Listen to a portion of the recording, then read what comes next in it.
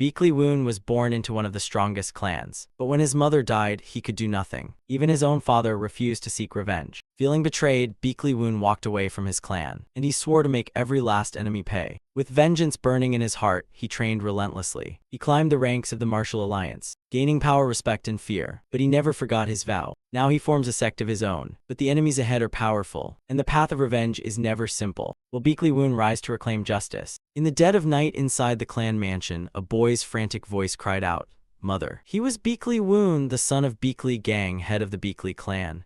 Now Beakly Woon was being held back by a subordinate, but he still shouted at his father, asking what on earth was happening. But his father kept his back turned and ordered in a low voice, "Is that enough noise? Get out of here." Hearing that, Beakly Woon grew even angrier. What did his father mean by that? Then he was even more stunned when he heard his father continue, insisting that not a single word about this be let out. Also, our Beakly clan will not seek revenge. Beakly Woon, almost crazed, demanded, "Father, what are you saying?" Finally, Beakly Gang couldn't stand it and snarled, "Everything is for the clan and righteousness. Beakly Woon, don't be foolish and ask for revenge." Beakly Woon wanted to say more, but the subordinate behind him held him tight. He ground his teeth and spat, "You're not even able to avenge your wife who died gruesomely, can't even speak a single defiant word. And you call yourself a man? Father, you are no longer fit to be called human." Those words dripped with hatred. Finally, the door closed, extinguishing what little hope Beakly Woon had left. In the middle of the night, he stepped out, telling himself, "I must leave this Beakly clan. There's nothing here I wish to keep. With my current strength, seeking revenge would be suicide. I must build a power that no one dares to underestimate, found a new sect, create my own force. Then when that force grows strong, I will take revenge on those involved in Mother's death and on those who knew the truth and stayed silent. I will avenge her even if it takes decades." Scene shifts to 12 years later at a villa blazing fiercely. Inside, a man's pleading voice rang out, Wait, it was my fault, just report it to the Murim Alliance like that. You want something too, don't you? Say it and I'll give you anything." A man, cornered, hurriedly told the person before him. But Beakly Woon only glanced at his blood-stained, nearly broken sword and gave no answer. The other guy pressed him, "This is a great offer for you, isn't it?" Now Beakly Woon finally spoke. "Well, I do want one thing." Hearing that, the man chuckled and asked, "Oh, and what do you want?" Calmly smiling, he replied, "That person's life." The man's face went pale when he realized he'd been tricked. Hey, jokes have their limits. Beakly Woon lowered his head and sneered, muttering, "Fine, if you won't give it. Then I'll take it myself." With that, a murderous aura emanated from him as he raised his sword toward the man. Cornered, the man screamed, "You dead dog dare mock me? I'll tear you to pieces so you won't die whole." But no sooner had he said that than Beakly Woon appeared behind him. His eyes flashed with admiration, such a venomous mouth to match his face, huh? Then a lethal strike sent the man flying a great distance. Beakly Woon stood still and watched a column of smoke rising, his face icy, showing no emotion. The next moment, the man leapt from behind and howled, "I'll throw your head to the Murim Alliance." In response, Beakly Woon only gripped his sword tightly, channeling his own Kai into it. Then a sharp, clean sword stroke sliced through the air. Beakly Woon's face was stone cold as he swung his sword and cleaved the man's body cleanly in two. Outside the villa grounds, someone stood there, looking up and staring inside. A moment later, Beakly Woon burst through the front door and strode outside. She presented a paper with both hands and said politely to him, "Master, someone asked that this be handed to you after everything was over." Beakly Woon's face was splattered with blood, but he still bared his teeth in a grin and replied to her, "Thanks a lot, Moyang Haegan. Sorry to keep you waiting. You've worked hard." She was stunned for a moment and stammered back, "Please wipe off your blood first. It's nothing really." Then Beakly Woon unfolded the paper Haegan had handed him. He touched his face and wiped up some blood, then used 2 fingers to write a few characters on the paper with his blood. As he wrote, he pondered, "That's it. Isn't this supposed to be a new beginning?" Having finished, Beakly Woon tossed the scroll back to Haegan and Than then and said, "Deliver this to the Murim Alliance. I'm retiring." Haegan immediately asked, "So you're going back to your hometown now?" Beakly Woon replied as he walked away, "Yes, my goals here are complete." Haegan continued, "Master, if I retire someday, may I come visit you?" Beakly Woon didn't bother to turn but answered, "Of course. Whenever you're bored to the point of madness, come find me. But you must tell me where to find you, right?" The key point Beakly Woon seemed to have forgotten. Then he turned back, smiling brightly, and said, "Hubei Province, Hulong County." Scene shifts to another time. Beakly Woon now stood on a red carriage looking ahead. He lowered his eyes slightly and reflected, "It truly has been a long stretch of time. I left the clan and joined the Murim Alliance to build up my power, rising by means of my own martial arts creation to the rank of master. It's been exactly 12 years since I joined, and at last I'm ready to have my own sect. Over the years, I saved enough silver to buy an estate, and by luck I snagged a bargain. Everything's gone surprisingly smoothly. The more he thought about it, the more delighted he became, laughing until he trembled. Heavens must be helping me, Beakley Woon said, pointing up at the sky as he laughed loudly. Seeing him like that, the old carriage driver asked curiously if the young master had some good news.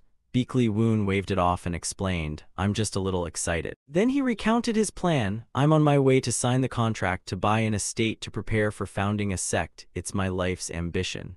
The old man smiled and offered congratulations, so he's a young sect master after all. But the estates for sale around here are only a few. Could it be that haunted estate? Saying that, the old man suddenly remembered something. Beakley Woon, curious, asked, why were you mumbling to yourself? The carriage driver, not wanting to scare him, replied casually, nothing, best wishes for your founding and may all go smoothly. Still basking in his joy, Beakley Woon said, thanks, there's only the contract to sign, nothing could possibly go wrong. Beakley Woon's laughter echoed across the area. But a moment later, his expression turned dark on the spot. Beakley Woon hesitated and asked the man beside him, is it this place? The seller next door keeps praising it. What is it like? Vast, right? Beakley Woon called to him. Hey, Yuryong. Long time no see, looks like you've gone soft in the head. How dare you try to trick me? Yuryong hurriedly protested. No, this place was hard for me to find too. Take a look around and then the company can decide. Beakley Woon followed his lead and stepped inside. There's not even anything to peek at, let alone clean. Yuryong bowed to catch his breath and said, just take a look around first and I'll explain. The main compound and the annex combined have a total of 45 rooms, 5 sparring arenas and all 4 small arenas and 1 large one. Just divide them by intended use. Beakley Woon heard that and turned to ask, what sect used to be here? 5 arenas isn't ordinary, but even I don't know the specifics. This estate is very old, I'm only the seller. Just a little renovation and you could found a sect easily, right? Beakley Woon let his muttering slide and thought to himself that sounded right, but then he asked bluntly, so what's the problem with this place? Yuryong rubbed his hands and laughed. Beakley Woon, you really are straightforward. It's nothing huge except everyone who bought this estate ended up dead. Beakley Woon froze and asked, dead how? Yuryong continued, moreover, they all died of stopped hearts with no external wounds. They say they all died on the night they bought the estate, so people rumor it's haunted. They tried hearing guards and Taoist priests, but none worked. Hearing this, Beakley Woon glared at Yuryong and growled, and you're trying to pawn this cursed thing off on me. He hurried to explain that's why the price is only a fraction of market value, 5, no, only 4 silver ingots. Sure enough, as soon as he said that, Beakley Woon's attitude shifted. He clapped a hand on the man's shoulder, set the money bag down, and said, you should have said so sooner, friend, I nearly misunderstood you. Yuryong took the money and produced a deed scroll. Truly Beakley Woon, befitting a former captain of the Thuong Thiern squad who exterminates ghosts, take the ownership certificate. Beakley Woon took it, a notification popped up, and he confirmed the transfer of the ownership certificate. The moment he touched it, a chill ran through him. Yuryong noticed and asked, you all right? Beakley Woon answered nonchalantly. Then Yuryong stepped out the door and called back one more line. My part's done. If you're still alive tomorrow morning, come find me. Fine, agreed, Beakley Woon replied. Beakley Woon leaned against the main gate and watched Yuryong's figure carrying the money bag walk away. When he was out of sight, Beakley Woon turned back inside. Immediately afterwards, Beakley Woon's joyful shout echoed through the estate. At last I have an estate of my own. Great, now I just need disciples. He laughed and slapped the nearby pillar. But the slap sent dust flying everywhere. Beakley Woon bent over and muttered, first things first, I have to clean this place up. All day long Beakley Woon diligently scrubbed the floors throughout the estate. He pinched his nose and swept dust out of every nook and cranny. Although he was cleaning alone, Beakley Woon felt very happy. Carrying a bucket of water, he climbed the steps muttering, just need to finish the main hall and we're done, right? Come on, hurry up so we can rest. With that, he pushed open the main hall door with force. But then he noticed an object placed right in the center of the room. What's that? Beakley Woon propped his chin and looked at the sword before him, wondering, left behind by the previous owner. He picked it up to inspect it. It's truly a gift from heaven. If I sold this, it'd fetch a small fortune. But the moment he drew the sword from its scabbard, a blue light appeared before Beakley Woon's eyes. Immediately, the entire main hall was bathed in white. He stared in astonishment and asked, "Where am I?" A notification popped up before his eyes. The appraiser is a martial artist. The purpose is to establish a sect. The overall rating is level 21. The highest rank among all previous appraisals. Beakley Woon hadn't even adapted yet. What the heck is this now? When he suddenly noticed something hurtling toward him. Beakley Woon leapt aside in haste, but it still grazed his cheek a little. What he dodged slammed into the ground and cracked a hole. Another notification appeared, adjusting the test's difficulty. Seeing that, Beakley Woon recalled Yuryong's words from this morning. They said the buyers all died on the night they bought the estate. He sneered with a dawning realization. So that's how it is. That iron orb must have been fired from there. He looked up at a cannon barrel above as the earlier notification updated with new text. The test would start at extreme difficulty. Beakley Woon brandished his sword and strode forward proudly. "All right, testing me? Fine, bring everything you've got, I'll block it all." It seemed he'd entered the void trial zone. The cannon fired again. The first scene that appeared was Beakley Woon swinging his sword straight ahead, shouting as he charged, "Let me show you, being the merchant group leader of the Muram Alliance isn't something just anyone can do." "Come on then," he said, thrusting his sword forward to meet it. At that moment, looking at his sword, he noticed something even more serious. The blade was chipped in many places. Then a cannon high above suddenly fired a volley, forcing him to tumble several times to dodge. Just as Beakley Woon expected it to fire again, the barrage stopped. Beakley Woon wondered aloud, "Stopped, looks like they won't attack this area. So I can breathe for now." But while he was pondering the sword, he suddenly saw a fresh sword planted nearby. He muttered, "Another one for me." Beakley Woon grabbed the new sword and snorted, thinking the test was surprisingly flexible. He then raised his head to look ahead, contemplating something. Beakley Woon dashed forward, smiling inwardly. "They're not attacking here means there's something on this side they have to protect." He was charging straight under a cannon barrel. But then not one, but many more cannon barrels appeared before him. Startled, Beakley Woon recoiled slightly. Just a second later, the 3 cannons on the left opened fire at him.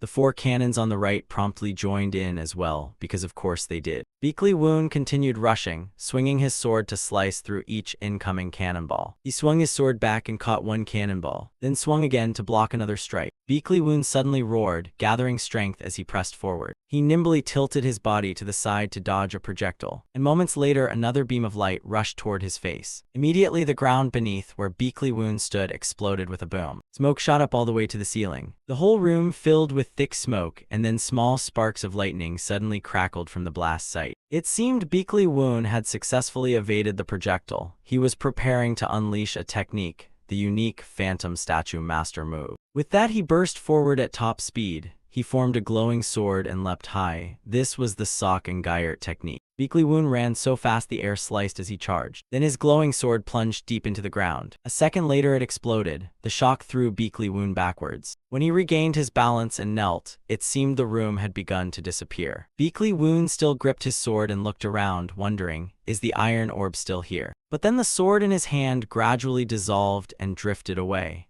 A notification appeared before Beakley Woon. The test has ended. He surveyed the surroundings and muttered, "Done already? The estate seems to have changed. It's as clean as if it were just swept." Soon another notification popped up. "You have passed the martial trial. The estate feature has been unlocked to the highest level." Another sword hovered in the air, making Beakley Woon a bit puzzled. "What is this? Just give me this sword too." "Fair enough, after putting me through that, the least they can do is give me something back." He read the next notice. "The test will conclude after you name the estate." Beakley Woon asked, "You're only telling me to name it now?" Then he chuckled and muttered, "I've long since decided the estate's name. The heavens must side with justice. I'll call it Righteous Heavens Sect." Name set. A notification appeared. The estate's name is now Righteous Heavens Sect. At the same time, a slightly glowing character for heaven appeared on Beakley Woon's hand. The system then announced, "From now on," but Beakley Woon interrupted, "I don't care what kind of ghost or demon haunts this place, show yourself now." The system reported the Sect system has officially started. Beakley Woon turned in shock and asked, "What?" Down a long corridor, someone seemed to be rushing along. Beakley Woon angrily pushed open a door to a room and shouted, "Yuryong." The man writing inside the room was Yuryong. He looked puzzled and asked, "Oh, Beakley Woon, what's wrong? Everything okay last night?" Before he could say more, Beakley Woon ran up, grabbed Yuryong's collar and demanded, "You never said this thing would pop up, did you? It's been trailing me since last night. I told you only the buyer in the contract gets to see it. What the hell is this? For heaven's sake." he cried, pointing at the system notification hovering nearby. But Yuryang stared where Beakley Woon pointed and asked, puzzled, I don't see anything. Did you hit your head last night or something? After a while, Beakley Woon flopped into a chair and muttered curses. Yuryang responded with a wry smile, if you don't like it, I can just take the estate back, right? But Beakley Woon firmly refused, no, I need the estate for now. Yuryang sighed, then you must prepare for the Sect's founding ceremony, there'll be a lot to do. Beakley Woon then told him his plan. First, I want to have ritual robes made, do you know a good place? About 20 sets. Hearing this, Yuryang casually replied, I can recommend some fabric shops nearby, but it's hard to get a deal now. Everyone's trying to partner with Elo Dragon Hall. Beakley Woon repeated, surprised, Elo Dragon Hall? Yuryang cut in, you must have heard of them. Elo Dragon Hall is the trading guild that has supplied fabrics to the imperial court for generations, so their influence in the martial world is enormous. Whether righteous or wicked, even the great sects are said to give Elo Dragon Hall a wide berth. And of course with your wallet, Elo Dragon Hall's fabrics are only a dream, so no need to worry about it. He replied, a bit flustered, it's true, but it still sounds off somehow. Yuryang continued that he didn't know if they'd agree to trade since the estate is rumored to be haunted. Just go to the fabric district and see. After he finished, the system beside them displayed a line, calling people mere devils and ghosts is too much. Beakley Woon snapped at it to shut up. But after hearing the whole story, he was still puzzled. Wait, why did rumors spread so fast when the contract was signed only yesterday? As he spoke, Beakley Woon suddenly paused as if realizing something. Yuryang trembled as he raised his teacup and said, isn't it said that rumors fly thousands of miles without wings? How could Beakley Woon not realize? He radiated murderous intent and glared at him, asking, did you spread the rumor? Yuryang tried to save face. After all, it could be considered publicity for the sect, right? Let the rumor be you're alive and well, isn't that strong proof of safety? There won't be any problem. Hearing that, Beakley Woon was furious. It's all your fault for bringing this haunted estate here. A moment later, despite Beakley Woon smiling and greeting kindly, a cold voice rang out, not selling, not selling. Can't sell it. With that, the person slammed the door shut without mercy. Beakley Woon couldn't chase after them in time and shouted, at least hear me out. No sooner had he spoken than a bowl was thrown straight at his face, accompanied by a sharp cry, I told you it's not for sale, get out of my sight, you cursed haunted thing. Beakley Woon stood frozen, trembling with anger as he muttered, how did the rumor spread so fast? Hold it, stay calm, can't let the first impression be that of a madman. Just then he heard noises nearby. Let go. A boy clutched a man's pant leg and shouted, no, you promised to cure my sister. The man snapped angrily, you little brat. At that moment, another old man ran over and asked, Suoeo, aren't you Suoeo? What on earth happened? Hearing that, the kid accused, Master, these fighters cheated me. They said they'd heal my sister and took all my money. Being accused, the man shouted and struck Suoeo in the face. Your sister has no cure left, that's why the clinics gave up. The old man's indignant voice rang out, looking at your clothes, you seem from White Sword Sect, how could you treat a child so brutally? At the same time, another man stood there, he was from White Sword Sect, and told the other to deal with it quickly and don't let the sect master hear. Receiving his accomplice's nod, he grinned wickedly, drew his sword and said, you told him to go earlier, but he didn't. Old Chingamyong glared back and replied, so you insist my hands must be stained with blood. Just then, the man heard a voice call from behind him. Immediately after came a flying kick straight to his face. The kicker was Beakley Woon. He sent the man tumbling to the ground, and the accomplice stood frozen, watching. Then the accomplice urgently shouted in anger, Father, ask who is that? Beakley Woon stood between the old man and the boy and replied in a deep voice, although this title isn't something to boast about yet, when someone asks you should at least answer politely, shouldn't you? The sect master of Righteous Heaven Sect, I am Beakley Woon. The man from White Sword Sect lunged again, shouting, what nameless little sect dares to show up and interfere with White Sword Sect's affairs? Beakley Woon nimbly dodged to the side. He swung his hand back, seeming to prepare a counterattack. Sure enough, Beakley Woon flashed a strike down, cutting straight into the man's forearm. After watching the man writhe on the ground in pain and fall silent, he continued, judging others by a sect's reputation isn't something one should do, especially when you don't even know the other's true ability. At that moment, another fellow from White Sword Sect charged in, shouting, bastard, you want to take on White Sword Sect? You know what that means, right? He threatened as he rushed toward Beakley Woon. But Beakley Woon simply spat out two words, I don't know, and then punched him straight in the face. Immediately after, the outcome for this man was no different from the previous one. The remaining man, seeing this, asked Beakley Woon, I heard the merchant group of the Muram Alliance bought a haunted estate. Could that be you? My head's spinning. How far has this rumor spread? At the same time, Yuryong, sitting at home, choked on his drink and splashed tea all over his face. Beakley Woon pointed at him and asked softly, "And because of that rumor, I couldn't buy the ritual robes. What now? So stop mouthing from behind and jump in already." Having said that, he cocked a thumb arrogantly to taunt him. Seeing this, the man couldn't hold back. He leapt up yelling, "This is clearly a challenge to White Sword Sect. Let me teach you the price of arrogance." He swung down, but Beakley Woon was faster and avoided the blow. Just then, the White Sword Sect man who had been down also got up and rushed to attack Beakley Woon from behind. Beakley Woon glanced to both sides as two men lunged at him simultaneously, yet remained calm and fearless. He quickly struck one man's face with his left elbow, then hooked an upward punch straight into the second man's stomach. The man Beakley Woon hit cried out in pain and collapsed to the ground. At that moment, his sword planted itself into the ground beside them, and Beakley Woon said, "Fine, if this is a challenge, then consider it won. I always welcome a spar. Come to Righteous Heaven's Sect. If you don't want to end up worse off, you'd best stop here and get out of my sight." After driving off the White Sword Sect men, Beakley Woon turned to the old man and boy and asked, "Are you all right?" Seo, quick and observant during the fight, smiled and asked, "You need someone to sew ritual robes, right?" Beakley Woon said, "Is that so? My sister sews very well, sir, so please save my sister." After saying this, the boy bowed deeply to the ground in full respect. Beakley Woon hurriedly declined, "No, that should be a physician's matter." Just then the system appeared beside him again. It displayed two lines before Seo, though the boy couldn't see them, indicating a lead on a new partner, ranked at Tier 3. Seeing that, Beakley Woon curled a sardonic smile and muttered, "Tier 3 sounds pretty high, huh? Tell me more details." Seo recounted in a mournful tone, "My parents died last year, only my sister and I remain. Luckily my sister is very skilled with her hands, so we haven't starved. But not long ago she fell ill with a strange disease that makes her limbs as cold as ice." Hearing this, Gamyong couldn't help but exhale. A disease that makes limbs cold as ice? Beakley Woon glanced at him curiously and respectfully asked, "Master Chin, may I ask?" Gamyong hesitated for a moment, then said in a dry tone, "I have a small fabric shop in the neighboring village. I often gave work to this boy's sister, but recently we've lost contact and I'm worried." After a while, Seo ran quickly toward the thatched house. The boy shouted, "Here." The moment he stepped inside, Seo couldn't help but look around suspiciously. "This place won't collapse, will it?" Just then Seo excitedly announced, "Sister, I found the demon-hunting warrior who will exorcise the place." Beakley Woon forced a smile and said, "No, I told you I'm not." Inside, Seowa is warming her hands right in the fire. Seeing that scene, he was almost stunned. She blinked and turned to Beakley Woon, the corner of her mouth twitching.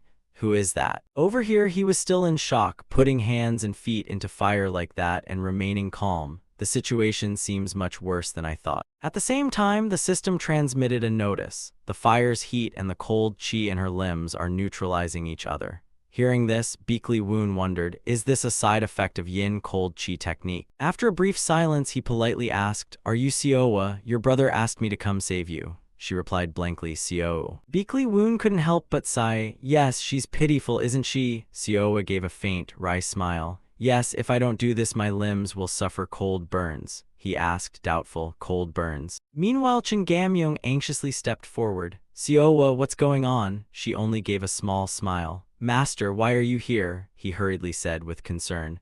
"I worried when you suddenly went silent." She forced a smile. "I'm sorry, it's because of my condition." At that moment, Beakley Woon urgently proposed, "May I take your pulse for a moment?" Seowa warily turned. "Pulse diagnosis?" He nodded in confirmation.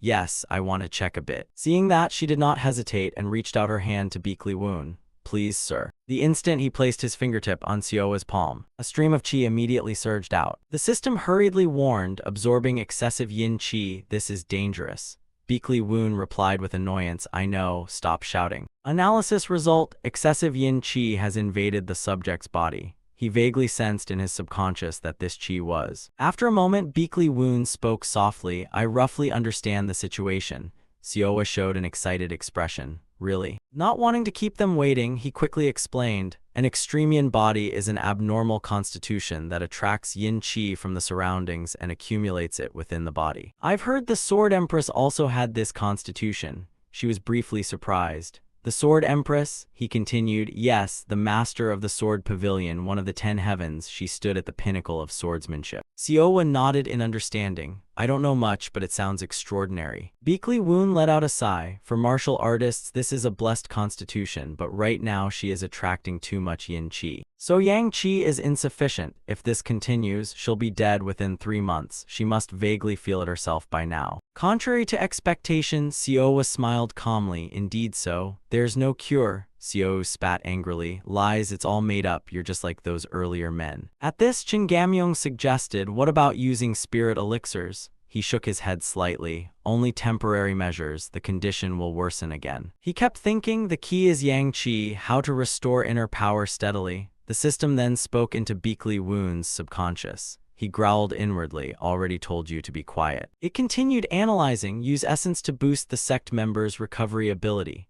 Recovery power, members' stamina and inner power recovery rates increase. Costs 50 essence, usable immediately. Li Yun couldn't help but feel a bit unsettled at restoring both stamina and inner power. The system continued, challenge task, recruit the first disciple. He froze. A disciple, wait. A calculating beat rang in Beakley Woon's mind. Treating Siowa and recruiting a disciple at the same time would be killing 2 birds with 1 stone. Immediately he blurted, I'm not certain, but I think I've found a way. Beakley Woon suddenly reached his hand forward. Siowa, become my disciple of the righteous heaven sect. Hearing that, she looked at him in confusion. A disciple of the warrior lord, why so suddenly? Beakley Woon curled his lip and said in a low tone, just trust me this once. Siowa was wary, someone who'd never studied martial arts being told to join a sect out of the blue. A thought echoed in her mind. Those in the martial world preach chivalry with their mouths, but in truth they're selfish, looking out for themselves, approaching as if to help. But in the end they only look for a route to save themselves. My parents also died because they were dragged into their fights. This person will probably pretend to help and then shove me aside. He expects me to become a martial artist. Siowa's gaze fell on Beakley Woon's rough, dry hand. Seeing it, she froze. His hand bore cold burns. He looked at Siowa steadily. This was nothing if he could cure her illness. In that moment, her heart began to race. Could this person be different? Siowa smiled crookedly. I have no other choice if it can cure me. She silently made her decision and resolved to trust him one last time. Then Siowa clasped his hand tightly, a smile tugging at her lips. Please take care of me. The system immediately announced, challenge task complete, first disciple recruited. User is suffering cold burns on the hands due to exposure to yin qi. Consume essence to begin using recovery power. At that moment, a rush of warmth flowed up. Siowa's eyes widened in astonishment. No way, my hands are warming up. The screen lit up, sect members' stamina and inner power recovery rates slightly increased. Seeing this, Beakley Woon sneered, good, it's working. Begin applying recovery power. Spiritual energy concentrated, and the sect members' inner power was restored. At the rare sight, he unconsciously smiled. Yang qi was returning. The sect members' yang qi was being restored. Moments later, Siowa stared at her palms in amazement. She muttered under her breath, unable to believe her hands and feet were gradually recovering. Siowa rushed over, hugged Siowa tightly and shouted, Sister. Chin Gamyong beside them curiously asked, Did you use healing qigong? Beakley Woon smirked. It was something like that. Hearing that, the old man couldn't help but laugh. Chin Gamyong sighed in admiration. Thanks to you, I witnessed a fine show. You really suit my tastes. Now I understand why the Murim Alliance leader favors you. He frowned slightly at the man. Does this elder know the Murim Alliance leader? By the flickering fire, Chin Gamyong's voice rose. A formal introduction, though belated. My name is Chin Gamyong. I am the master of Elo Dragon Hall, or calling me Elo Dragon Hall's master is probably simpler. That same night at White Sword Sect, the atmosphere was tense as So Yohuang was reprimanding his lackeys. He stood upright and looked them up and down, saying, I hear you were embarrassed by some upstart sect. The underlings could only tremble and kneel. Yes, master, we're truly sorry. Suddenly, So Yohuang slammed a long wooden plank down onto the hand of the man who had spoken, causing him to cry out in pain. He snarled angrily, this is just a warning. Compared to the humiliation I'm about to suffer, your little pain is nothing. The lackey panicked and kept apologizing. I sincerely beg your forgiveness, master. Not satisfied with the punishment, So Yohuang ordered them dragged into the punishment chamber. Some uninvolved people immediately obeyed, yes, master. The guilty ones were terrified and continued to plead, no, master, please spare me this once. One fellow kept begging, master, please give your servant another chance. But even the repeated, heartfelt cries of master couldn't shake So Yohuang's mind. He coldly turned his back in anger and then said, "Beakly Woon of the Righteous Heavens Sect. It seems we must prepare a truly grand welcome, right?" As master of the White Sword Sect, so Yo-Wang apparently couldn't swallow this grudge. It'll be interesting to see what sort of person he is. Back with Beakly Woon, he remained silent after hearing the old man's identity. He couldn't believe his ears and repeated it. The senior before him was the master of Elo Dragon Hall. Beakly Woon murmured in admiration, "I suspected you weren't ordinary, but I didn't expect you to be the master of Elo Dragon Hall." Hearing this, Chingamyong immediately rubbed his chin and looked smug. Those around them were also surprised. Siowa was the first to react. She quickly bowed and apologized. "I didn't recognize the hall master. I was rude before." Chingamyong laughed heartily and waved his hand. "It's all right, Siowa. No need for excessive formality." Then, at that moment, Chingamyong made an offer. "Beakly Woon, what do you think? Join our Elo Dragon Hall. We will back you in everything you desire." Faced with his invitation, Beakly Woon's expression did not change. He quietly assessed a massive merchant consortium supplying robes and brocades to the imperial court.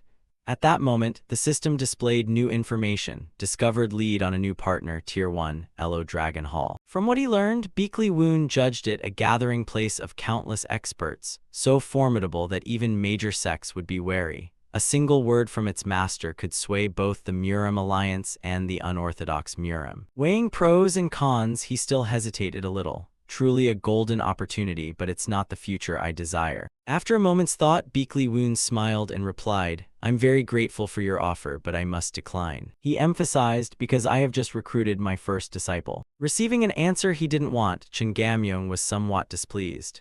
"You dare refuse an offer from Elo Dragon Hall me?" Beakly Woon replied without hesitation, "Yes, but instead grant me a chance to cooperate with Elo Dragon Hall. If you agree, I will bring renown befitting Elo Dragon Hall." Hearing this, Chingamyong suddenly felt offended.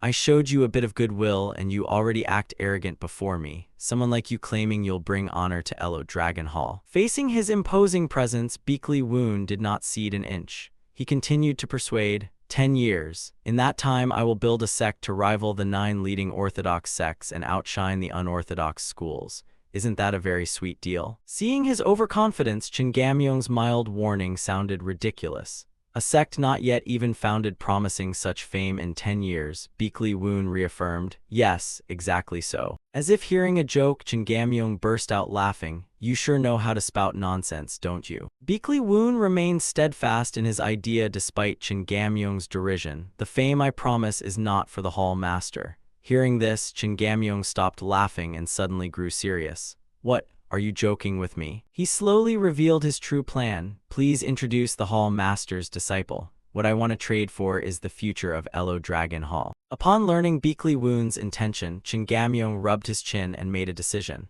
"Very well." He continued, "I will soon send one of my disciples to your sect. Whether a true bond forms will be decided by the disciple herself." After agreeing, he still warned carefully, "But if in the future your sect acts in a way that disappoints me, you will bear corresponding consequences." He displayed the imposing aura of a mighty dragon to intimidate him. Seeing that Beakly Woon would not be outdone, he showed the imposing presence of a white tiger to face him. "You needn't worry about that," he said. After the negotiation, Chingamyong stood and said, "Good, let the pact be decided then." Then suddenly he shouted, startling Beakly Woon, "Bring the brocades here." Saying that, he quickly stepped out to meet his underlings. When they saw Chingamyong emerge, they all called out, "Has the hall master just come out?" Before leaving, Chingamyong instructed, "Consider this a deposit, take it. It's a reward for today's fine performance. Do not refuse." Seeing the pile of goods, both Beakly Woon and Siowa felt quite pleased. He even mentally estimated the value of this gift. After a brief, quiet pleasure, he quickly expressed his gratitude. "I accept." At the same time, he scanned around. "So many formidable figures, I only sensed them faintly. I didn't expect them to be so close." After the bustle, the sun sank behind the mountain. Chingamyong sat alone in the carriage, thinking, "Daring to claim you'll bring me fame, such arrogance, they really are cut from the same cloth." After a while, he suddenly called out, "Hey, driver, respond at once." "Yes, hall master." He ordered the driver to go. "I want to visit an old friend, head to the Unorthodox Alliance." Chingamyong said as he glanced out the window. It's been a long time since I've had a drink with the Unorthodox Alliance. The scenery flew by with each hoofbeat, dust swirling in the wind. Cut to the next morning, Seo asked Beakley Woon, "How do you like it?" He donned the new outfit and kept exclaiming, "I'm very pleased." The system also popped up. Merit increased, prestige up, attractiveness up. Beakley Woon kept turning this way and that to show his fondness for the new clothes. Lucky me, honestly, it's the first time I've had such fine brocade sewn. It's comfortable to move in. You did well. Facing his praise, Seo smiled happily. At that moment, the system displayed new information that surprised him. You have crafted an exquisitely finished outfit. Choose a reward. He reached out and pressed at random and received many choices. High-tier unbinding manual, high-tier talent elixir, unlock innate trait. He rubbed his chin, thinking all heavy hitters. The unbinding manual and elixir were good too, but after a moment he selected one. The system noted the chosen reward, unlock innate trait, henceforth you can unlock disciples' traits. The system then arranged the necessary data to display to him. First, Seo, 17 years old. Born with an extreme yin constitution, she has exceptional martial potential, but due to a period of inactivity, her physical strength has declined. Traits: diligence, adversity, responsibility. Warning, her inner power is insufficient. Traits cannot be unlocked yet. After seeing the pile of information, Beakley Woon felt puzzled by some parts. He repeated each listed result: diligence, adversity, and responsibility, and said, why can't I select this one? The system quickly replied, disciples need to grow and level up before they can be selected. This frustrated him. What a dirty trick. Then he stared at Seo while thinking, which made her quite flustered. Beakley Woon thought to himself, fine, I'll have to find a way to help Seo mature so we can unlock this trait. No sooner thought than done, he immediately urged, come on, let's start formal training. This made Seo very nervous. She doubted herself inwardly. I'm really going to be taught martial arts. Can I do it well? Even though the sect master reached out to help, what if I make a mistake? Suddenly Seo remembered their first meeting when he had reached out to her and kindly said, it's all right now, as long as I can heal you. So Seo made up her mind. Yes, I'll trust the sect master. Worrying can wait. What martial art will I learn? Shortly after, she immediately took a training stance. Beakley Woon said quickly, the hoof step is commonly called the horse stance technique. With such a plain and familiar exercise, Seo smoothed her face and sighed. I thought I'd learn something impressive. What is this? He explained succinctly, this is the best basic skill to restore your depleted strength. Focus on conditioning your body now. Hearing that, Seo timidly asked, how long must I train? He replied leisurely that the goal was half an hour. Hearing this, she barely believed her ears. What? Beakley Woon didn't let her argue and decided at once. Begin. So Seo silently trained, saying nothing more. But after a long while, she decided to break the silence. But sect master, can someone with no experience like me really practice martial arts? Beakley Woon answered immediately, of course, aren't you an extreme yin constitution? An extreme yin constitution is a body that accumulates inner power. Although that power leans toward yin energy, once a danshin forms, it will instantly convert. After explaining to Seo, Beakley Woon drifted into his own thoughts. A born extreme yin constitution can push yin energy to its limit. I can't miss a child with such innate martial talent. The system even praised him. The user's slyness stat increased. Suddenly, a loud noise from outside caught Beakley Woon's attention. What's that? From afar, Yuryang came running in noisily. Hey, Beakley Woon. He thrust a scroll before him and shouted, White Sword Sect sent this to Beakley Woon. It's puzzling. White Sword Sect. Seo, standing nearby, heard this and blurted angrily, those wicked people. Because of that expression, the boy, Beakley Woon, suddenly recalled. Is it that group from yesterday? He pondered for a moment. Let's see. He took the letter and opened it. White Sword Sect is organizing a grand martial contest, and the Righteous Heavens Sect will participate. At that, Yuryang provided context. The White Sword Sect is the dominant sect in this area, and its master's temperament is as notorious as the sect itself. Rumor has it he likes using contests as an excuse to dissolve weaker, smaller sects. He frowned and hesitated, but he usually targets sects of similar or slightly lower standing. Why pick on an obscure, insignificant sect too? Hearing this, the three, Beakley Woon, Seo, and Seo, all turned their bullet-like gazes to him and glared. What, did you just badmouth us? This made Yuryang fluster and hastily explain, no, it's a misunderstanding. Faced with this new information, Beakley Woon remained calm. According to Yuryang, the main aim is likely to put pressure on an up-and-coming sect. Interesting. Good, truly a golden chance to promote the righteous heavens sect. But contrary to his relaxed expression, Sioa felt a bit anxious. Will this be okay? She asked, our sect has only 2 people. I'm afraid I'll hold the sect master back. Beakley Woon asked back in surprise, what did you say? The participant is the chief disciple, meaning it's just you alone. Hearing that, Sioa replied with resolve. Very well, then I'll work even harder alone, just me. A moment later, she realized something odd. Sioa covered her face and shouted, what, alone, seriously? Sioa trained all day until night fell. She was exhausted and out of breath.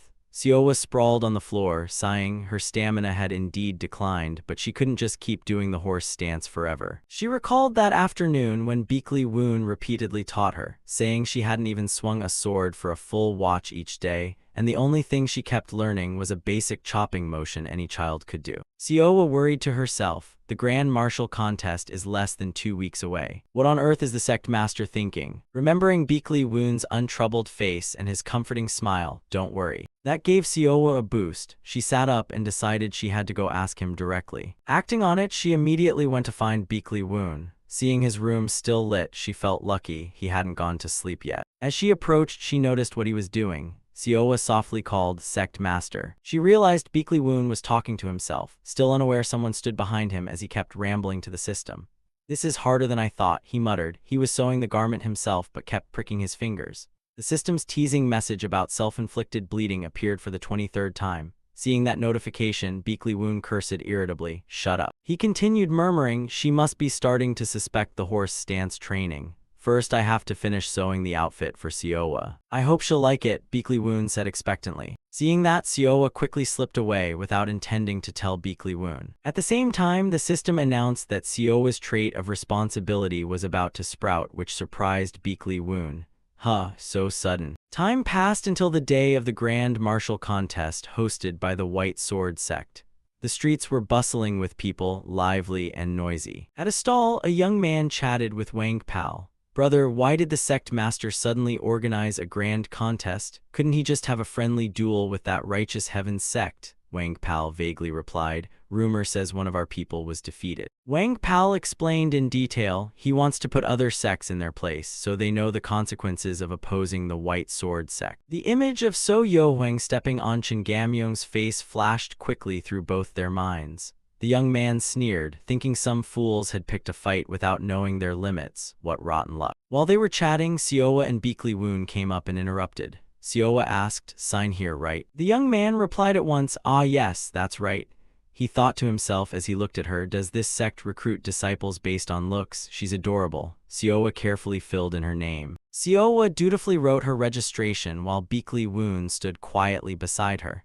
Neither provided any further information. After they finished and walked away, the young man muttered, but what's with that female disciple's outfit? Though he spoke quietly, Beakley Woon and Sioa heard it, making his face fall while she covered her mouth to stifle a smile. To break the awkwardness, he asked, do you like the outfit? Sioa answered honestly, the stitching's a bit clumsy, but I really like it. When they saw everyone had gathered together, So Yohuang stepped onto the high platform and loudly announced, from now on I declare the White Sword Martial Contest open. This gathering is not only to strengthen bonds among the righteous sects, but also a stage for the future sprouts of the martial world. Therefore, I have prepared a small gift. Having said that, So Yohuang ordered the attendant beside him to open the treasure box. When everyone saw the item inside, they were astonished.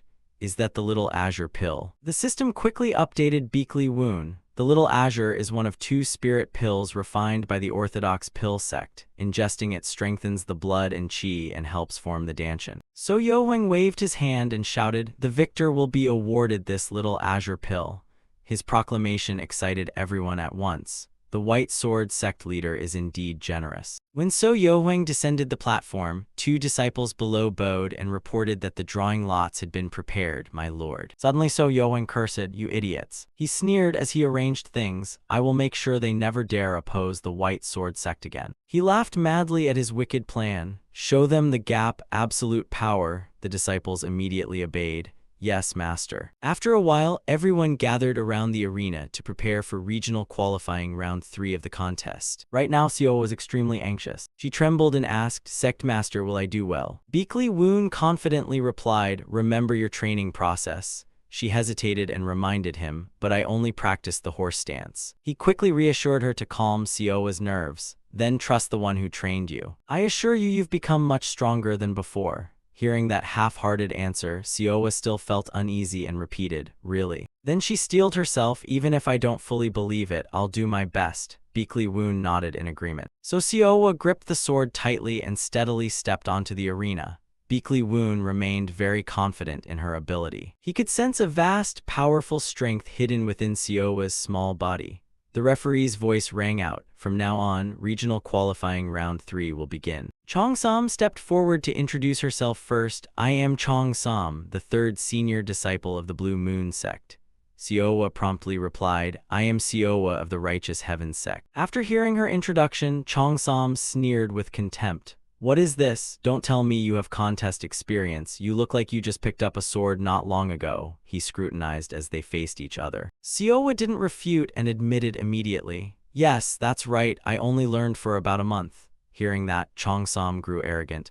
You don't know your place daring to stand here. Let me teach you a lesson." At that moment, the referee waved the flag and shouted, "Begin." The referee's command barely ended when Sioa swiftly launched her attack while Chong Sam was still ranting. She resolved to strike with all her might. Sioa swung the sword hard into his abdomen, catching Chong Sam off guard so he couldn't block the blow. He yelled in pain, and that single strike sent Chong Sam's body flying back. The scene left everyone present momentarily stunned. Chong Sam lay motionless where he fell after Sioa's sudden attack. The incident happened so quickly that even the referee froze. He stammered, "Impossible." The youths around the ring couldn't believe their eyes and kept denying it. Absurd victory decided by a single strike. Beakley Woon quickly and confidently reaffirmed, "I told you to trust me." Not wasting any time, the referee quickly waved the flag to confirm the victor was Sioa of the Righteous Heaven Sect. This made Sioa very happy with the outcome. Looking down at the stands, Beakley Woon had given her a thumbs up. He thought to himself that over the past 2 weeks he had taught Sioa the mindset of a martial artist. From then on, Sioa's subsequent matches were all very easy.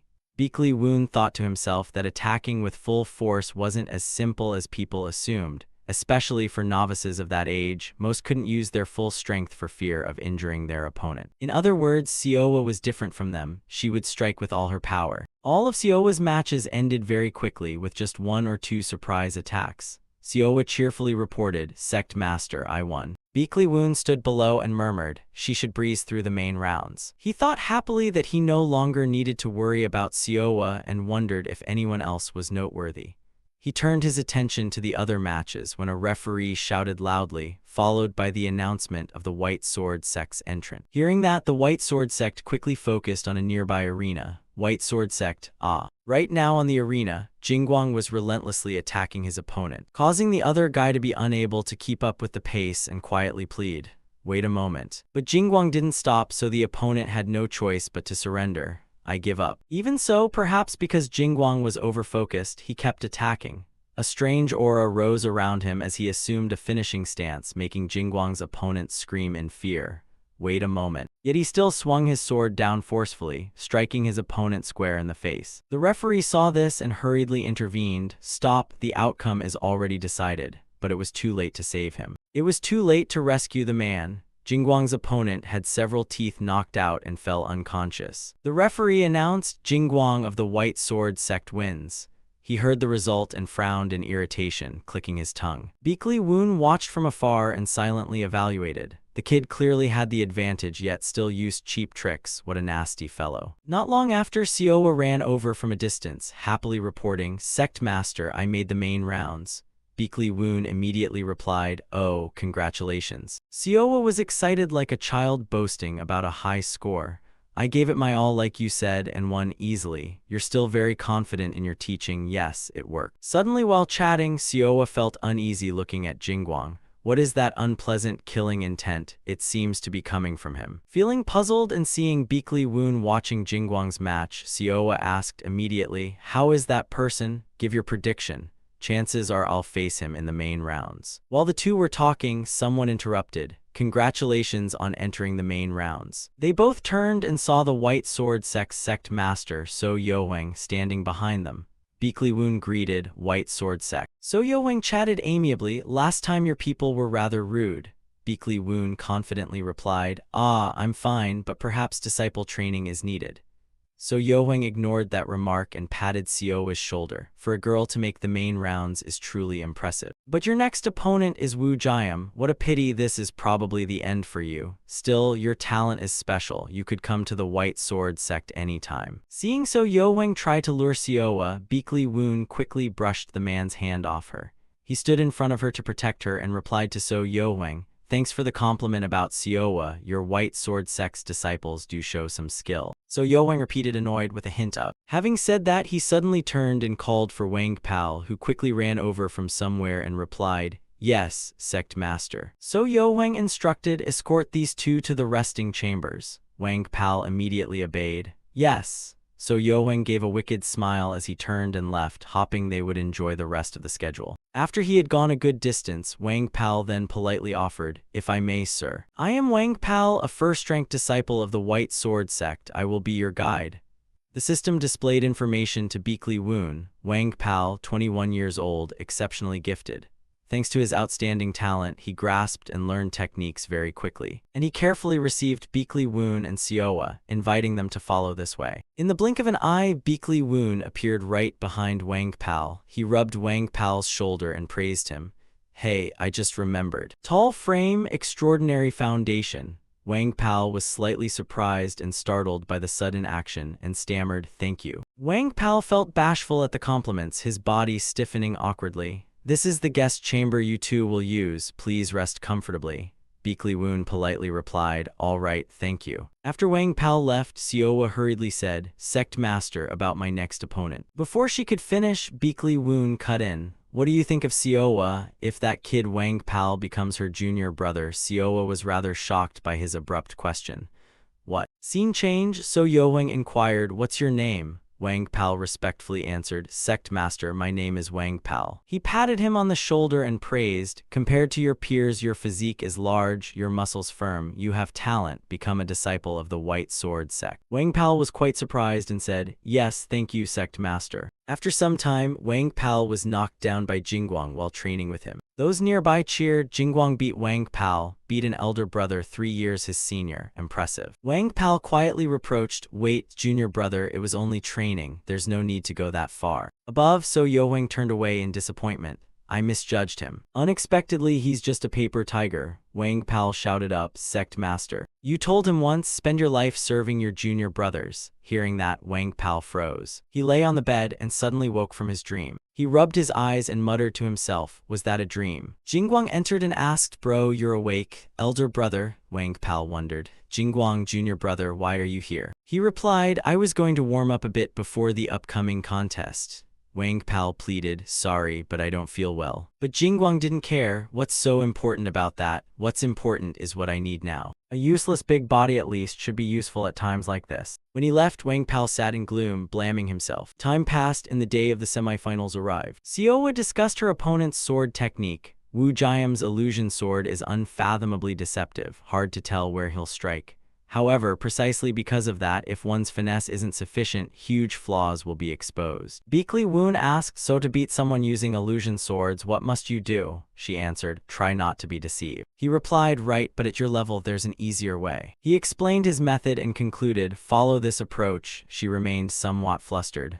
"What?" Beakley Woon affirmed, "Do that and you'll certainly beat Wu Jiam, trust me." Sioa gripped her saber tightly and happily agreed. Yuryang, standing beside him, said, "So it's already the semifinals." Beakley Woon replied, "You made it." He praised him. "In just 1 month to bring that girl this far. Congratulations." He looked quite pleased with himself. "Save the congratulations for tomorrow. I'll accept them after I win the final." He asked again, "What, are you serious?" On the arena, Wu Jiam sneered, "I admit you made it this far, but luck only goes so far. Everyone here is betting on your defeat." Sioa confidently answered, "You're wrong. At least my sect master said I'd win." He laughed loudly, "Like master, like student, both are crazy." When the referee loudly called the start, she charged forward shouting, I'll be the victor of today's duel. Wu Jian was no slouch and immediately parried Sioa's attack. He still acted arrogant, I'll give him that spirit. He thought to himself that disciples of the White Sword Sect were fundamentally in a different league. This attack from Wu Jian surprised Sioa considerably. Seeing her flung away, he looked down on her. Already had your tail tucked between your legs. Sioa thought to herself that if she couldn't tell which attacks were illusions and which were real, her bright eyes filled with panic. Wu Jian told himself to maintain the center line. He kept the offensive posture and struck Sioa once more, sending her flying and making her let out a grunt. He smirked, oh, she blocked that one too. Seems I underestimated you. So how about this move? As he spoke, he swung something in his hand, scattering it all over the arena. When that strange purple liquid was about to touch Sioa's body, she recalled Beakley Woon's instructions. Illusion swords are usually weak in close combat, so he would keep his distance from her. Just have your blade touch the opponent and you can win. Sioa grabbed her sword and charged. Now it's just getting started. She nimbly ran close to Wu Jian. Seeing that, he quickly directed those streams of purple liquid toward her. Sioa swiftly dodged the advancing streams of liquid. Wu Jian was pleased with himself. Sorry, your movements are too predictable. So she took one of his attacks head-on. Yuryang and he watched this with solemn faces. He turned and saw Beakley Woon's eyes narrow slightly, his face unreadable. When Sioa collapsed, he smugly said, I won. On the ground, Sioa was regulating her breathing. Wu Jian showed disdain and a bit of expectation, but in the end, that's as far as it goes. She shouted with all her might, not yet. The match isn't over. Sioa stood up as if nothing had happened. Wu Jian demanded, you're having trouble standing. What are you planning to do? Sioa felt reinvigorated. She ran like the wind toward him. Wu Jian acted as if fearless and wore a ridiculous look of contempt. Sioa shouted that she would finish it with this move. No sooner had she finished speaking than he was sent flying. Yuryang joyfully shouted, we won. Someone from the White Sword Sect yelled. She broke the rules, pretended to be defeated, and then attacked.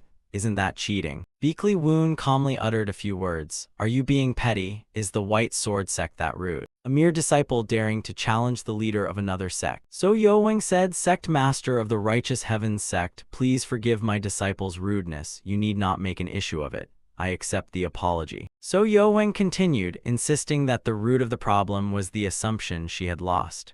The White Sword Sect acknowledges defeat in this duel. Sioa of the Righteous Heavens Sect wins. The disciple of the White Sword Sect loses. Sioa joyfully cried out to her sect master, I won. He replied, well done, tonight Yuryang will treat you. Seeing all this, Wang Pao turned his back and left silently. As he passed by his master, he was instructed by Hong to slip poison into that girl's food, so she would be paralyzed for tomorrow's match. Regarding that brat, winning alone won't do. Tell Jingguang to beat her until her arms and legs are broken, turn her into a cripple. When Wang Pao hesitated to refuse, he was slapped into a twisted face. He cursed, you idiot, if you lack talent you should at least be a bit clever. That's why your junior brother surpassed you. You suddenly appeared and sneered. White Sword Sect really trains their disciples strictly. Hearing that, he stopped and silently observed you. So Yoweng shouted, Sect Master of the Righteous Heavens Sect. You interrogate and interfere in another sect's affairs. You are truly rude. Beakley Woon replied, I don't know what happened, but treating this young man that way is a bit much. So Yoweng answered matter-of-factly, even if a disciple is weak, isn't the sect master's role to guide without abandoning them? Matters that don't concern you, please leave. You suggested you came here on business with the White Sword Sect. Wang Pao begged them to hand him over to the Righteous Heavens Sect. Surprised, he asked back, what? Wang Pao was just as confused. Why me? You explained that compared to the White Sword Sect, the methods of the Righteous Heavens Sect seemed to suit this young man better. So Yoweng angrily asked, so you've already grown close to the Righteous Heavens Sect? Wang Pao explained, no, Sect Master. He agreed, I accept that offer. However, letting one of my beloved disciples go is a pity. How about we make a small wager? You asked, a wager. So Yoweng revealed his intention. That girl Sioa is a rare talent. It would be a waste for her to stay in a minor sect. If she goes elsewhere, she'll feel used when tricked. He agreed that in this tournament, the sect that wins will receive a disciple from the losing sect. I'm saying this for your own good, don't worry about it. Beakley Woon immediately agreed. Wang Pao shouted, you must be joking, Righteous Heavens Sect, please stop. So Yoweng turned his back and left, then I will look forward to your only disciple soon disappearing. He turned and asked, why do you think I chose you? I won't tell you where I'm taking you, think it over carefully. Scene change, YL letter 1B0 letter 1E3 NG looked quite surprised. Sioa knew about this wager too. Beakley Woon explained, having another junior brother will surely make Sioa happy. It's a waste to keep such a talent idle in a place like the White Sword Sect. all we need is to win, right? He patted her shoulder and advised, Siowa, I don't want to put pressure on you, but can you win this duel? She hesitated a little. Of course I'll try my best, but the sect master said the odds are 50-50.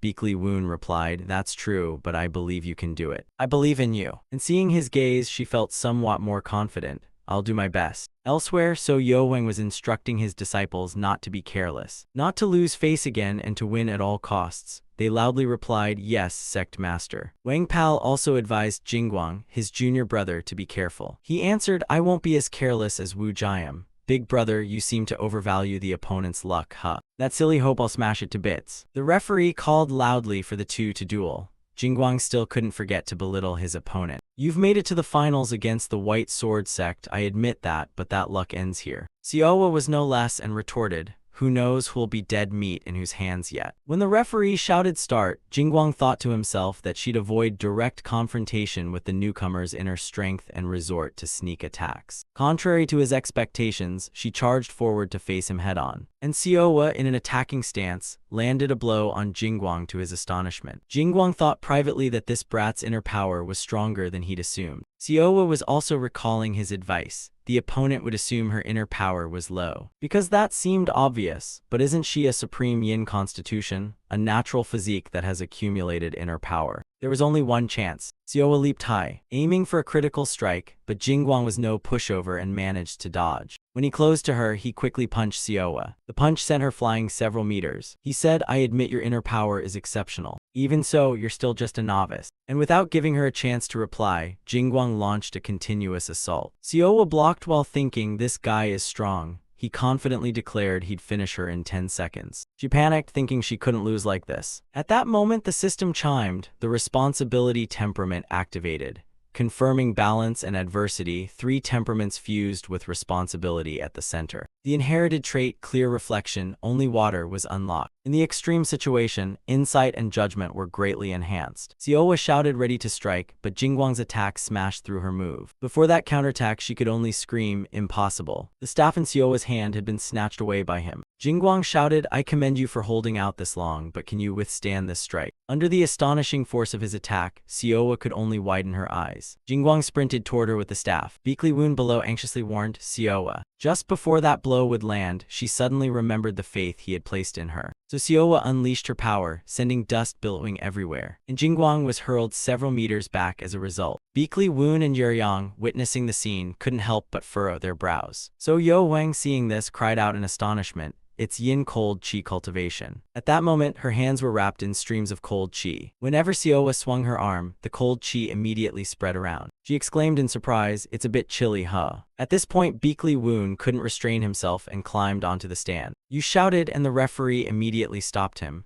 This is a duel, no one is allowed up. Beakley Woon yelled, what is this? The outcome is clear, can't you see? The referee, seeing Jingguang writhing in pain on the ground, hesitated slightly, then loudly announced Siowa wins. The two immediately looked at each other and grinned with delight. So Yo-wang snapped angrily, you really do underestimate my White Sword Sect. Beakley Woon caught Siowa and gently asked, can you stand up? She still seemed rather cheerful. I kept my promise. You smiled softly and said, this kid. Those around began to praise, great fight, well done, congratulations. You raised Siowa's hand and the referee also shouted, the victor of this white sword duel is Siowa of the Righteous Heaven Sect. She beamed with joy amid the crowd's cheers. Beakley Woon announced, on this occasion, I, as Sect Master of the Righteous Heaven Sect, have a few words to say. In 1 month, the Righteous Heaven Sect will officially hold its founding ceremony. We respectfully invite the heroes present here to attend and celebrate. People muttered in surprise, they haven't held the founding ceremony yet, so the White Sword Sect lost to a fledgling sect. So Yo-wang angrily shouted, Sect Master of the Righteous Heaven Sect, you bastard, you dare to use the White Sword Sect's name to amplify your own founding ceremony's prestige. And you even concealed the yin cold chi cultivation. How dare you play tricks before me? Seeing his sect master about to attack Beakley Woon, Wang Pal hurriedly intervened. He angrily asked Wang Pal, what are you doing? He warned, Sect Master, you should keep your dignity. Hearing that, he grew even angrier and launched a move. You dare rush to defend the righteous heavens sect. Traitors must be executed on the spot. You stepped in front of Wang Pal and challenged him. Sect Master of the White Sword Sect, what are you doing? Wang Pal is now a disciple of the Righteous Heavens Sect, so please don't casually lay a hand on my people. If you don't accept the result of the duel, I can personally take the challenge. No sooner had he finished than he grabbed and twisted the elder's wrist, causing So Yo Wang to cry out in pain. He tried to pull his hand free and said, "Damn you, do whatever you want. Get out of my sight, all of you, scram. Righteous Heavens Sect, this grudge I will never forget." You wondered, are you still holding regrets? He replied, "No, sir, but can someone as useless as me start over?" Beakley Woon praised without restraint, "You were already an outstanding martial artist. I will prove that." Wang Pal recalled the words he'd heard, "So Yo Wang really is a fool." Jingguang said, "Looks like Big Brother is only that good. An empty barrel makes the most noise." And he couldn't hold it back, so the tears streamed down his face one after another. Wang Pal showed clear determination. "Thank you, sir, I will not disappoint you." Beakley Woon stood on the stage and announced, "The duel ends here." Yuryang sneered, "The winner is Miss Siowa, yet he takes all the credit for himself." 2 weeks have passed since the duel took place, and Wang Pal has been diligently training in the territory of the Righteous Heavens Sect. He asked, "Senior sister, besides horse step training, don't we practice anything else?" Hearing that, Siowa was so pleased she slapped his shoulder a few times. "You call me senior sister? Yes, I'm your senior sister." The sect master taught that one must always value the fundamentals. "Junior brother Wang Pal, keep training diligently, don't rush, and you'll be like me." He explained, "Besides, I'm confident in my strength and stamina." She said, "Then now you can go carry water by yourself." Wang Pal thought to himself that it seemed there would be a lot of chores ahead. Beakley Woon thought inwardly that his eye for people really wasn't bad at all. Wang Pal's talent lay in his ability to analyze techniques, his steady mindset, and the physical strength to support them. From Siowa to Wang Pal, my judgment of people is truly accurate. A moment later, Yuryang asked, "How are preparations for the founding ceremony going?" You replied, "Thanks to you, things are going much more smoothly." He replied, "As an investor, it's my duty to do so." And perhaps because of the publicity from the duel, invitations to the founding ceremony have been pouring in. But among them was a summons letter from the Murim Alliance, which made you surprised enough to ask, "From the Murim Alliance?" Beakley Woon stared solemnly at the roll of paper in his hand. Seeing you remain silent, he gently called, "Beakley Woon." You burned the scroll and said, "The content requests that we accept an investigation into the alleged copying of Beakley clan's basic technique." Yuryang wondered, "I've left the Beakley clan for 15 years, why only now?" You said the old man is acting unlike himself. No, it's more accurate to say the Beakley clan's style is to seize an opportunity to exploit an opponent's gap. Damn it. I thought everything was going smoothly. You thought to yourself, of course the martial arts of the Righteous Heavens Sect are the result of my 15 years of enlightenment, with not a trace of Beakley clan techniques. However, if the Murim Alliance's investigators deliberately side with the Beakley clan, it will be hard to avoid the charge of plagiarism. If we lose this investigation, not only will we be denied the transmission of our techniques, but we'll also have to pay a large compensation. This is the real problem. Even if we get another chance for investigation later, the standards will be harsher than at the start. Yuryang turned and walked out. I'm heading back. Beakley Woon was still lost in thought. Surely they'll target the founding ceremony, so we must check the differences in basic techniques of other sects to leave them no grounds to nitpick. The more basic techniques from famous clans we have, the better. The problem now is where to find those basic techniques. Siowa rushed in and called out, "Sect Master, guests have arrived." On hearing that, he turned to look. Outside, Namgung Wu whispered, "Is this estate really owned by that stingy old man?" Chung Ha warned, "Don't touch anything or I'll send you out for a banana." Beakley Woon asked, "Who are you people?" Namgung Wu stepped forward to greet them. "Long time no see, merchant group leader. Now we should call you Righteous Heavens Sect, right?" Hearing that, he burst out laughing. Beakley Woon said, "This might even turn the whole board of the game upside down." Cut to Yuryang's capital, he said, "Beakley clan. If the request comes from the Beakley clan with their deep connections, can the Murim Alliance really side against them? At this rate, should we retreat?" Gaeyam suddenly spoke up. "No need to hesitate, this crisis is on a different level than the White Sword Sect's nonsense."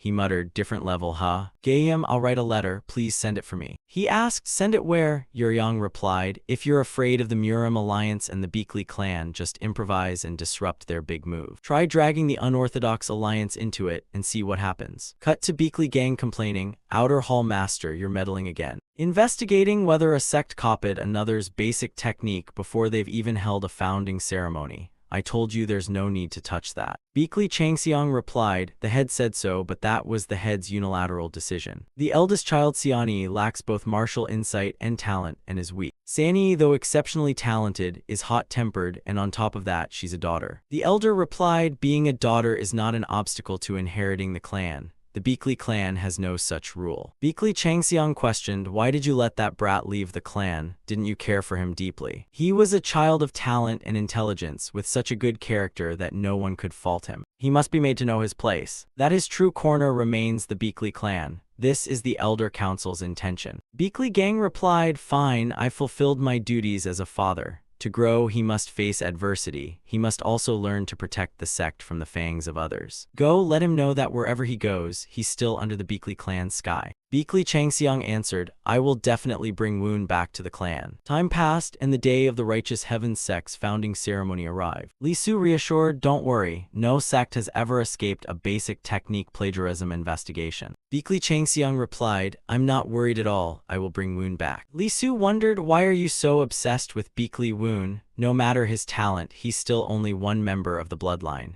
He explained that Woon was not simply another clan member. He thought to himself that if Beakley Woon hadn't left the clan and had continued to train in the Beakley arts, he might have become the era's greatest sword master. Beakley Changseong replied that although he had left the clan still needed him. He thought again, let's see how you'll respond to the clan's summons, Beakley Woon. Inside, the drums kept sounding continuously. Beakley Woon stood above, waiting for the auspicious hour. System alert, user's heart rate is rising. Please breathe deeply, you're yelling too loudly. Then he jumped straight down below. Beakley Woon thrust the flag into the ground and proclaimed the founding of heaven. The planted flag sent sand and dust flying everywhere. Everyone was quite startled by the spectacle. His dragon-shaped banner fluttered proudly in the wind. Beakley Woon began to speak, praising those who had come from afar.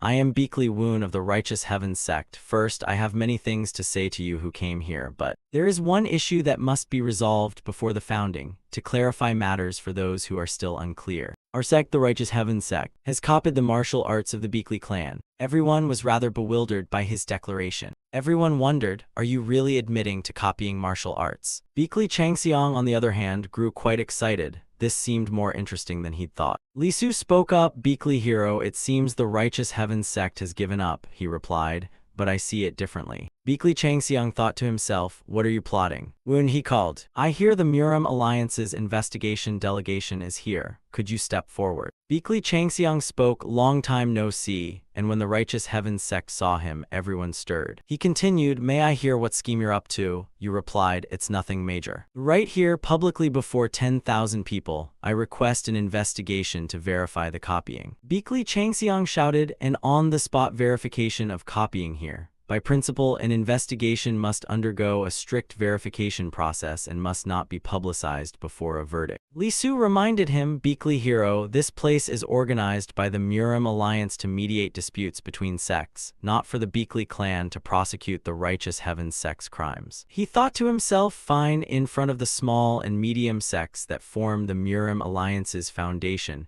we can't let them think the alliance rules in a biased way just because of him. Beakley Woon asked, has it begun? Lee Soo replied, go ahead. As he executed a move and explained, this is blue technique, one of our sect's 2 basic techniques. He had only delivered 1 kick when 3 attack lines appeared, and everyone focused intently on his moves. Lee Soo shouted, he copied the Beakley family's martial art. Beakley Woon affirmed, yes, I took inspiration from the triad of heaven, earth, and man. Beakley Changseong said, I do see it. He continued. And at the same time, this move also copies the martial art of the Namgung clans. And after direct verification, it was confirmed that a total of 23 basic techniques of the Righteousness Sect all copied martial arts from many sects. Lee Soo shouted, what? Wait, isn't that just a pretense? Beakley Woon retorted, which part do you think is a pretense? He said, there are no representatives from the other sects here to authenticate the copying, so who will judge? Namgung Woo immediately raised his hand. Ah, right here. Everyone murmured, wasn't that Namgung Woo's little brat? Chung Ha also raised a hand, here. The Wudang sect has people present too. Lee Soo was bewildered, weren't these people supposed to be from the merchant group?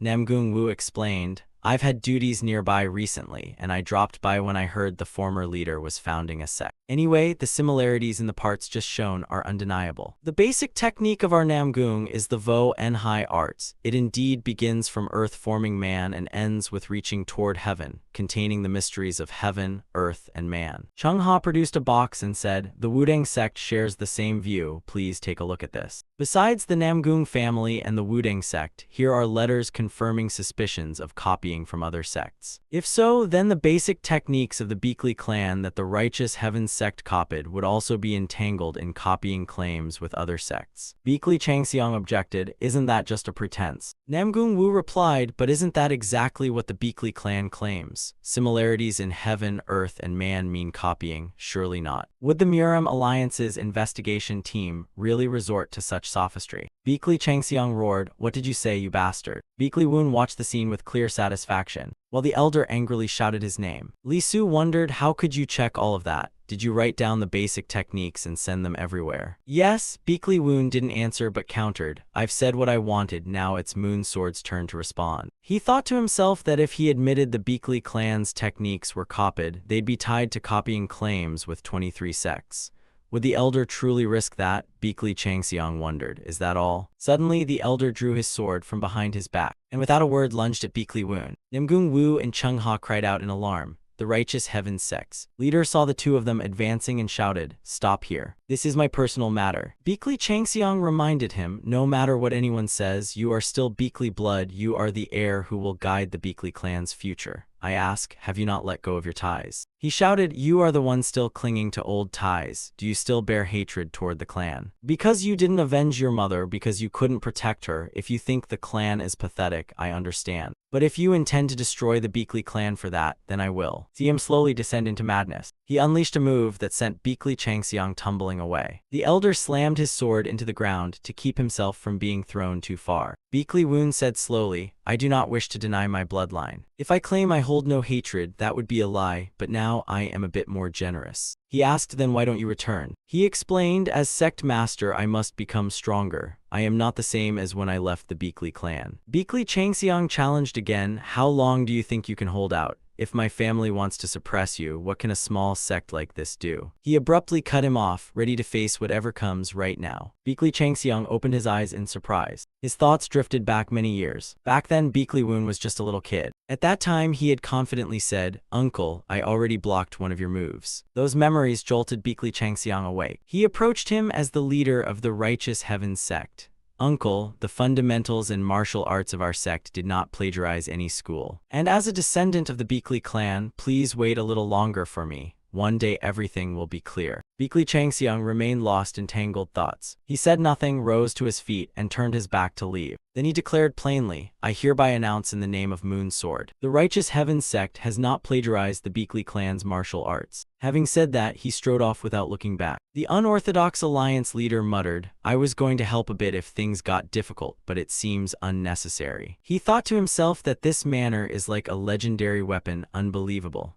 "Ga Wall, please hush, you're too noisy, Papa." He thought privately that this manner really is like a divine weapon, truly incredible. He exclaimed, "Seems we've found an interesting fellow here. I'm off then." Ga Wall seemed rather indifferent. She stared ahead and wondered, "That person will be my first trading partner." A few days have passed since the scene change, but his manner still felt rather empty. Xiaowa exclaimed, "Unbelievable. No one has enrolled, 3 days have passed, and not a single person has come." Beakley Woon reassured her, "Stay calm, how could we wear our hearts on our sleeves over this?" She wondered, how on earth will we get more disciples? Or should Wang Pal go out and recruit? Wang Pal, hearing his name, panicked. "Me recruit," he instructed, "then take this to Haoun Merchant and come back." Xiaowa asked, "What is this?" He answered, "A method for recruiting disciples." Xiaowa opened it to find inside an application for cooperation with the Muram Alliance. Cut to the villa of the 3 strategists of the Muram Alliance. He announced that the disciples of Mujiang Martial School have submitted a petition refusing the internship. Yeagle Pyong asked why. He explained that graduation is upcoming, but they say the internship process is unfair. the criteria for dividing duties have been biased from the start. Under the Murim Alliance are Mujiang Martial School, Maryun Martial School, smaller sects without strict lines, and great schools originating from distinguished families and clans. Yeagle Pyong opined that on the surface Mujiang Martial School seems likely to lose, but there are still disciples of orthodox masters, and in fact they're holding their own. He explained, but this time it's different. The skill level of this generation of main hall disciples is exceptional.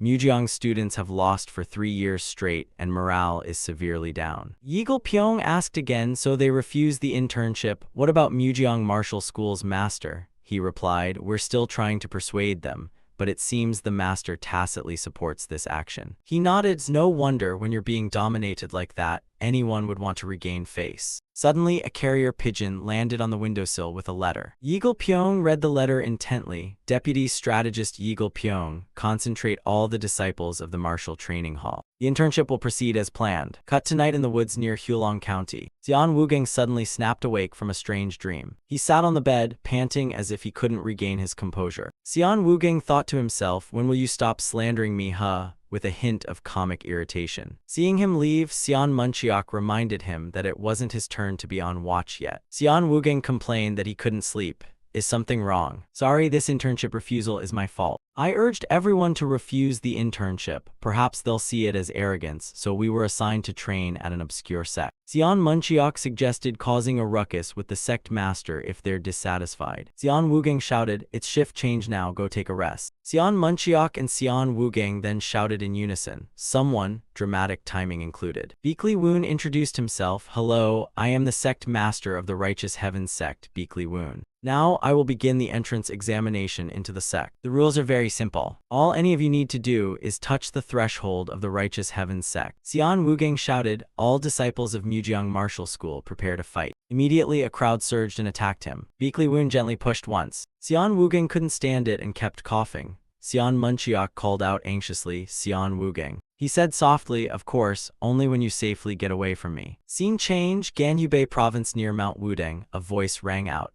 Have you heard any news from the martial world? Namgung Wu was explaining, this time the martial hall's dual location. I heard a new sect appeared, never heard of them before. What was their name again? The man in front calmly said, I don't care, whoever they are, it's meaningless. He speculated everything. Maybe the Murim Alliance is trying to create some balance. Could it be? Like some anonymous master. Just then Beekli-san spoke up, same difference, whoever they are, I'll win anyway. The girl remembered the past when Beekli Woon left coldly. Forgive me, Beekli-san was shocked. Brother, where are you going? Hearing that, he slightly turned his head to look. In the end, Beekli Woon still left coldly, ignoring Beekli-san's calls. The girl sat dazed there, left all alone. Mujiang Martial School, Beekli-san, Beekli Woon's little sister, said determinedly, until I know why brother abandoned the clan and left, I have no intention of forgiving him. Meanwhile, elsewhere, Beekli Woon blocked an attack from someone. He looked at Xian Munchiak stepping back and judged he was pretty good. The other guy worriedly turned back to ask Xian Wugeng, are you okay? Beekli Woon casually asked, what's your name? Xian Munchiak spoke with extreme caution. Xian Munchiak, suddenly, are you the Righteous Heavens sect leader? Why did you attack us? He calmly said, you could call it my educational method. Before teaching, I need to assess your levels. He heard that and frowned. You said only a single person needs to reach Righteous Heavens sect to pass the entrance exam. So what happens if one fails here? Beekli Woon quickly leapt up and said, if those who can't even pass such a simple entrance exam are allowed to enter the duel, there's no point. Until all the duels finish, I plan to dazzle every one of you and stash you in the warehouse. Defeated without even a chance to fight, I'll give you the worst humiliation a martial artist can endure. Xian Munchiak saw things were bad and hurried to stop him. At that moment, Xian Wugeng leapt up and fully blocked his attack. He stood there panting heavily, making Xian Munchiak extremely worried.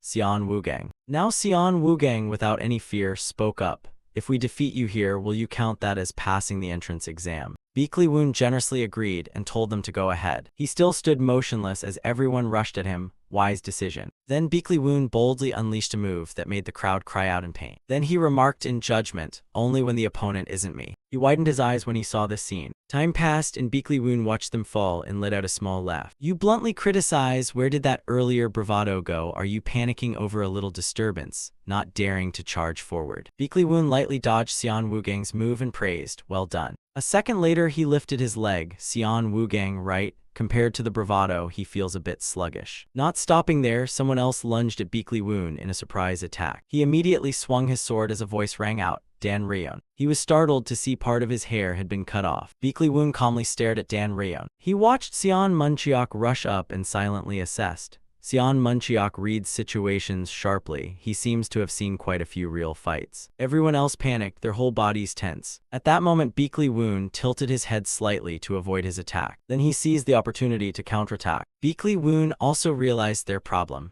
They weren't using their numerical advantage at all. Now he glanced at Xian Wugang to evaluate, especially you, Xian Wugang, right? Your moves seem hesitant. Are you afraid of injuring me? With that skill, Beakly Woon thought inwardly, not bad overall, these three stand out. So let's try provoking them a bit more. So Beakly Woon coldly said, I'm very disappointed in you. Just because you met a strong opponent you fall into chaos like a rabble. It seems the rumor that you're obsessed with failure was true. Xian Wugang muttered a mild rebuke upon hearing it. Xian Munchiok suddenly grabbed his shoulder and warned, listen up, Xian Wugang. You take defense, he sounds terrifying, but in the end he's still watching over us. Using that, the three of us will definitely create an opening. When there's an opening, I'll clear the way. Dan Ryeon, you'll finish it off. You also quickly rushed up and spoke. Looks like you finally got some courage, but it's too late. Xian Wugang also fearlessly ran forward with his sword. He couldn't parry Beakly Woon's strike. Xian Wugang was stunned to see his sword stuck in the ground. A moment later, he was kicked away by Beakly Woon. Dan Ryeon and Xian Munchiok seized the chance and lunged forward. He wasn't very surprised by their move. Beakly Woon standing there judged it to be a coordinated attack. Then Dan Ryeon and Xian Munchiok were astonished to see him evade the strike. Beakly Woon's hand pressed down on the ground. Then he swung his leg and kicked the two of them aside. Beakly Woon returned to his normal stance after executing the move. He was flung back and muttered a curse under his breath. Then he rushed up and launched an attack. What's dangerous in a fight with a master is familiarity. You charge forward confident, I won't act out of mercy, optimistically to the point of absurdity. In the end, Beakly Woon easily tossed Xian Wugang aside. He fell backward, crying out in pain. Seeing everyone's condition, he commented, it seems I expected too much of you.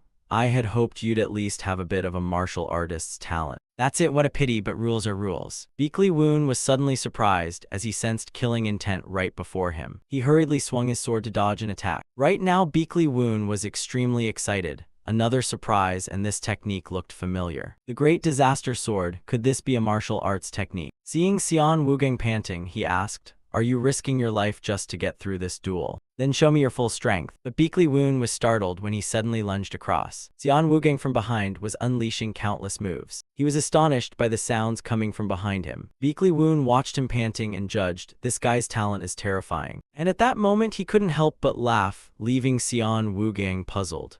At the same time, the system announced that his yin energy stat had increased after a long period. In an instant, Beakly Woon was ecstatic. This one, should I recruit him? Beakly Woon couldn't help but laugh, is that all you've got? Then Xian Wugang snapped awake after a long sleep. He looked around dazed. Was this the Righteous Heaven's Sect? Right, yesterday I overdid it. As Jingguang entered the room, Xian Wugang, have you awakened? Xian Wugang, seeing that, blankly called Jingguang's name. Then he remembered the past. Wait, I used the Blood Sword Sect's sword technique right in front of the Righteous Heaven's Sect. Surely they've recognized me as someone from the demonic cult. This is a bad situation. I lost control from excitement. If this continues, forget dueling with Marion Martial School. I might even be punished on suspicion of being a demonic spy. What should I do? Before leaving, Jingguang reminded, it's almost assembly time. If you're awake, then go outside. Xian Wugang softly responded, indicating he understood. He suddenly found it strange. Did Jingguang not hear, or was I mistaken thinking the Righteous Heavens Sect had noticed? No, the Righteous Heavens Sect leader definitely noticed. His expression when he looked at me was very strange. He saw my sword aura and even mentioned my master's name, the Great Disaster Sword. He could have treated me as a demonic spy. Why didn't he tell the other disciples? What exactly is he plotting? Standing before him was Beakly Woon. At that moment, Beakly Woon turned to stare at Xian Wugang, then broke into a wicked smile. So you've come. It hit him like a thunderbolt, the Righteous Heavens Sect. A moment later, Beakly Woon announced, first, you've passed the preliminary round. From 15 people, only 5 remain, more than I expected. Xian Wugang exclaimed, and everyone was stunned. Oh my, is it just the two of us left? Now only Oh Ryong and Jingguang remain. Dan Ryeon and Xian Munchiok. Finally, Xian Wugang was still utterly bewildered. He kept rambling. Over the next 15 days, once per day you will fight the righteous heavens sect disciples here. During the rest of each day, everyone should devote themselves to studying techniques.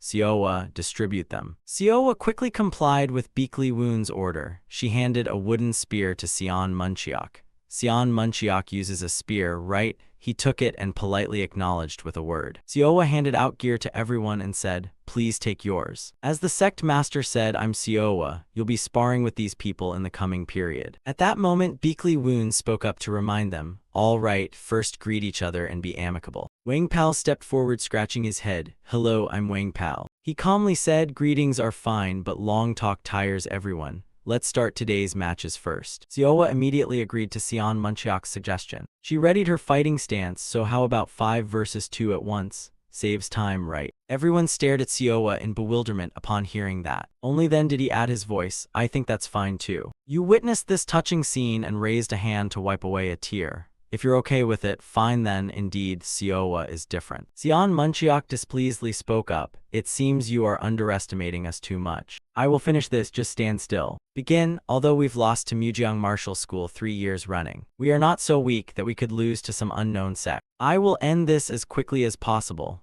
No sooner had he spoken than he charged straight ahead. Xian Munchiok immediately unleashed an attack, but Siowa easily evaded it. He exerted his power, claiming it's not over yet. Next, Xian Munchiok gathered his strength and launched a decisive strike. He swung the wooden spear toward Siowa without hesitation. In Siowa's eyes there seemed to be no fear. Xian Munchiok confidently said, this is the finishing blow. He was utterly astonished to see her perform a martial technique. The system immediately announced that the unique trait Ming Jiang had been activated. Xian Munchiok was stunned as snow began to cover his spear. What is this? Siowa smiled faintly and said, this will sting a bit, brace yourself. Then she used force to fling Xian Munchiok far away. Xian Wugang was stunned witnessing the scene. Xian Munchiok. Then Siowa bluntly said, now it's my turn, come at me all at once. Jingguang immediately rushed up and threw a punch. I'm not some people, I'm the real. The defensive stance is excellent. The challenger has trained diligently indeed. Upon hearing that, she blushed, thanking him for the compliment. A moment later, he gathered his strength and warned that this move won't be easy to stop at the start. Then she was startled to see Wang Pal rush out to block Jingguang's attack. Wang Pal, his junior disciple. Very quickly, he seized the upper hand. Wang Pal seized the opportunity to counterattack. To deal with me, he was surprised to find his arm restrained. Dan Ryeon and the others rushed forward, saying, we admit you're strong, so from now on we'll go all out. They simultaneously surrounded Wang Pal. He blocked attacks from all 4 sides and realized these guys were intercepting every one of our strikes. Xian Wugang, fighting and gritting his teeth, thought, Mujiang Martial School, my foot. Can't even easily beat these members of an unknown sect. Beakley Woon silently watched everything, when suddenly a rope shot straight at Wang Pal's hand. Siowa was startled and alarmed at the sight. He let out a pained little cry. And Dan Ryeon stood there dazed, not understanding what was happening. Because Wang Pal was pulling hard on the rope in his hand. Dan Ryeon. He hurled Dan Ryeon forward so fast he had no time to react. He was knocked flying and struck Xian Wugang, who was standing nearby. Siowa looked at the current situation and said, now there's only one person left. It seems the outcome is clear. Oh Ryong opposite just stood still without moving. Siowa stared at Oh Ryong and asked, do you still want to continue? She blurted out in amazement, unbelievable. We were 5 people, she continued to exclaim. Beakley Woon witnessed everything and smiled. Now it seems settled. By the way, Siowa has only been officially learning martial arts here for about 2 months. They couldn't believe this fact and let out a shout. Xian Wugang stood stunned, wondering what kind of training she had undergone to have such inner strength at such a young age. Meanwhile, he continued, in the future you need to study techniques that can coordinate 2 or more people. When I was in the Muram Alliance, such tactics were a key factor in victory. Especially for you who have lost to Marion Martial School for 3 years straight, you will surely feel this even more deeply. To achieve that, you must believe in yourselves and push further, believe in your teammates.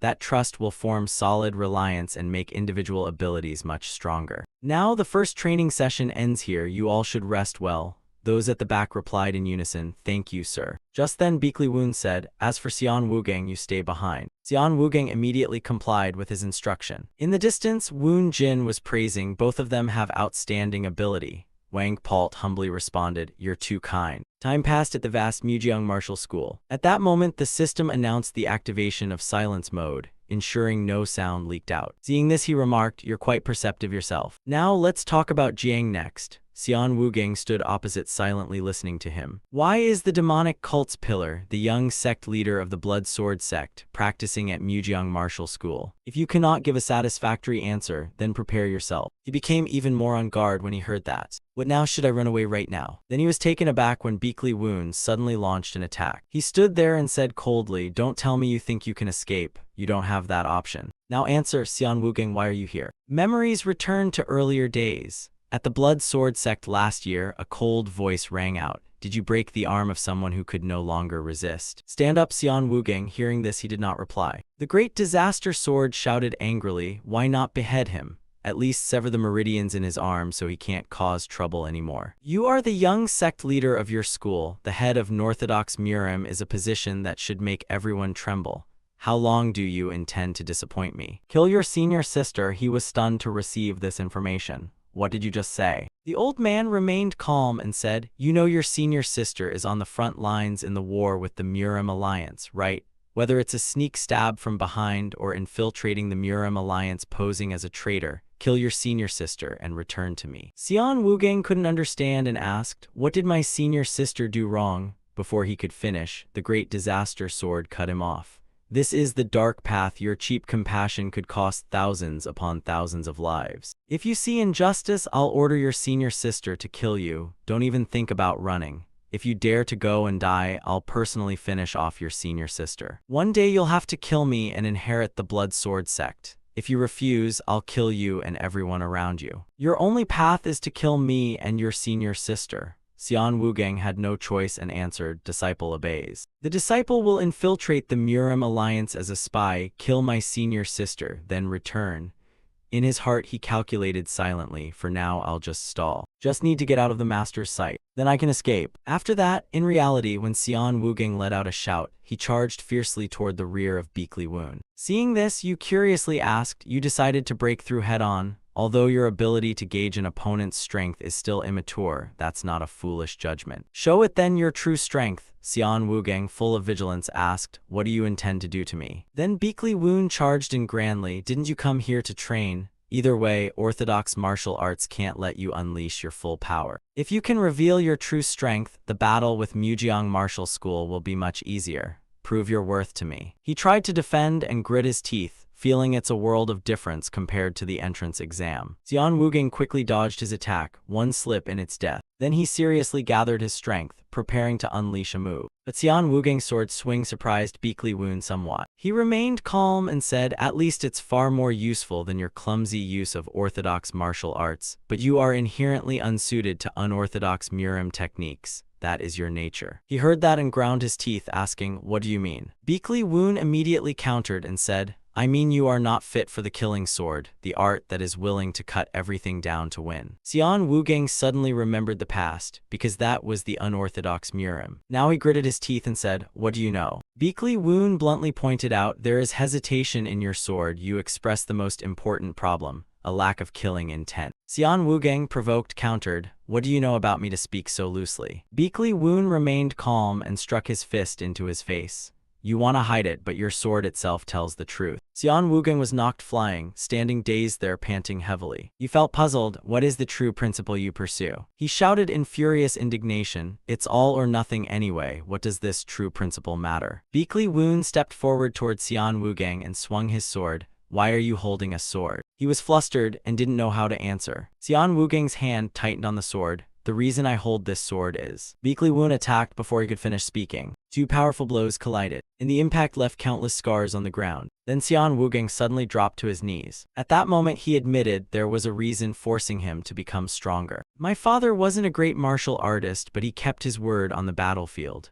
When everyone else fled, he was the only man who stayed to fight, even if the world called it a senseless death." Xian Wugang remembered the past with fury. The wrongful death of his father drove him nearly mad, yet now he could do nothing. "If I act rashly, I'll die in vain. So I must grow stronger and grit my teeth through it." However, things went beyond his calculation. the result of merely swinging his sword in pursuit of power, was that he was no longer the young master Xian Wugang, but had become the young sect leader of the Blood Sword Sect. Beakley Woon fell silent for a moment, then asked, "Do you regret the past?" Xian Wugang, stunned, answered, "I don't know. I simply want to protect my father's honor, to prove his death wasn't the act of a coward, but of a warrior braver than anyone. As his son and the bloodline of Xian Wugang, I am the heir to his legacy. Yet now I seem to have lost my way. If you want to kill me or report me to the Murim Alliance, go ahead. Other disciples are not involved. I'm the only one hiding my identity to infiltrate." Having learned that information, he sat down and spoke it aloud. "You fight to protect him," he cried out in surprise at the implication of Beakley Woon's words. Seconds later, he flung Xian Wugang away, making him cry out in pain. Seeing Xian Wugang groaning, he ordered, "Stand up. You remind me of a lost boy blinded by hatred. When I left the Beakley clan to join Mujiang Martial School." He listened in bewilderment and blurted, "Beakley clan originated from Mujiang Martial School," while Beakley Woon continued to babble. "I've had experience modifying martial methods, so you don't have to rely on Beakley clan techniques. While others hone their foundations, I'll help you adjust your martial art." Xian Wugang asked in surprise, "You mean you'll teach me?" He stood there nonchalantly and said, "The Murim Alliance won't fall just because they overlook a kid like you." Yet inside, Beakley Woon rejoiced. "A true successor of the 7 sects in 10 heavens has entered here. Excellent." Beakley Woon continued earnestly, "In half a month, I'll dismantle your entire foundation and martial art. You must forget yourself entirely. You may have to endure great pain. Do you have enough trust to follow me?" He voiced his doubt. "Can I become stronger now?" He spoke to reassure him. "Don't worry, that's my role." Scene shifts to the Murim Alliance envoy, where someone says, "I heard the kids from the Martial Aptitude Hall this year are exceptionally talented, right?" Yeagle Pyong confirmed the news. "They're achieving very high results, so the major leaders of the martial forces have begun an underground struggle to compete for them." Sword Saint Wiji Hak, one of the Orthodox martial's top masters in 10 heavens, suddenly recounted that the unorthodox Murim's co-leader proposed a bet on this duel. He said he'd bet on Mujiang Martial School's victory. "If he wins, he'll ask me a small favor, but if he loses, he'll halt all expansion and attacks for a year." Betting with an eyeball to judge people? Is he bragging that he can see things we cannot? Either way, this is an offer we can't refuse given our disadvantage. If they stop attacking, we can reorganize our forces. I'll play it bigger. In this duel, Murim Martial School must not lose under any circumstances. The new referee for this duel will be the senior who graduated from Murim Martial School 10 years ago. The next generation top sword of Wudang, the current prodigy of Wudang sect, choose Chung Ryu. Meanwhile, Chung Ryu elsewhere side, Beakley Woon at Mujiang Martial School. "It's been ages since I heard that name." A groan rose from Mujiang Martial School. "I'm exhausted. Every day it's 2 against 5 in sparring like this. The students from the Martial Aptitude Hall are one thing, but isn't this a bit harsh on us?" Just then Beakley Woon approached and asked, "Already tired?" Siowa was surprised to see him. "Sect Master, when did you arrive?" Beakley Woon calmly said, "All right, I'll reward you then. After the training session at Mujiang Martial School ends, we'll go to the Murim Alliance to watch the duel. There's a blacksmith nearby who once forged swords for me. If you win more than 8 out of 15 sparring matches against Mujiang Martial School's disciples, we will have refined named weapons forged for you." Hearing this, she excitedly asked if he was serious. Siowa blankly spoke up, "What exactly is that?" Beakley Woon immediately explained, "It's crafting a personalized weapon made specifically for each of you." Then she got excited, "Jioga, I love it, I will definitely do it." So later, Dan Rion asked puzzled, "Siowa, how did you already learn the counters to the new fist form we saw yesterday?" Siowa replied very calmly, "Sister, the form from the day before was much harder, he couldn't believe it." A shout. While Sion Munchiok nearby said, "I've actually been reading everyone's form pretty well, but today you two seem especially vigorous, huh?" Wang Pao launched a move and replied, "Because we finally have motivation." He suddenly wondered, is the sect master the type who only treats those he likes well? He heard that and forced a smile, not knowing how to explain. Sion Munchiok behind was yelling, "This poor fool can't be ordered to do nothing, is it that hard?" Xian Wugang, dazzled, immediately retorted, "No, am I supposed to just sit here wasting time? You told me not to do anything, what did you mean by that?" A second later he screamed in pain, and Beakley Woon calmly said, "This is a binding rope, originally used to transport violent fiends without destroying their danshin. Whenever you move or try to use unorthodox Murim techniques, it tightens around your body. Of course, there is a way to untie it yourself. Try to break free using your own strength without relying on the body. Wang Pao from afar worriedly asked, Sect Master, are you really favoring the first disciple Xian Wugang? He heard this and panicked. What nonsense are you saying? That's not true, so don't worry. Continue sparring, Xian Munchiok, very excited, said. Show them how much we've improved. Beakley Woon stood to the side, directing. Observe your fellow disciples closely and think about why I told you not to do anything. Everyone continued to fight fervently. He fought while analyzing. In previous sparring matches, whenever someone widened the distance to attack, they would immediately exploit that opening, leaving you no gap to maintain spear range. If it's a problem of spear distance, use footwork and agility. Xian Wugang, dazzled, shouted from an angle. A spearman who relies solely on spear techniques is now using close-range strikes. Since when did he develop that move? Xiaowa began to feel puzzled. What was that last motion? A slip? No, it wasn't. Beakley Woon watched everything and asked, do you see how your fellow disciples have matured? Xian Wugang couldn't help exclaiming. Everyone has improved this much in such a short time. Beakley Woon continued, looking at the scene. You want to grab your sword and rush and right away, don't you? You must be afraid of falling behind. Then the system announced that temporary disciple Xian Munchiok had entered the realm of spear body unification. Xian Munchiok was planting his spear into the ground, the spear like an extension of his body, as if he could use his body as a spear. Next, he began to seriously perform martial techniques. He couldn't help but beg, please loosen the bindings, I can't just stand here. Beakley Woon coldly said, I told you not to move. If you swing your sword now, you'll never achieve this. Xian Munchiok has accumulated battlefield experience and is gradually finding his own martial way, while you are simply imitating the Blood Sword Sect's swordsmanship, your senior sister's style. Xian Wugang backed into a corner, questioned, so what do you want me to do? He stood there calmly and replied, if you keep letting your body be guided by the techniques you've learned, you'll never change your martial habits. Do you think I bound you here for nothing? At that moment he focused and analyzed. If you can't use the body to correct the body's habits, then what needs fixing is the habit of circulating qi. Then Xian Wugang blurted out the words, bloodline. Beakley Woon immediately confirmed the information. Correct, your fellow disciples are experimenting with and practicing new fist forms to escape old ruts, but you must go further. You must completely break down your old internal foundation. Humans have 365 acupoints, of which martial artists use at most 70. You must find the answers among the remaining acupoints. In his mind, Xian Wugang calculated, then find new acupoints and channel your internal force into them to clear them. Pour all your inner power at once to overcome the resistance of the other points. But the system announced that temporary disciple Xian Wugang's internal cultivation was invaded by impure qi and flowed backward. Seeing this, he ordered, don't rush. During the process of opening the points, if this mutated internal force devours you, you'll lose your danshan. Xian Munchiok, fighting, was puzzled. What kind of freakish cultivation is this? A moment later, he cried out in pain, which startled him.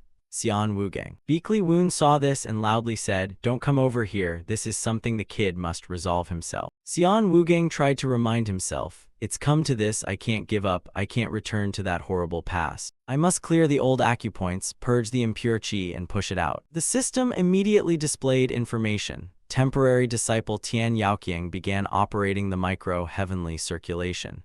He couldn't hold back and let out a scream. After a while, Xian Wugang finally calmed down and panted. Someone beside him asked with concern, are you okay, Xian Wugang? A moment later, his blood suddenly surged, snapping the binding rope. Then Beakley Woon, pleased, approached. So you've finally been able to remove the Blood Sword Sect's techniques. Congratulations, you've become a blank sheet of paper. Xian Wugang looked up and said, only a blank sheet of paper now? Then you must train me too. I can't be the only one left behind. You guide him out to the training ground and fill that blank sheet with your own sword path. Everyone cheered to see Xian Wugang's return. Inside the forest, someone looked at a corpse inside. Namgung Wu gazed at what lay before him and remarked it had been drained dry of blood.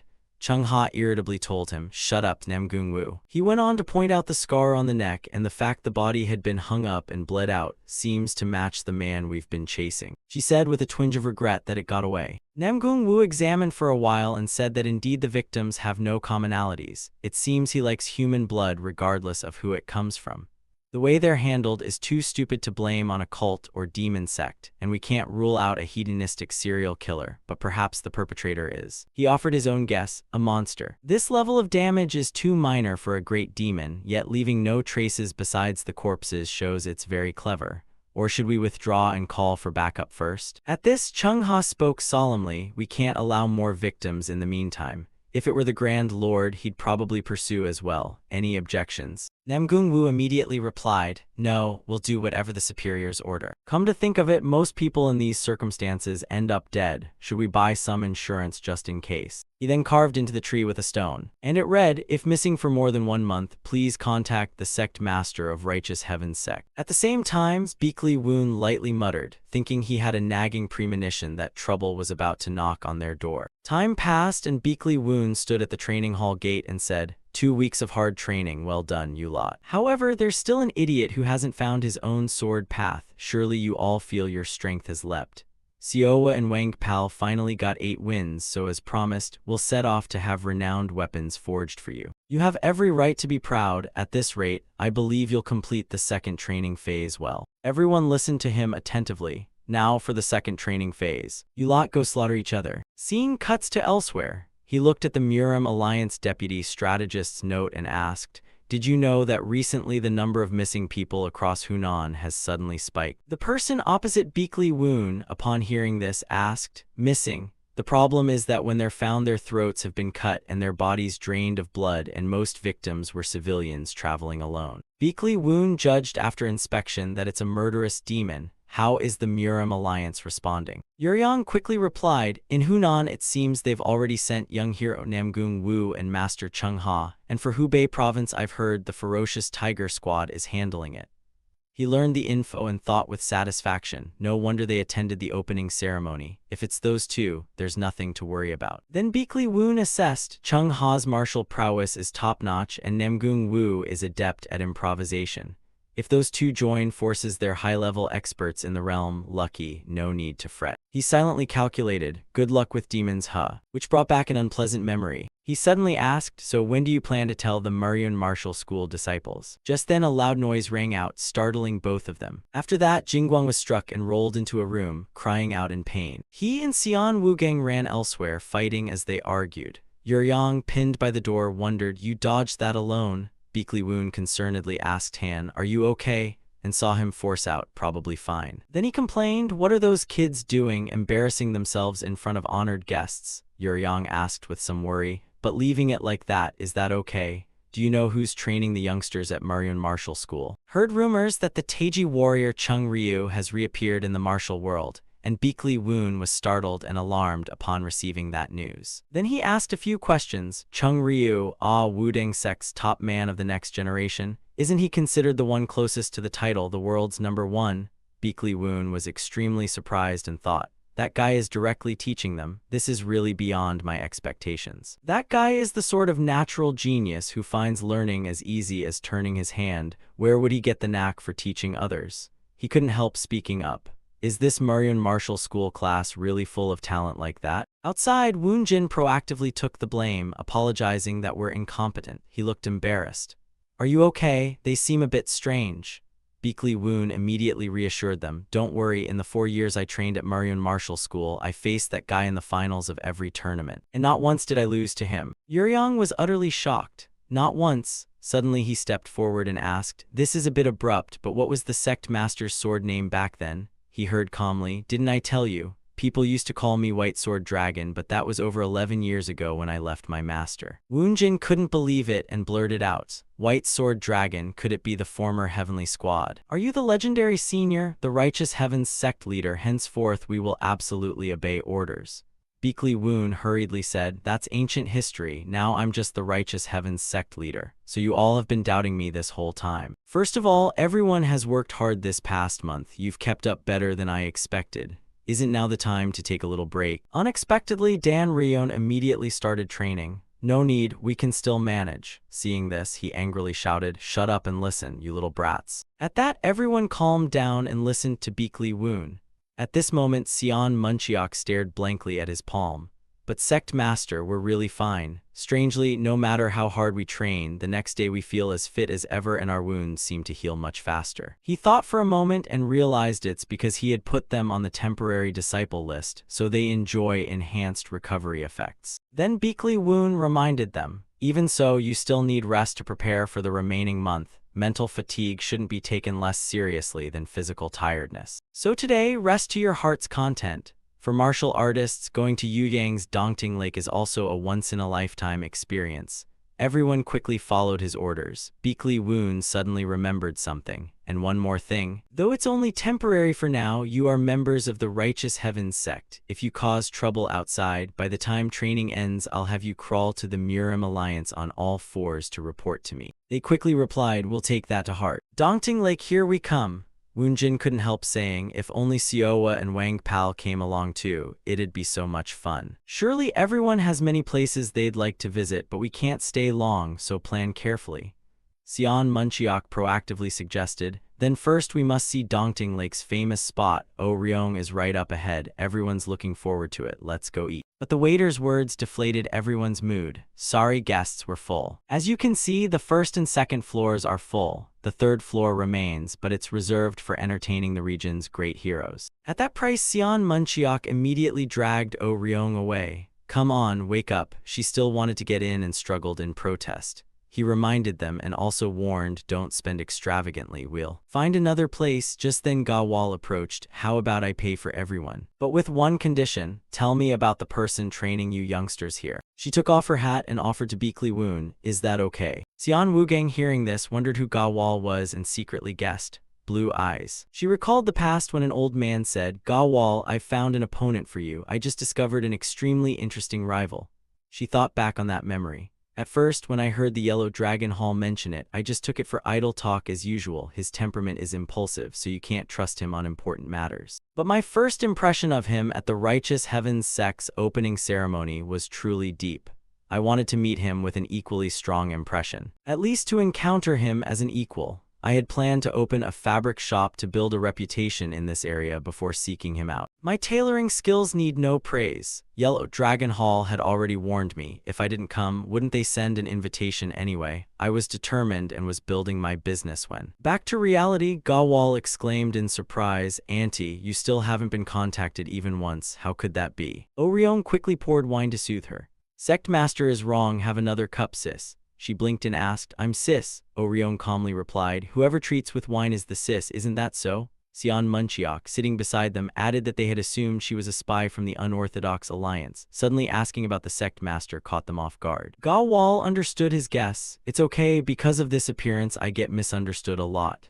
Sion Munchiok hurriedly explained, I didn't mean that, sorry. She suddenly wondered, hasn't the Righteous Heavens Sect Master mentioned me at all? Not knowing how to explain, Xian Wugang spoke up. He probably forgot. Gawal was deeply hurt. How could that be? Woonjin rushed forward to cover his mouth. What a thoughtless head.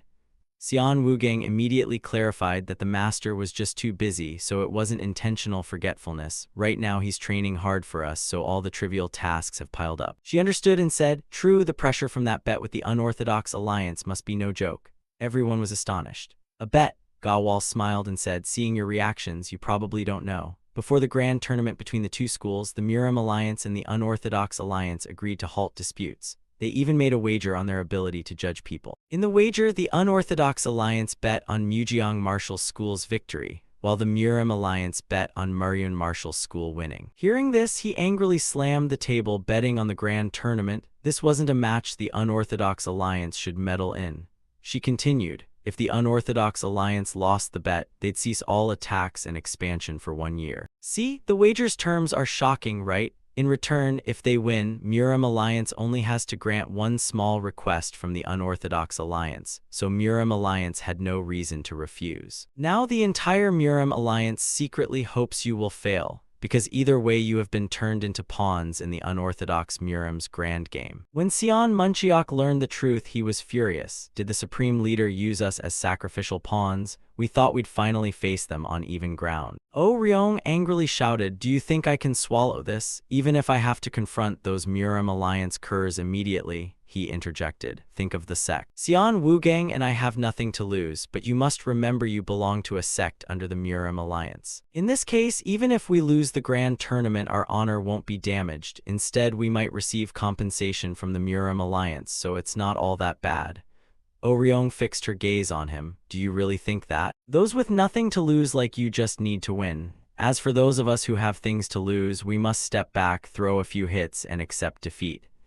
Ah. Xian Munchiok bluntly stated the truth. That's right. Oryong provoked hissed through her teeth. Do you want to die, Xian Munchiok? At that moment, Xian Wugang slammed the table. Both of you stop now. Anyway, didn't the sect master already know about this? What is he ultimately planning? Elsewhere, two people discussed what to do next and speculated that the Murim alliance would continue to apply pressure. Beakley Woon smiled and said, I have no reason to dance to those grown-ups' tune. Once they come to me, they're my disciples. This seems like it will be an act of resistance against the Murim alliance. So, will you lend me a hand? Yuryong hurriedly waved it off.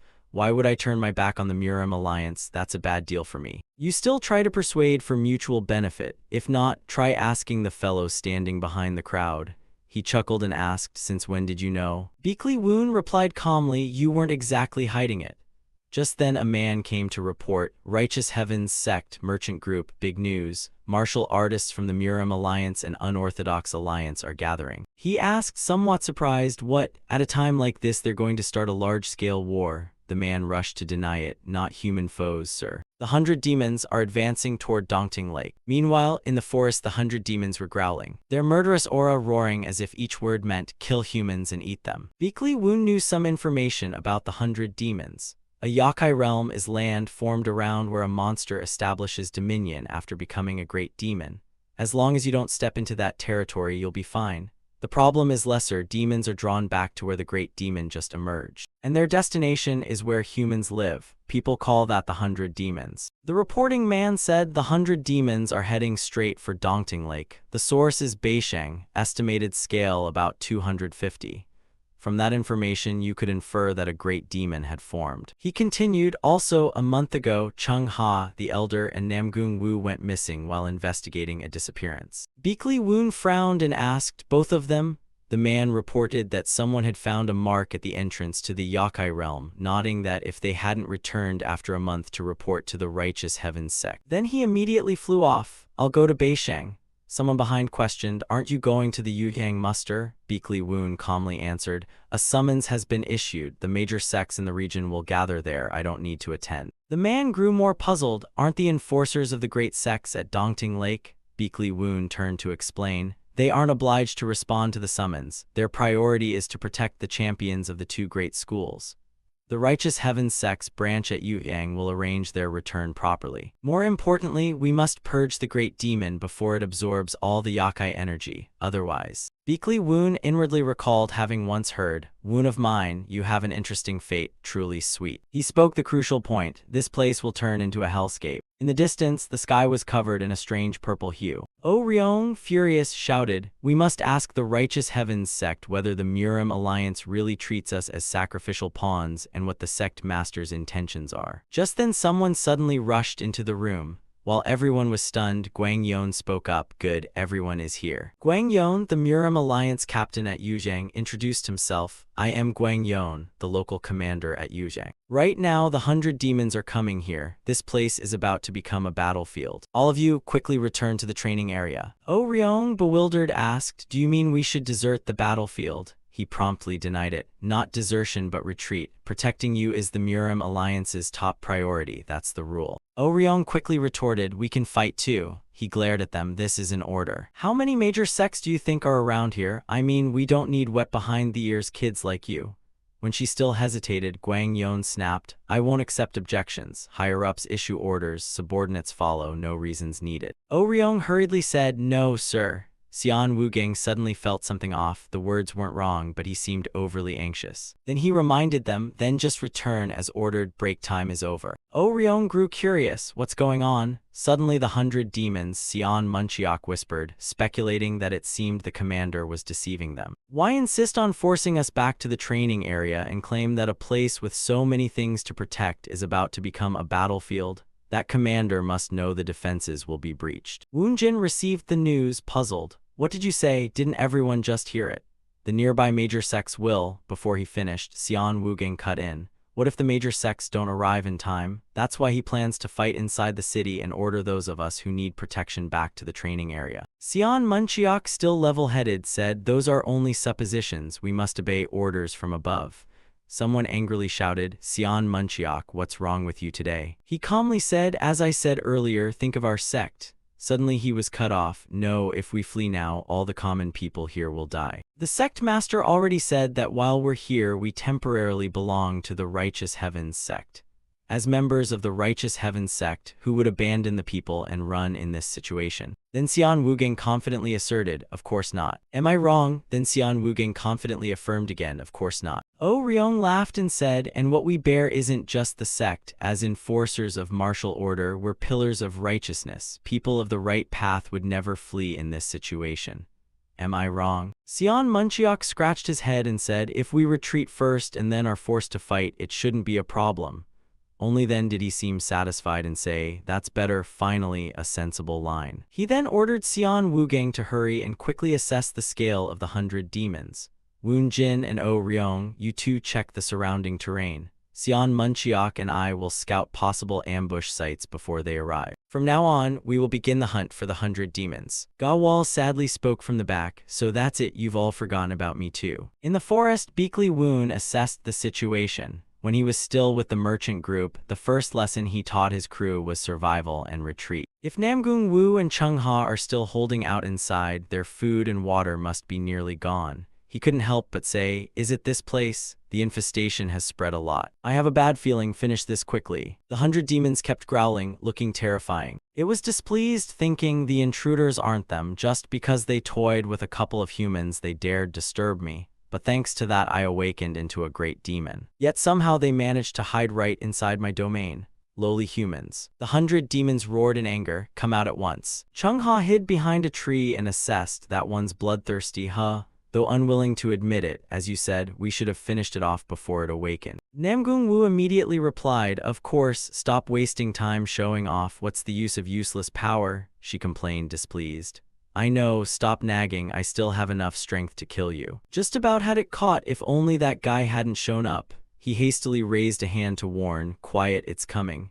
Chung Ha then rushed forward, surprising the 100 demons. She boldly launched an attack, looking for us are you, you shrimp brain. It was counterattacking Chung Ha when Namgung Wu launched a sudden strike. In a flash, the 100 demons took a sword strike from him. She looked pleased that it hit, and Namgung Wu asked with concern, are you all right? Chung Ha hurriedly warned, idiot, watch ahead. And it used force to fling him to the side. Namgung Wu lay dazed on the ground and let out a groan. She cried his name in alarm as the 100 demons approached, when suddenly one of its arms was chopped clean off by someone. The 100 demons was utterly surprised by the sudden strike. It screamed in pain and rage. At that moment, Beakley Woon appeared, smiling. Lucky you, I saved you the trouble of looking. Chung Ha excitedly ran up to call the team leader. He immediately corrected her. You should call them the Righteous Heavens sect. These guys. Namgung Wu, lying on the ground, muttered, you're only arriving now. It a bit late. Beakley Woon smiled and replied, I've been very busy lately, and I didn't expect I'd still have to come clean up the battlefield for you all at this hour. Then he looked ahead seriously, preparing to fight. The 100 demons charged fiercely toward Beakley Woon. She shouted, Sect Master of the Righteous Heavens Sect, one strike to the head will do it. He found it strange. Really, it's just one great demon. Surely 2 people could handle it. The 100 demons stood unharmed before Beakley Woon.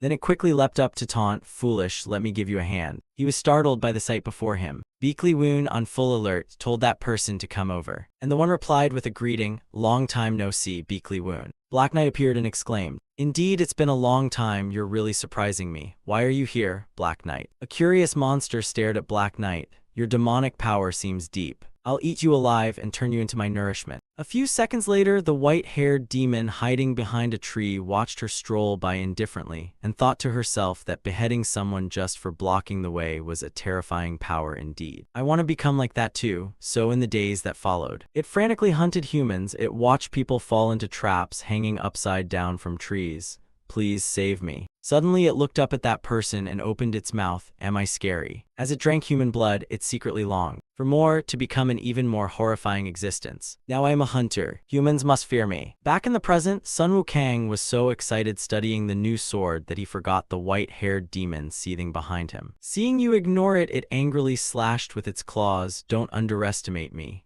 At the same time, Xiamen Chiok loudly warned, wake up, it's not over yet. Having said that, Sun Wukang leapt up to dodge the incoming claw swipe. Behind it, a spear suddenly drove straight into the demon's chest. Xiamen Chiok, seeing this, smiled with satisfaction. Seeing it restrained, Sun Wukang picked up his sword to join the fight. now it's my turn. Suddenly, the demon threw a punch, forcing him to quickly dodge to the side. At the same time, a rope wrapped tightly around its wrist, immobilizing it. Orion gripped the rope and yelled. Just then, Woon Jin, Sun Wukong, who narrowly escaped death, politely said, "Thanks, Orion." Over there, Woon Jin and Oh Ryong rushed forward to pummel the demon.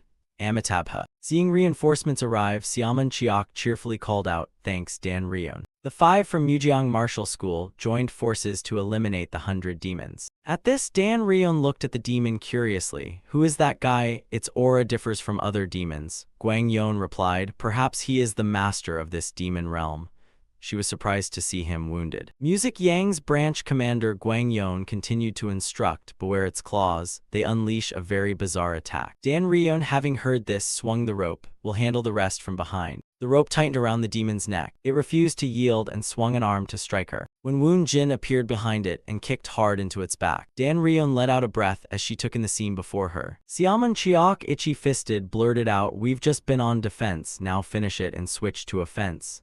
Everyone shouted in unison. Then they charged one after another, attacking the demon from different sides. The white-haired demon was driven back and begrudgingly thought, "I'm strong, I must eat flesh." Suddenly it changed direction and ran off. When it approached the other demons, it extended its claws and snapped them shut, biting straight in. Seeing this, everyone was stunned. "What the hell is that? Is it crazy? It's even eating other demons." Guang Yon immediately ordered it killed. The demon's fear only fueled its strength. Over here, the demon tore open a fellow creature's body. It absorbed the fear and growled, "I am the hunter." Woon Jin watched its aura grow and grit his teeth in worry. Truly a ferocious menace. Not only demons, it's also feeding on human fear. Guang Yon looked at him and ordered, "Run. Follow my instructions." Sun Wukong charge. "Yes." Guang Yon continued issuing commands. "Kang up, Chiok, restrain it, step forward and create an opening, don't give it any gaps." Sun Wukong spoke up, "Though it's hard to keep up, it's worth a try." Suddenly he looked toward Guang Yon, but the Heavenly Foot Chi technique consumes the user's lifespan. Given the branch chief's state, even a moment of channeling is dangerous. He can't sustain it. Seeing the demon restrained, Sun Wukong shouted, "Xiamen Chiok." Now, Oh Ryong and Xiamen Chiok thank the folks from Mujiang Martial School and finish it in one strike. A chained wind thunder assault, frenzy wind thunder. Sun Wukong stared in panic as his sword snapped in two. His blade couldn't take it. Seizing the moment of his lapse, the demon lunged and closed. It grabbed his limbs and hoisted him up. The demon gleefully declared, "I win, I'll survive." On this side, Xiamen Chiok screamed, "No, Sun Wukong." Just as the situation peaked, a power cleaved the demon's body in two, accompanied by a familiar voice. "Well done, now you can rest." Sun Wukong fell to the ground, looked up and said, "What on earth is going on?" A pair of silent feet stepped forward. Everyone shouted in unison, "Sect Master." Beakley Woon looked at them puzzled. "Why are you all here?" Elsewhere, Black Knight dissipated and comforted. "You are stronger now, my child. Though this plan hit a snag, the future looks all the more promising." On this side, a mob rushed over and charged forward, leaving no demon alive. Beakley Woon quickly joined the battle. Fighting while pondering, Black Knight showed up too. "Faster than I expected. Looks like we must speed up the plan." After the 100 demons purge, a voice of discontent rang out. Could only 5 Mujiang Martial School disciples have stopped such a swarm? They won't let wild rumors bury the sacrifice and effort of those who risked their lives. Just say that Mujiang Martial School's disciples were useless. That the fighters were the warriors of the Murim Alliance. At that, Guang Yon abruptly cut in. As the ancients said, "Nang Trung Kai Tri, the needle kept in the pouch will one day show itself."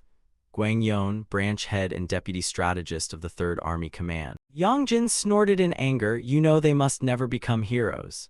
The mid and minor sects had backed Muryun Martial School in the wager with the Unorthodox Alliance. If Mujiang Martial School keeps pressing its advantage like this, Guang Yon slowly asked, "Can't we apply pressure to force their defeat in the contest?" He faltered, "All for the greater good, would you defy your superiors?" Guang Yon then loudly confirmed, "Mujiang Martial School is also a cornerstone of the Murim Alliance. They are the talents who will uphold the Murim Alliance in the future."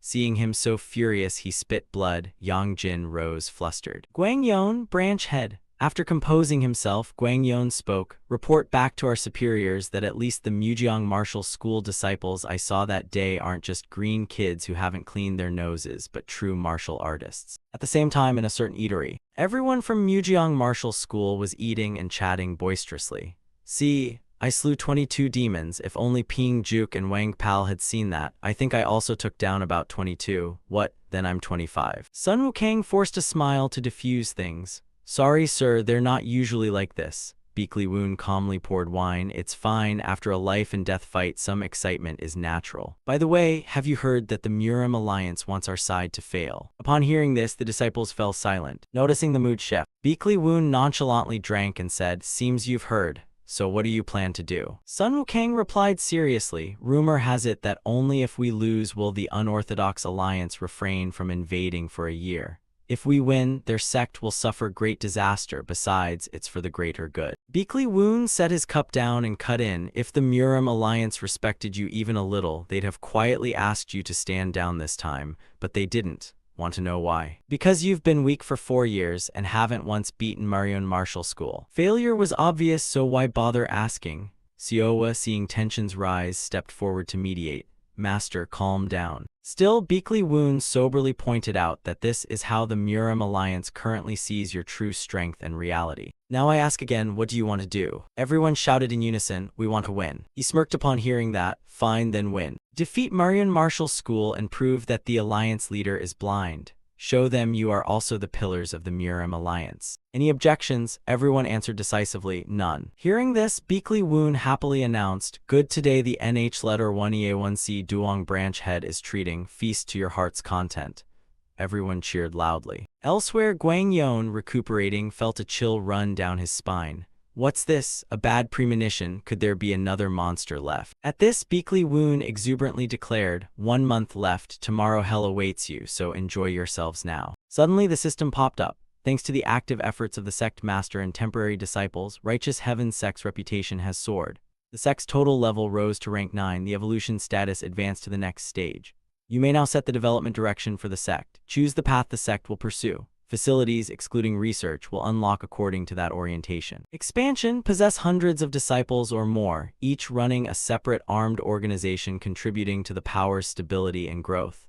Upon achievement, reputation spreads faster in the Murim. You may establish a branch sect, and recruitment rates increase by 50%. Heritage lineage preservation is a sect form created to prevent martial arts corruption when passed to later generations, admitting only a few successors to inherit and using that art to bring fame. Privilege of choice. True line disciples growth rate plus 30%, sect masters growth rate plus 20%. Large rewards for creating new techniques. If total disciples are under 10, the chance to fully grasp the master's art increases greatly. Time quietly passed until it was already pitch dark. At Sanction, near the Murim Alliance guest house, Beakley Woon was engrossed in studying the screen when a voice called out, "Sect Master, the food is served." He paused and said, "All right, eat before it gets cold." When he finished speaking, he quietly decided that once a direction was chosen it couldn't be changed, so he'd put this matter aside for now.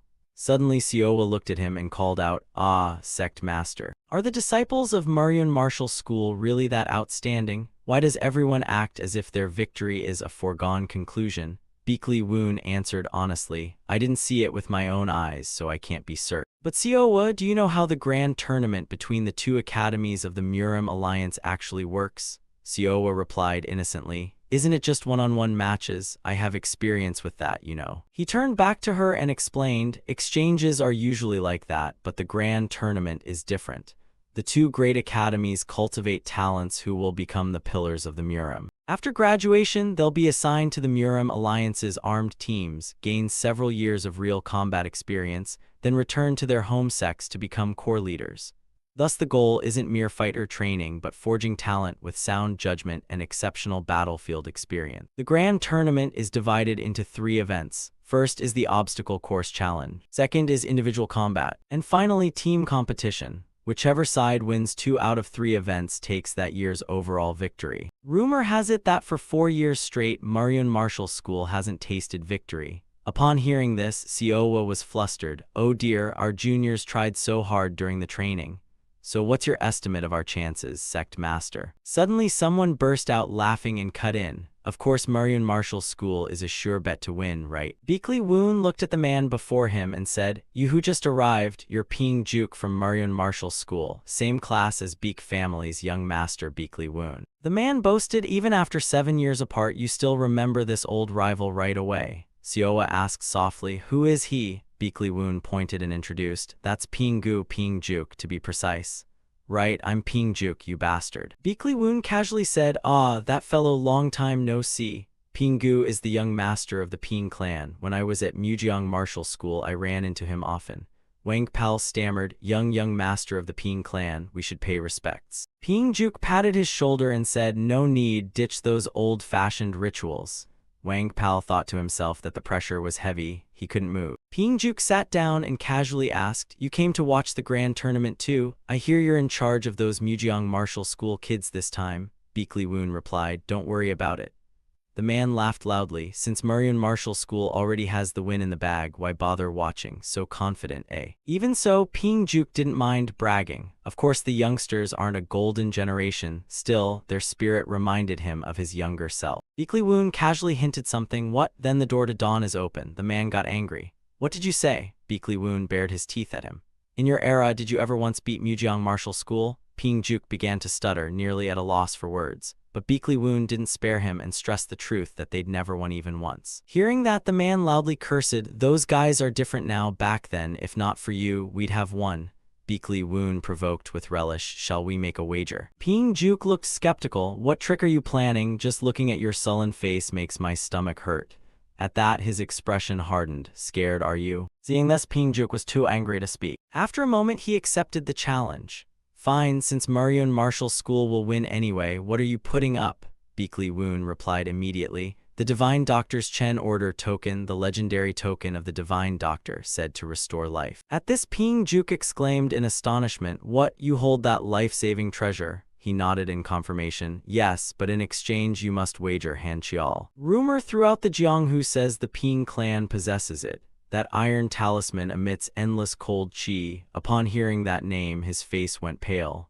That's right, but that's not something I can just casually. Beakley Woon egged him on, scared already. Sure enough, a second later, Ping Juk loudly agreed. Fine, bet it is, what's there to fear? And where's your Mujiang Martial School pride now? Weren't you leading them? He casually reached for the arriving food. The man blinked in confusion. What, you wonder? Beakley Woon replied slowly. They're undergoing special training. Rewinding to earlier, the disciples were all bewildered. Special training, sir, so we have to depart now. Beakley Woon looked at them and said, yes, the objective is simple, reach the Murim Alliance safely.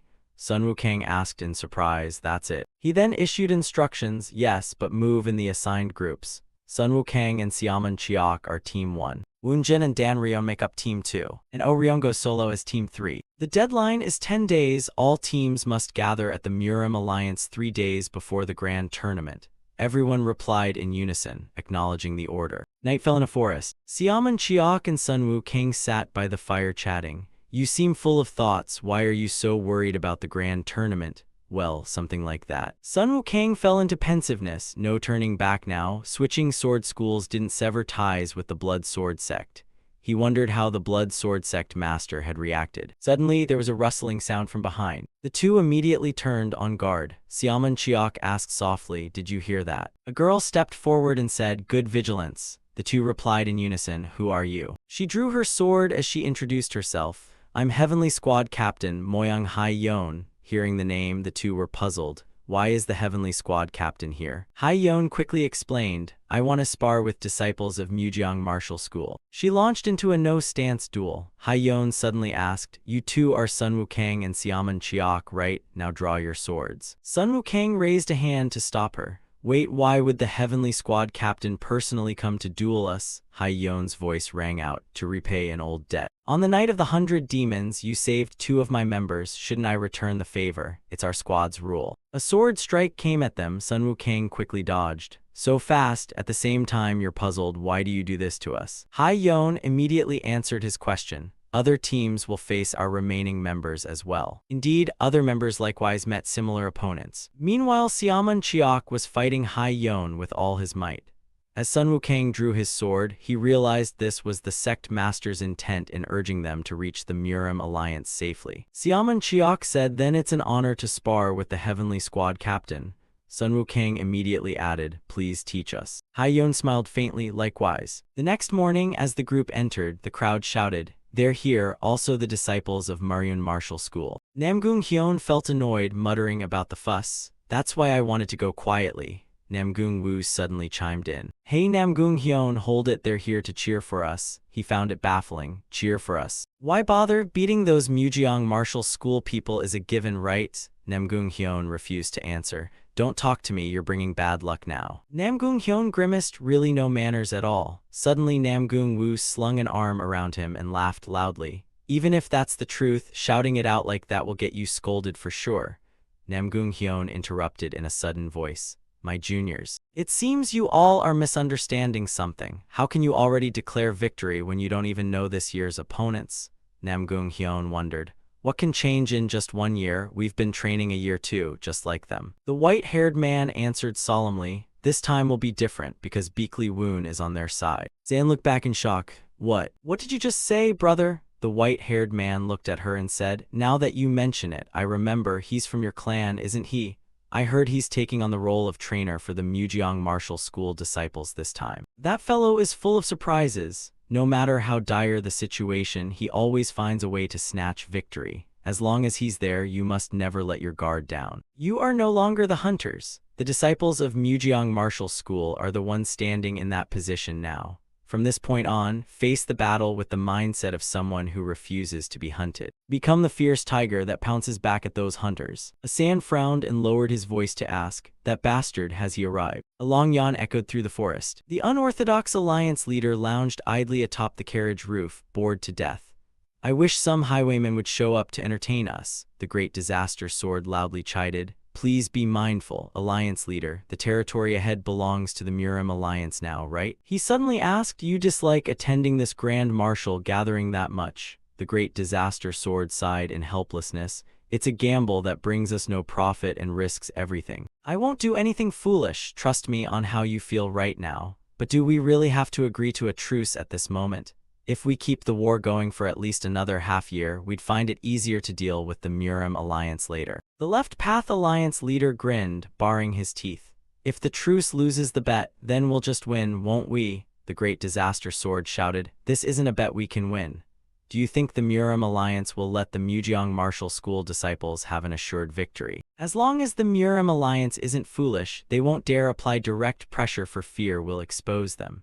Mujeong Martial School's disciples aren't minor sectlings. Wouldn't they be willing to do whatever it takes to win, so long as it doesn't harm their own sect? Hearing this, he sat up and replied with interest, You're not wrong, indeed, I intended to agree to a truce. But I have no intention of losing this bet. The great disaster sword among your disciples, isn't there one you couldn't take in? What a pity knowing this and yet leaving him be is such a waste.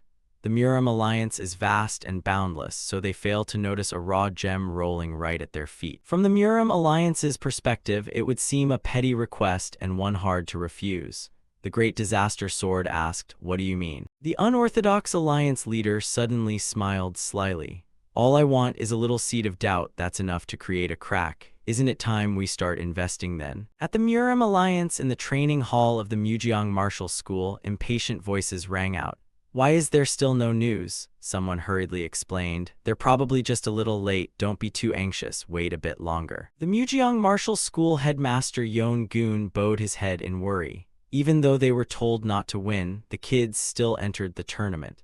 Suddenly, an announcement outside declared the head of the unorthodox alliance has arrived. Hearing this, Yeon-gun breathed a sigh of relief, finally here. First let everyone rest after the journey. But before he finished, people began shouting that it wasn't the disciples. The unorthodox alliance has arrived. Hyo-so was surprised earlier than our disciples. Yeon-gun shouted angrily, What did you say? He gritted his teeth and glared over toward the opposite side. Beakley Woon was leisurely enjoying a drink. No wonder it was expensive tea. The flavor was superb. Suddenly Yeon-gun interjected, Beakley, former team leader, when exactly will your disciples arrive? He turned to him and replied, I'm currently the sect master of the Righteous Heaven sect, and they're almost here. Yeon-gun, hearing this, spoke up, I know you have outstanding talent in training and instruction. You've elevated the Commerce Heaven Guild to its current heights, no argument there. Beakley Woon cut in, It's nothing, you're making me embarrassed. He immediately barked out, Hear me out. However, time isn't something we can just conjure at will, he calmly retorted. As long as they arrive by the competition day, that's enough. Yeon-gun grew impatient. What about the welcoming ceremony? The Mujeong Martial School disciples returned early, and once the unorthodox alliance delegation arrives, we'll hold the welcome ceremony as planned. Ignoring his fuss, Beakley Woon folded his arms and said nonchalantly, The unorthodox alliance leader doesn't care about such rituals. Yongun looked furious still, as a pillar of the orthodox Murim isn't face important. Suddenly a disciple rushed in to report, "Master, preparations for the ceremony are complete. The unorthodox delegation will arrive within 30 minutes. Hearing this, Beekly Woon exclaimed, "Leave the seats for the Mujiang Martial School empty."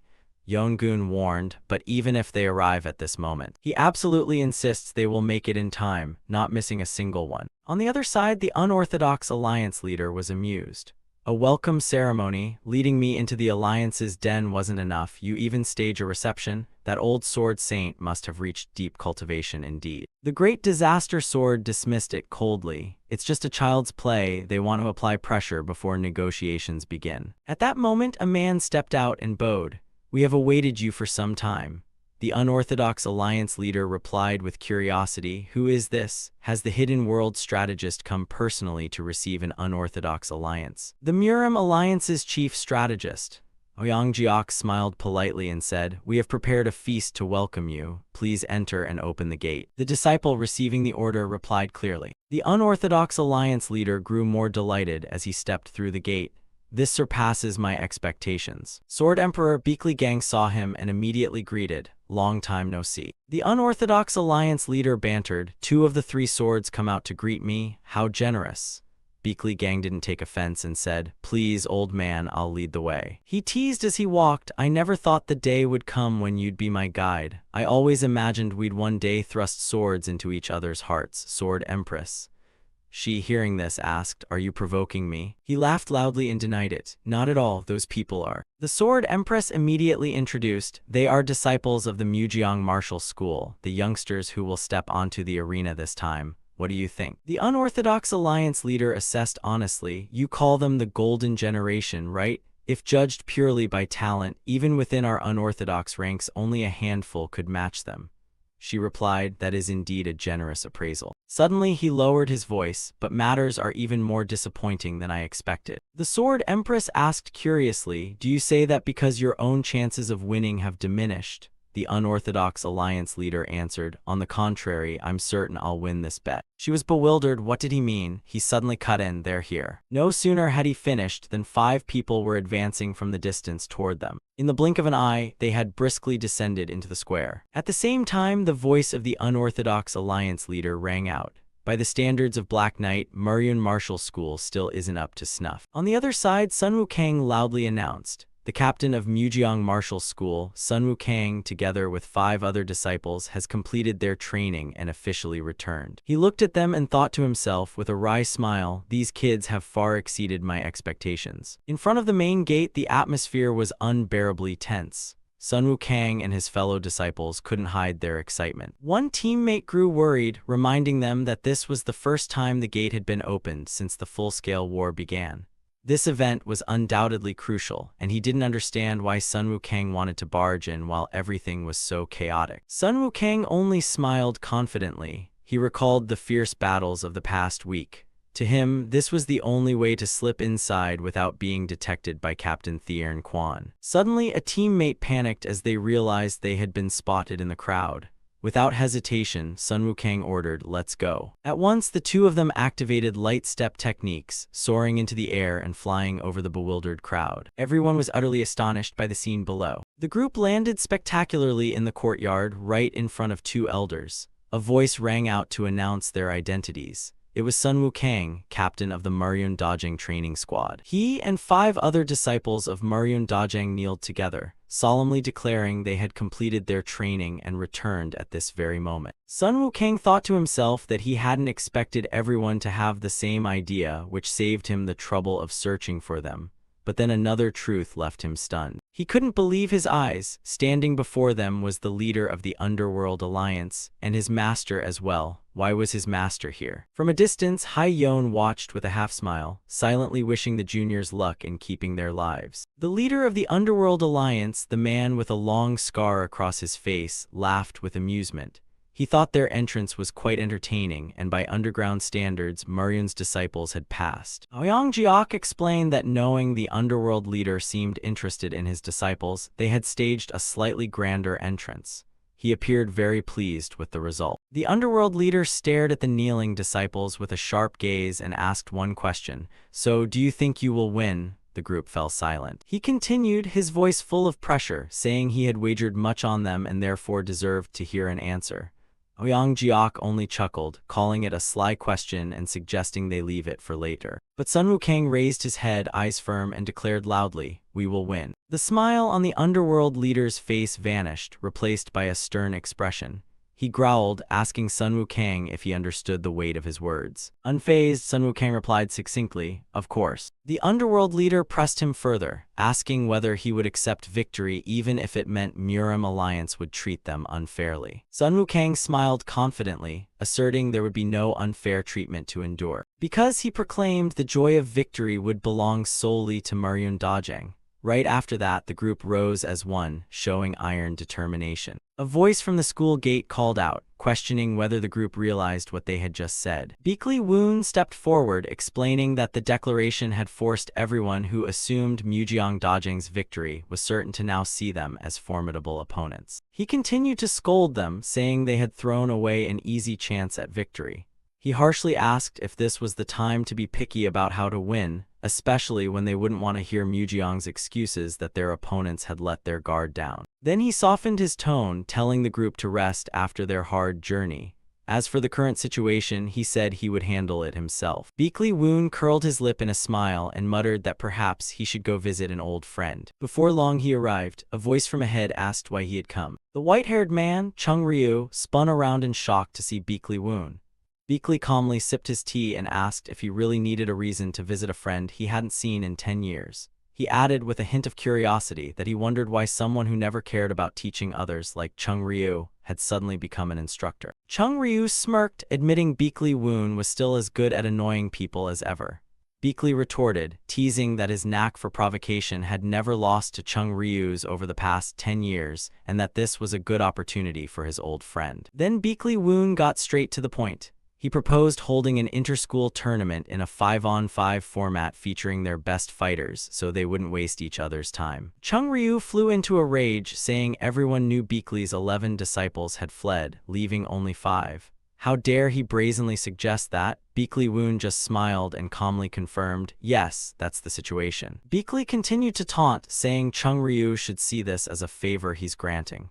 If they couldn't win even with a numerical advantage, wouldn't that be utterly humiliating? Chung Ryu went pale at that. Chung Ryu skeptically asked if Beakley really thought Muryun Dajeng would win.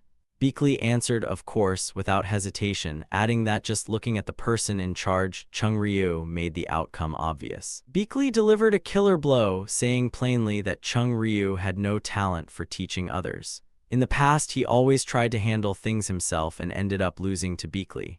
How could someone like that possibly instruct anyone? Stung in his pride, Chung Ryu slammed the table, stood up, and growled his refusal to the 5-on-5 match.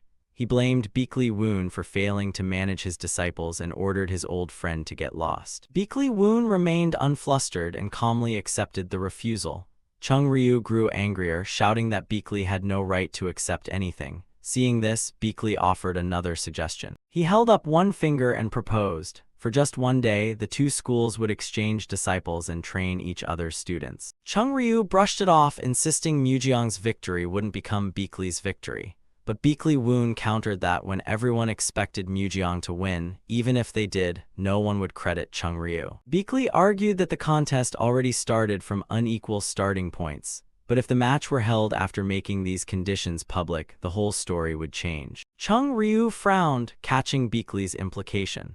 Was he saying that by observing Mujeong's disciples for a single day, he could overturn both the numeric disadvantage and the gap in individual skill? Exactly, Beakley Woon smiled meaningfully. He said it would not only make the match fairer but also served as a generous gesture between old friends. Then he sealed it with a provocative question, or, "Are you afraid you'll lose?" The provocation worked. Chung Ryu could no longer contain himself, bellowing, "Beakley Woon," and wondering how far this old friend intended to push him. Meanwhile, elsewhere, warm water gurgled in a bathtub. Zan was soaking and relaxing, herbal blue water enveloping her body. She sighed. She knew that even if she went to see Beakley Woon right now, he wouldn't answer. Her plan to track Beakley Woon down for answers had been accelerated unexpectedly. but she thought, fine by me. She would crush Muryeon Dojang's disciples. After that, she'd ask him, what exactly did he want that was worth abandoning his whole clan for? Until then, she wouldn't meet him. San told herself she needed to focus. The next day, at Mujeong's training yard, Beekly Woon arrived as he had challenged, smiling as he greeted the disciples. He loudly introduced himself as Beekly Woon and declared he would be in charge of today's training. All of Mujeong's disciples, including San, were stunned. The silence was suffocating. One of the disciples, Chung Jeong, loudly demanded to know why they had to receive training from an instructor of the rival Muryeon Dojang. From the back, Chung Ryu roared angrily, snapping that this was an opportunity he had struggled to create to broaden their horizons.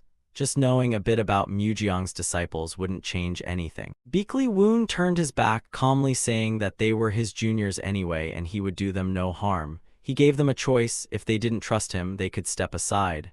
The crowd fell silent. Seeing that no one stepped away, Beekly Woon smiled and called Chung Jeong by name to step forward. He announced that from now on they would spar with him in turn. He promised to lower his level to match theirs as much as possible and challenged them to hold their ground. Without hesitation, Chung Jeong let out a roar and charged. He launched a flurry of ferocious attacks. But Beekly Woon simply dodged lightly, moving like a leaf in the wind, then suddenly countered with a precise strike to Chung Jeong's face. Chung Jeong reeled. He couldn't believe it. Beekly Woon had said he'd fight at the same level, yet he couldn't even touch a hair on him. Chung Jeong realized this man was his worst nemesis. While Chung Jeong knelt there in utter bewilderment, Beekly Woon smiled and asked nonchalantly, "Who's next?" Another disciple rushed forward, but Beekly Woon needed only to flick his sleeve to effortlessly nullify his attack. With just a few simple moves, Beekly Woon defeated another person and called, "Next." So it went. One by one they surged forward in fury, and one by one they were swiftly defeated. Beekly Woon's "next" rang out steadily, coldly across the training yard. Before long, all the challenging disciples lay sprawled on the ground. They were completely shocked. Some began whispering that this man was too strong, perhaps even stronger than their instructor Chung Ryu. Beekly Woon smiled and asked if there was anyone else. He mentally assessed that everyone's fundamentals were decent but still lacking. He noted that if Seon Woogang trained diligently at this level for 2 years, he would become very strong. Seeing no one else speak up, Beekly Woon intended to end today's training there. But suddenly a shout rang out, "Not finished yet." A sword flew down from the sky and slammed into the ground right in front of Beekly Woon. A challenging voice asked why everyone else had been assigned to fight but she had not. Beekly Woon turned, a smile still on his lips. He greeted her in a strangely calm voice, "Long time no see." He called her name, San. The girl stood there with her hand on the sword's hilt, her gaze icy. Killing intent surged violently from San. She ground out each word, her eyes flashing. "If you don't want to die, draw your sword." The recollection begins at the Beekly household, where little Miss San is being stubbornly resolute. The girl adamantly refuses to study. San rolls on the floor throwing a tantrum, screaming to be let outside to play. The maid can only helplessly plead and remind her that as a noble young lady she cannot neglect her studies. She buries her face in the floor, mumbling that if Mother were here, Mother would surely allow her to go out and play. Suddenly, a whispering voice is heard. Young Master Beekly Woon cheekily signals for silence and tempts San to sneak outside with him. Hearing the offer, San's eyes light up with hopeful anticipation. And so, Beekly Woon carries her on his back and secretly slips out into the night to stroll the streets. He tells her to keep this a secret from the servants. Amidst the festive air, Woon promises San that whenever she wants, he'll take her out to play. San joyfully screams her agreement. That night, San lies in bed unable to sleep. She tosses and turns, thinking about where to take her brother the next day. Half asleep, a maid bursts in a panic, shakes San awake and reports that something terrible has happened. She stammers out an earth-shattering piece of news. Young Master Beekly Woon has disappeared. San is struck dumb, not understanding what's going on. 12 years later, in another place, a voice calls out the name Beekly San. The caller is a male disciple. He wonders to see San, now a young woman, here. He'd heard she enrolled at the Mujeong Martial School. San coolly asks what he is doing here. She gives no answer, silently wrapping bandages around her hands, crisscrossed with scratches, the marks of relentless training. In the training yard, San emits a powerful aura and growls that he shouldn't disturb her while she's practicing. The young man can only sigh, muttering that she has changed so much she seems to have forgotten how to enjoy life. A red gleam flashes in San's eyes. The memory of her brother's disappearance long ago is the reason she became like this. Back to the present, she is confronting Beakley Woon. San points her sword straight at her opponent, eyes sharp, ordering, "Draw your sword." The one standing before her is none other than Beakley Woon, the brother who vanished years ago. He smiles and casually says it's been a long time. Without a word, San immediately launches an attack. Two streams of sword chi clash in fiery sparks. San unleashes a barrage of crafty moves, but Beakley Woon calmly defends, effortlessly neutralizing all her strikes. She roars and executes a powerful technique called White Flower Chaos, white sword airs surging like a tempest. The technique's force causes a massive explosion, sending rocks and dust flying across the training ground. When the dust clears, San is panting from exhaustion. Beakley Woon still stands unmoved, unharmed. He calmly praises her for training so diligently. Then, he suddenly asks why she used the H letter 1 ECF, a B letter 1 EA1 CH Hoa technique. The question hits San's old wound, leaving her stunned, her expression a mix of shock and fury. Beakley Woon coldly explains that it is a pure yang martial art, using overpowering force, completely inappropriate for a woman. His words pour fuel on the fire. San screams, demanding by what right he judges her. "You abandoned me!" San shouts in rage, swinging her sword even more fiercely. Woon can only call her name in astonishment. San's anger peaks as she recalls the old promise that he would take her out whenever she wanted. She challenges him to try to make an excuse, shouting the question she has buried for 12 years. "Why did you leave the family?" Faced with his sister's question, Woon could only dodge the blow and awkwardly reply that he couldn't tell her. That vague answer only made San angrier. She curled a bitter smile and said she knew he'd answer that way. San gave him no chance. She closed in and unleashed a flurry of continuous strikes. Her powerful kicks forced Woon to keep retreating defensively. Gripping his sword, San snarled, asking how long he planned to defend. Was it because he didn't want to hurt her? Then she unleashed her ultimate move. A torrent of black chi swelled from her body, forming a gigantic beast that roared and charged at Woon. The terrifying power of San's technique enveloped the entire arena. Beakley Woon realized this was a secret art he'd never seen before. Confronted with the destructive attack, for the first time Beakley Woon had to draw the sword on his back and use all his strength to stop the black beast. A single slash completely dispelled San's ultimate. The watching disciples exclaimed in shock, "Master!" Finally drew his sword. Beakley Woon sweatily thought that this fire world technique didn't match what he knew. He was amazed San had managed to invent a new skill on her own. Having expended all her strength and been countered, San coughed up blood, her body staggering. She collapsed, propping her sword on the ground, bitterly admitting she could never beat him. That would always be the truth. But then San lifted her head, her eyes still burning with hatred. She declared that apart from Woon, no one at Marion's school could be her rival. San's words made Beakley Woon pause. He seemed to grasp the implication. She was hinting that Marion would surely lose. San slumped but forced herself up, asserting she would not let his school win. The match ended and the other disciples hurried to support her. Woon watched silently, thinking to himself that San had grown up a great deal since he last saw her. Memories flooded back. Once little San had held a wooden sword, eager to show him her skills, yet now they had become enemies. Back in the present, Woon turned to the murmuring disciples, shot them a sharp look, and asked if they weren't going to train anymore. He declared the session not over. He ordered everyone to practice on their own and to come to him if they had any questions. Suddenly, a disciple named Ping Jin loudly asked the question no one dared. "Why did you leave home 25 years ago?" The 25 years differed from the 12 years in San's memory, hinting at a deeper mystery. Namgung Hyun hurried over to apologize, saying Ping Jin was simply tactless. But Beakley Woon only smiled, replying that curiosity about his past was natural. Inwardly, Woon quietly apologized to San. He couldn't reveal the truth, for doing so would render his mother's protective efforts for her meaningless. At that moment, Namgung Hyun, who had been watching from afar, stepped forward and said he wanted to ask Woon a few things. Woon noted Hyun's brusque tone, but Hyun said that's just his nature. Woon asked what he wanted. Hyun said he had something to say about what Woon had mentioned earlier, but Woon cut him off, saying there was nothing to discuss with outsiders. Hyun insisted he had the standing to speak. He analyzed that with the current disciple's strength, Marion's chances of winning the tournament were very low. Therefore, he had a request. Woon guessed Hyun wanted him to give up. But no, Hyun made an unimaginable plea. He bowed his head and earnestly begged Woon to defeat Mujeong's school in this tournament. Woon was completely surprised. Hyun explained that Beakley-san had changed too much from when she was a child. He hadn't understood before, but after witnessing today's match, he was certain. The sole reason San swung her sword and plunged into frenzied training was her hatred toward Woon. As long as that hatred is directed at Woon, even if Mujeong's school wins overwhelmingly, that grudge will never fade. So there's only one way. He bowed his head once more, crush Mujeong's school. Beakley Woon looked puzzled, asking why Hyun would go that far for San.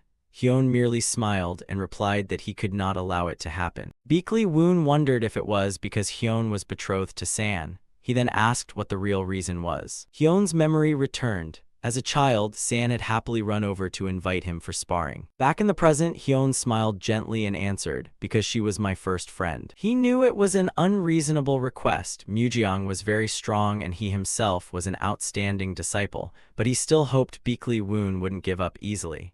Beakley Woon replied that Hyun needn't have asked. Beakley Woon tilted a confident smirk and declared, besides, we're going to win anyway. At a bustling market, accountant Jang hesitated in front of a hairpin stall. The price 7 Jian 9 Nyang gave him pause. His face tightened, looking both stingy and slightly annoyed. The vendor, seeing his hesitation, called the next customer over to look. Provoked, accountant Jang hurriedly decided to buy one. Leaving the stall, he complained that the Muram Alliance area was too crowded. There wasn't even a vacancy at the inns. Luckily, he found an eatery and asked for a seat. The owner said all tables were taken but suggested he could share with someone. Accountant Jang seemed displeased by the idea but accepted. The owner told him to wait a moment while he asked permission. The person at the table was a long-haired man wearing an eye patch, looking very convivial. But Jang had a bad feeling, guessing this man would strike up a conversation during the meal. He politely declined and started to look for elsewhere, but the stranger quickly called him back. The man warmly insisted Jang sit, insisting there were truly no other seats. Unable to resist the stranger's enthusiasm, accountant Jang sat down. No sooner had he sat than the stranger ordered. He not only called for a bowl of samian but also pork with 5 spices, startling Jang a little. Seeing Jang worried about money, the man generously declared he would pay for the meal, calling it fate. Jang gladly accepted. The stranger suddenly asked Jang's name. When Jang looked cautious, he explained that since he was paying, he should at least know the name of his dining companion. Jang introduced himself as accountant. Seeing the stranger seemed knowledgeable about sect affairs, Jang opened up. He revealed he had a disciple at Muryeon Hall named Dan Lyon. Hearing this, the stranger suddenly leaned forward in astonishment and loudly asked if Jang was Dan Lyon's master. But when Jang asked back, he casually replied, "No, I don't know." The unexpected jest made Jang jump. The man only laughed and told him to sit as the food arrived. While eating, the stranger suddenly mentioned a rumor that Muryeon Hall was at a disadvantage. The remark froze accountant Jang. Jang sadly admitted it might be because his disciples didn't come from a prestigious sect. The stranger then bluntly asked if Jang thought Muryeon Hall would lose. Contrary to expectation, he declared firmly, "Of course Muryeon Hall will win." Jang was so surprised he thought he'd misheard and that the man had said Mujeong Hall would win. Jang awkwardly said there was no need to humor him. The truth was Muryeon Hall was weaker. The man replied enigmatically that he had no reason to care about Jang's expression. Jang pressed him on why he believed so strongly in Muryeon Hall. The stranger explained that in team battles, collective strength is the decisive factor. Jang remained unconvinced, saying Mujeong Hall's collective power was not inferior. The man only smiled and murmured that in Muryeon Hall there was someone who never entered a fight he couldn't win. Only then did accountant Jang realize he still didn't know his companion's name. The man had joked at first, calling himself the charming young master, but at Jang's seriousness he decided to tell the truth. After a brief hesitation, he revealed his name as Sion. Then with a mysterious smile, he gave his full name. "I am called Beakley Sion." At the same time, elsewhere, someone settled on a rooftop, yawned, and looked toward the arena. Finally, the friendly match was about to begin. In the observation area, the leader of the Black Path Alliance sat comfortably, being reminded by another to keep decorum. He waved it off, claiming no one was paying attention. The other man, Great Disaster Sword, replied solemnly that a person's everyday conduct shows even in public, and small mistakes accumulate.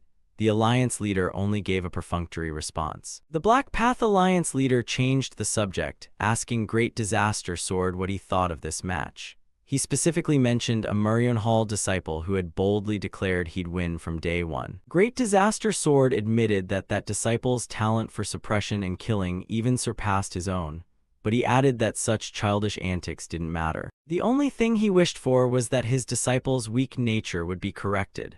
The alliance leader scoffed at his coldness, then brought up their ceasefire agreement, which hinged on Muryeonhal winning. The Black Path Alliance leader laughed with glee. He declared the ceasefire would be signed regardless of who won. What he truly wanted was merely to create a small ripple on this calm lake. He stood and announced it was time to see what that guy had planned. Meanwhile, in Muryeonhal's preparation area, Beekly Woon asked his disciples if they were ready. He encouraged them, recalling their relentless efforts up to now. He insisted that having lost before didn't mean they'd fail this time. With a confident smile, Beekly Woon declared that even if they were shattered 99 times, the one who wins in the end is the true victor. He signaled, "Go and prove it." The Muryeonhal disciples marched into the arena to thunderous cheers. The gates opened, revealing the vast arena. The command "Enter" rang out. Muryeonhal's team registered. Captain Sun Wukang and 4 others were present, only 5 people. Immediately after, Muryeonhal's team registered. Captain Namgung Hyun and 15 others, an overwhelming numerical disparity. The martial leader began the opening address. He emphasized this was a friendly match, a playground where disciples from both academies might one day be teammates. He explained the winner would gain confidence and vigilance, while the loser would gain righteous anger and motivation.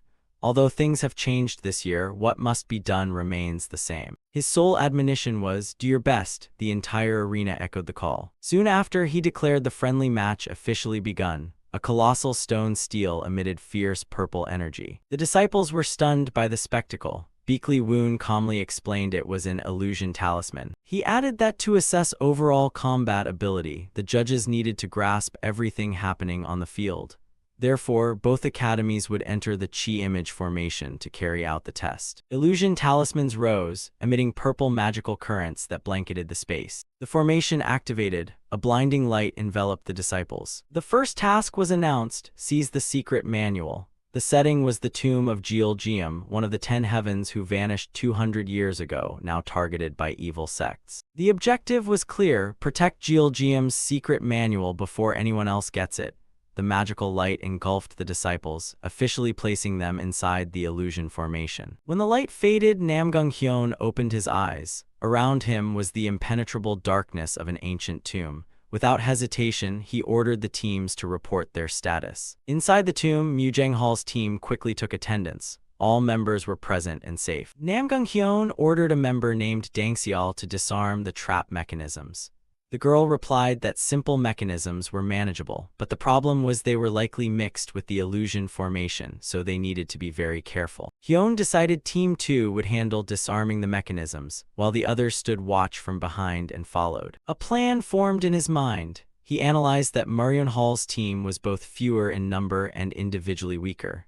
Therefore, their only methods could be ambushes or traps. So he decided to use his numerical advantage to focus on finding the secret manual first, avoiding direct confrontation. The trap disarm team reported the small traps could be easily neutralized. However, they discovered a bigger problem. The supporting pillars here were very weak. If one broke, the others seemed likely to collapse as well. Just as one member said there was no need to worry too much, a horrifying sound rang out, shaking the entire tomb. Dust billowed everywhere. Through the dust and smoke, a familiar voice called Namgung Hyun's name. He froze and turned to look at the figure who had appeared. It was Sun Wukang. Namgung Hyun couldn't understand why the opponent looked so disheveled. Kang casually replied that he'd just broken a few mechanisms. The entire Muryeonhal team was shocked. Cut to outside, Beekly Woon was explaining strategy to the other disciples. He said large-scale illusion techniques consume massive resources, so the organizers couldn't pour too much power into intricate mechanisms. Most traps would be poison rather than physically destructive. Thus his plan was simple. Sun Wukang, with his abundant internal power, would use strength to resist the poison and charge straight through. Hearing this, the other disciples couldn't believe it. Back inside the tomb, Namgung Hyun thought the same. He shouted that Sun Wukang was crazy, but then had to admit he agreed with that assessment. Still, Hyun quickly composed himself. He smirked, praised Kang's courage for coming alone, and declared he would capture Kang alive first to interrogate him. A powerful aura surged from Xianwu Kang as he cultivated. He lunged forward, but his target was not Namgung Hyun. Kang curled his lip and confidently said, "I don't think that's going to happen." He swung his sword, but not to attack the opponent. Namgung Hyun yelled, not understanding what Kang was doing. The Mujang Hall team panicked. They realized Kang's intention. "Are you going to sacrifice yourself to kill us all?" But Xianwu Kang only muttered the word sacrifice oddly. He roared, "This is a tactic," and delivered a thunderous punch to the load-bearing pillar. Namgung Hyun only managed to shout Kang's name. Xianwu Kang's blow split the pillar open instantly. The entire structure began to quake violently. The tomb ceiling started to collapse. Boulders rained down like a storm, burying both teams. Amid the chaos, Xianwu Kang wore a mad grin and proclaimed, "Shall we change the stage a bit then?" Earlier, Beakley Woon asked the disciples who wanted to win the martial tournament, "What do you think we need?" Everyone answered in unison, "Strength." He was very pleased with that answer. Strength is extremely important. "So do you think you're stronger than Marion Martial School now?" While they were still puzzled, Beakley Woon continued, "Strategy is the intellect that lets the weak defeat the strong. Most important is holding information the opponent doesn't have. Memorize these." Xian Wugang was surprised at what lay before them. All of this, really. He then said solemnly, "After all, illusionists are still human. Relying on imagination alone, creativity has limits. Every terrain used in the tests is based on real places and all have been recorded." Xian Wugang was still very worried, but how could we memorize all of this in just a week? Beakley Woon immediately encouraged them, "Easy, just believe in yourselves." At the same time, the system notified that the registered disciple's memory ability increased, consuming 20 vials of spirit water. He was very pleased now, thinking this spirit water was thanks to those kids who stopped the demons in the name of the righteous heavens sect. Xian Munchiok hesitantly spoke up, "Isn't this cheating? Are we going against the judge's intentions? Is that okay?" Beakley Woon immediately explained, "Going against their intent doesn't mean the answer is wrong. Whatever path you take, as long as you reach the goal, it's valid. Besides, isn't studying before a contest obvious? Those who don't know will suffer." He smiled smugly. So in reality, Namgung Hyun was interrogating, "Sun Wukang, what the hell do you think you're doing with this stunt?" He couldn't make sense of what was happening anymore. After a while, everything returned to normal. Ping-juk forced himself to sit up. He couldn't help but scold, "Sun Wukang, that lunatic. Why does he seem weirder after training? There's no one here, looks like he's pulling another stunt. Just move on first. Now should I search for a manual alone or team up with others? For now, I'll go this way." At that moment, an eerie voice rang out, "Not allowed, leader." Ping-juk startled when a leather whip appeared before him. He quickly recognized what it was, and Oh Ryong calmly said, "If you join them, our plan will be ruined." Ping-juk, very surprised, called her name. Oh Ryong replied nonchalantly, "It's me." At that moment, he readied himself to fight, looking much improved. "What happened to you over the past 2 months?" she asked calmly. "I can't lose to you that easily." Ping-juk still spoke confidently. "Even so, trying to face me alone is overly optimistic." Oh Ryong stood there and said casually, "Who said I was alone? I know you're very strong, but 3 against 1 should be enough to take you down, right?" Then he realized that the card belonged to Marion Martial School. Has someone been hunted already? A true martial artist never gives up, no matter the circumstances. Suddenly Ping-juk proposed, "How about we call it a draw?" Of course she wouldn't let things go so easily. At that moment an old man leapt up, "I do not accept this." Hyo Chong, strategist of the Muram Alliance, exposed it. "No matter how you look at it, this action violates the rules." Marion Martial School acted quickly, grasped the situation and used the surroundings. They are exemplary models for young fighters. But those students from Mujeong Martial School, I can't believe they dared to collapse an entire sword tomb, causing half of Marion Martial School's students to die there. Can that even be called strategy? A Muram Alliance counselor nearby calmly said, "Strategist, please restrain actions that might be seen as favoritism. The martial tournament has begun. We must remain more neutral and fair than anyone." The Mujeong Martial School disciples had destroyed the pillars, collapsing the ground. Whether the random translocation formation beneath that, which split everyone up, was coincidence or deliberate is unclear, but they immediately formed groups to hunt down any surviving Mujeong Martial School students. Isn't that a strategic move? Making baseless accusations will only backfire on us. After speaking, he silently judged that the man knew they were plotting something. I received a report that he swapped his guidance shift with Chung Ryu for a day. I thought he couldn't intervene directly, so I let it be. I didn't expect them to create a situation like this. No way would the illusionists reveal terrain. Under binding charms, they vowed to keep silent until the tournament ended. Yet this action was carried out after the terrain had been thoroughly analyzed. The information on every ruin is indeed in the archives of the two great academies. But could it be that he memorized hundreds of terrains, then devised tactics for each and taught them all in just 1 week? Did you plan this far ahead, Beakley Woon? Meanwhile, Woon Jin said with satisfaction, that's 6 people then. Things are going more smoothly than I expected. Luckily, the spot we fell onto was right on the random translocation formation.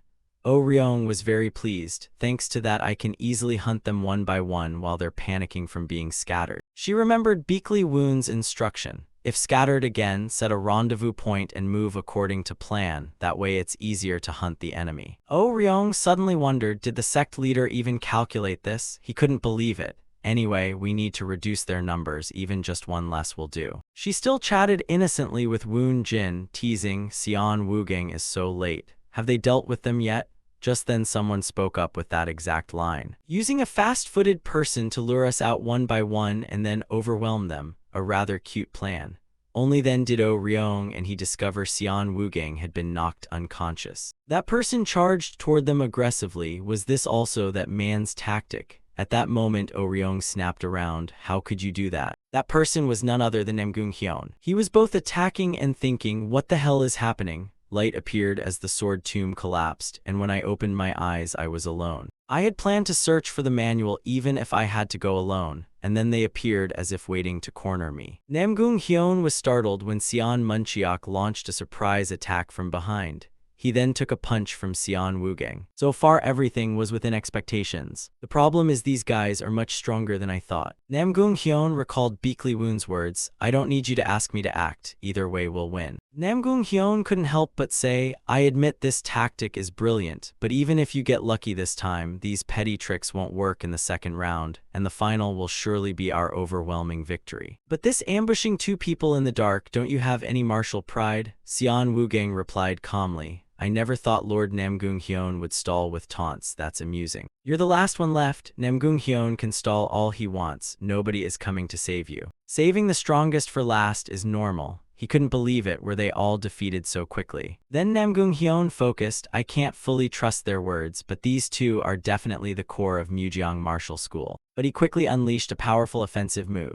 Namgung Hyun silently vowed he'd take at least one of them with him, even if it meant mutual destruction. At that moment, he was surprised by the scene before him. That's it. Namgung Hyun didn't expect Beakley-san to be here. Now the girl said, why are you so late? He seemed newly determined. Now we can have a proper fight. What's wrong with your hand? Beakley-san looked at her missing arm and explained, once you're out of the formation, the wound disappears. It's all an illusion. It's fine. Namgung Hyun asked if the girl could still fight. Beakley-san mocked him for asking such a pointless question.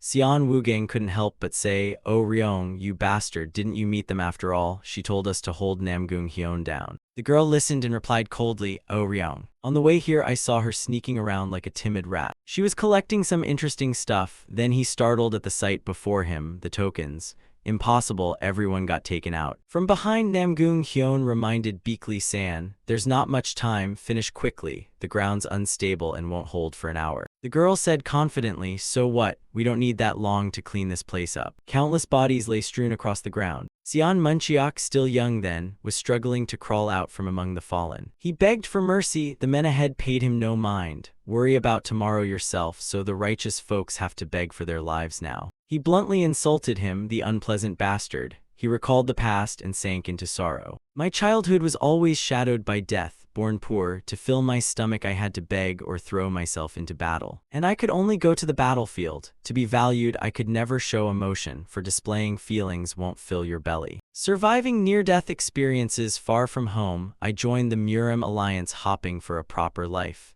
It was the only way to escape filthy beggarhood and become a martial man. Because the only thing I'm good at is survival. Fortunately, after becoming a disciple of Mujiang Martial School and meeting good fellow students, I temporarily forgot that I could die. That forgotten feeling flared up during the recent 100 demons. The brutal reality I tried to forget, and the terror of death pressed down on this body. My hand clenched, the spear trembling, my mind stalled. Surely everyone should taste that fear. So snapping back to the present, Sion Munchiok rushed toward Beakley-san. Beakley-san, he was bewildered. Why aren't you afraid to die? Outside, the evil alliance leader was assessing an unexpected even match that had shifted a 16 imbalance into a sudden 2-on-2 duel. Taking advantage of the other disciples' panic to strike is quite a tactic, almost makes me want to recruit this schemer.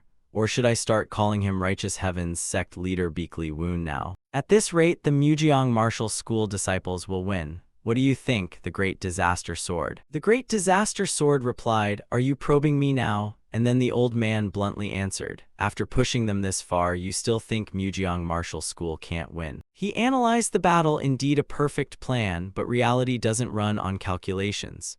Even with 10,000 prepared troops, some will always return from death's door. They are the ones who determine their own fate. In this situation, the Mujeong Martial School disciples absolutely cannot defeat Muryeon Martial School, because the only thing that stops a desperate man is someone who doesn't care about their own life. Thus, Namgung Hyun lunged into battle against Sion Woogang and growled, "Sun Wukang, where did that earlier confidence go?" Sion Woogang, annoyed, told Namgung Hyun to shut up. Sion Woogang then remembered Beakley Woon's admonition, "Hide your swordsmanship well." At that, he was very surprised and asked, "It took so much to purge the evil aura, and now you're telling me?" Then he cut Sion Woogang off. He'd heard that at the dueling assembly the evil alliance leader would personally attend. He'd surely notice. Sion Woogang replied with great confidence, "No matter, I'm planning to leave Mujeong Martial School after this match anyway. I have no reason to stay in the Muram Alliance to kill my senior sister, nor any reason to return to the Blood Sword Sect." Beakley Woon, seeing Sion Woogang's reaction, said, "I won't debate that further, you've thought it through, but if he discovers your martial art has changed, the evil alliance may forcibly take you away." Coming back to the present, he scolded softly, then recalled Beakley Woon's words, "For Mujeong Martial School to win, you must stay, so restrain yourself as much as possible, don't reveal your trump card." Sion Woogang realized that facing Namgung Hyun alone was indeed too much, and at this rate he might lose. No, he must trust Sion Munchiok. "I have to hold on until he finishes Beakley-san and then rally. I'm counting on you, Sion Munchiok." Meanwhile, Namgung Hyun assessed the current situation. The battle has tilted in our favor. The issue is the whereabouts of the manual. If their claims were true, they'd already searched the surrounding area, except for this spot, so there's a high chance the manual is nearby. Trouble was, earlier excessive energy use had weakened the ground a lot. Attacking recklessly would collapse it, so he loudly warned, "Beakley-san, the ground is fragile, control your force." Beakley-san paid little mind and replied, "Finish it before it collapses, that's all."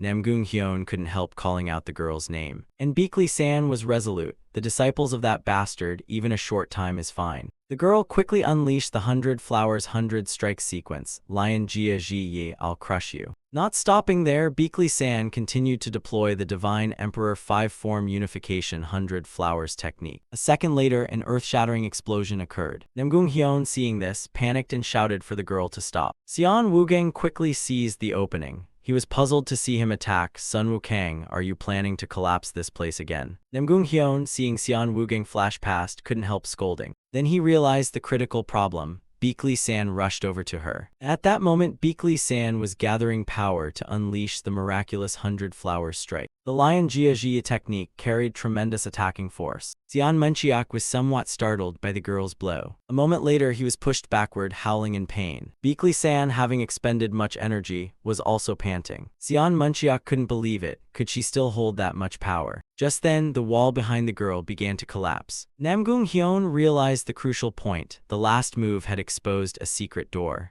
Beakley-san, the manual, grabbed the manual first. But Beakley-san wasn't thinking that way. Deal with these guys first. Then he realized, not good, she'd been blinded by hatred. At that moment, Sion Woogang rushed forward to stop Namgung Hyun. He saw it and immediately ordered Sion Woogang to get out of the way. He blocked Namgung Hyun and shouted back, "Sion Munchiok, I trust you to hold him." Meanwhile, Sion Munchiok wondered, "Beakley-san, why are you doing this? Aren't you afraid of dying?" The girl stood there whispering, "How would I know? Because I have to win. Because what I've been painfully searching for at last appears right before my eyes." Beakley Woon outside, seeing the scene, quietly called Beakley-san's name. The girl, fiercely determined, said, I can't just stand by and watch it slip away again. A moment later, she unleashed a powerful move towards Sion Munchiak, and he quickly realized it was coming. If you want to live, you dodge death. Sion Munchiak reminded himself that in this situation, if it were Sun Wukong, if it were the righteous heavens sect leader. Beakley San gathered power and launched the 100 Flowers linked kicks, Lion Jia Jiyi. He slowly calmed and thought, I'm no one else, trust myself. Then Sion Munchiak poured everything into an attack, executing the deadly Six-Fire Lotus. Beakley San's power was so great that he cried out in pain. Sion Munchiak still refused to give up and attacked with full force, finally unleashing the Divine Five Thunder strike toward Beakley San. In a room, a woman said, I've decided I will settle all lingering matters and then return. Beakley Gang warned cautiously, once you go, you might not come back. She, curious, asked, so will you go with me? He replied instantly, if necessary, I will go. Half awake, Beakley San wondered who was speaking while the woman rambled on. Doing this will only invite greater disaster. This must end with my generation, you know that, don't tell the children. Beakley Gang said bluntly, Sa and Chai heard everything already, she doesn't mind, the girl's still too young. Back then Beakley San was still just a child who didn't understand the ways of the world. He was very worried when he thought about the children. The little girl slowly regained consciousness amid a flood of questions around her. Beakley San was curious where this place was. Namgung Hyun immediately explained, this is the Mujeong Martial School. She sat up and demanded, why am I here? He warned her when he saw it, don't move violently. I heard you've exhausted too much inner strength even while inside the illusory formation. While Beakley San clutched her chest in pain, Namgung Hyun continued, and on top of that you fainted from shock when an iron thing pierced your heart. The girl suddenly remembered the fight with Sion Munchiak. My heart did I lose? I lost. I shouldn't have conceded even one match. I should have sabotaged his plan and thrown everything off course. Maybe then he'd have had to admit me, even a little, all ruined for a moment of sentiment. I must win flawlessly. Only that way would he admit it. Beakley Woon saw Beakley San clawing herself and intervened. Stop, Beakley San, a swordsman's hands are their life. Cherish them, didn't I teach you that before? The girl was startled to see Beakley Woon appear. He glanced at Namgung Hyun and said, could everyone step outside for a moment? Understanding, he gave them space. Rest, Beakley San, we'll meet again later. Beakley San lay in bed, still unable to believe what had happened. Beakley Woon stood there calmly watching her, and she glared at him in fury. Why did you come here? Master of Sion Wukong, the shadowless swordsman Jang Bang exclaimed in surprise, is this Li Yon martial training hall already victorious? Too surprising, how could they devise such a tactic? Beakley Sion, head of the Nam family, said nonchalantly, you're a bit too surprised. Jang Bang turned to him and asked, aren't you surprised? Beakley Sion said he wasn't surprised at all. He smiled and explained, this is my first time watching the tournament, but the essence of the first test is who adapts fastest. In a situation that heavily favors tactics, Mujeong Martial School had the upper hand. Jang Bang, still not fully understanding, asked Beakley Sion why. He quickly gave the reason. Because Mujeong Martial School had no people from the Yeagle family and because the leader of the Mujeong Martial School is Beakley Woon. That man always had a natural talent for finding solutions. He honed his strategy back when he studied with the Yeagle family. More importantly, he is obsessively fixated on victory. Because of that, the next challenge would be much harder. The elder still didn't get what he meant and asked. Then Beakley Sion reminded Jang Bang to look around. They probably anticipated the matches would get tougher. After all, they've watched Beakley Woon's team for 10 years, but that tactic was overwhelming. Mujeong Martial School, the pride of the major sects backing them, has been wounded. This is going to be messy. Wasn't Mujeong Martial School forced into defeat for the greater picture? Yet they've broken free of lowly origins and become the hope of mid-sized sects.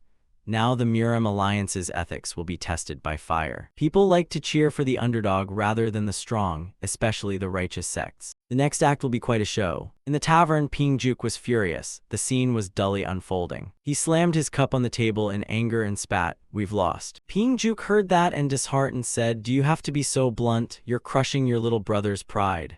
Ping En calmly continued, "I guess we'd lose from the start. My arrow was the same, but knowing that doesn't stop it from stinging." After speaking, he thought to himself, what the hell was I working so hard for? At that moment, he awkwardly asked, what kind of person is the Righteous Heavens sect leader? I've heard he's formidable. Ping En, irritated, raised his voice. He's a troublesome bastard from way back. Every day he looks for ways to provoke Mujeong Martial School. He stirs up both schools and then goes off to crush nearby evil sects. Ping-juk asked curiously, is that the righteous heaven's sect leader? The man went on and on, using that clever head of his just to cause chaos. That fellow is very talented, so the more I watch him, the more he irks me, slippery as an eel to boot. Yet no one truly hates him, not even at Mujeong Martial School or Muryeon Martial School for that matter. His true talent isn't intelligence or martial skill, but his eye for people and his ability to rally them. He's the kind who can bring out someone's potential to its highest peak. Martial arts are meant to be enjoyed, he always says. Ping-juk grew more curious and asked, then why is he so cruel to his own sister? Ping-in snorted and asked, your sister, do you mean Beekly-san? I heard he ran away from home back then, leaving Beekly-san as a child, but he constantly brags about his elder brother and sister. There must be some deep sorrow, some reason he absolutely could not return. Meanwhile, Beekly-woon was saying to Beekly-san, I worried your temperament would leave you isolated, but it seems you've fared well.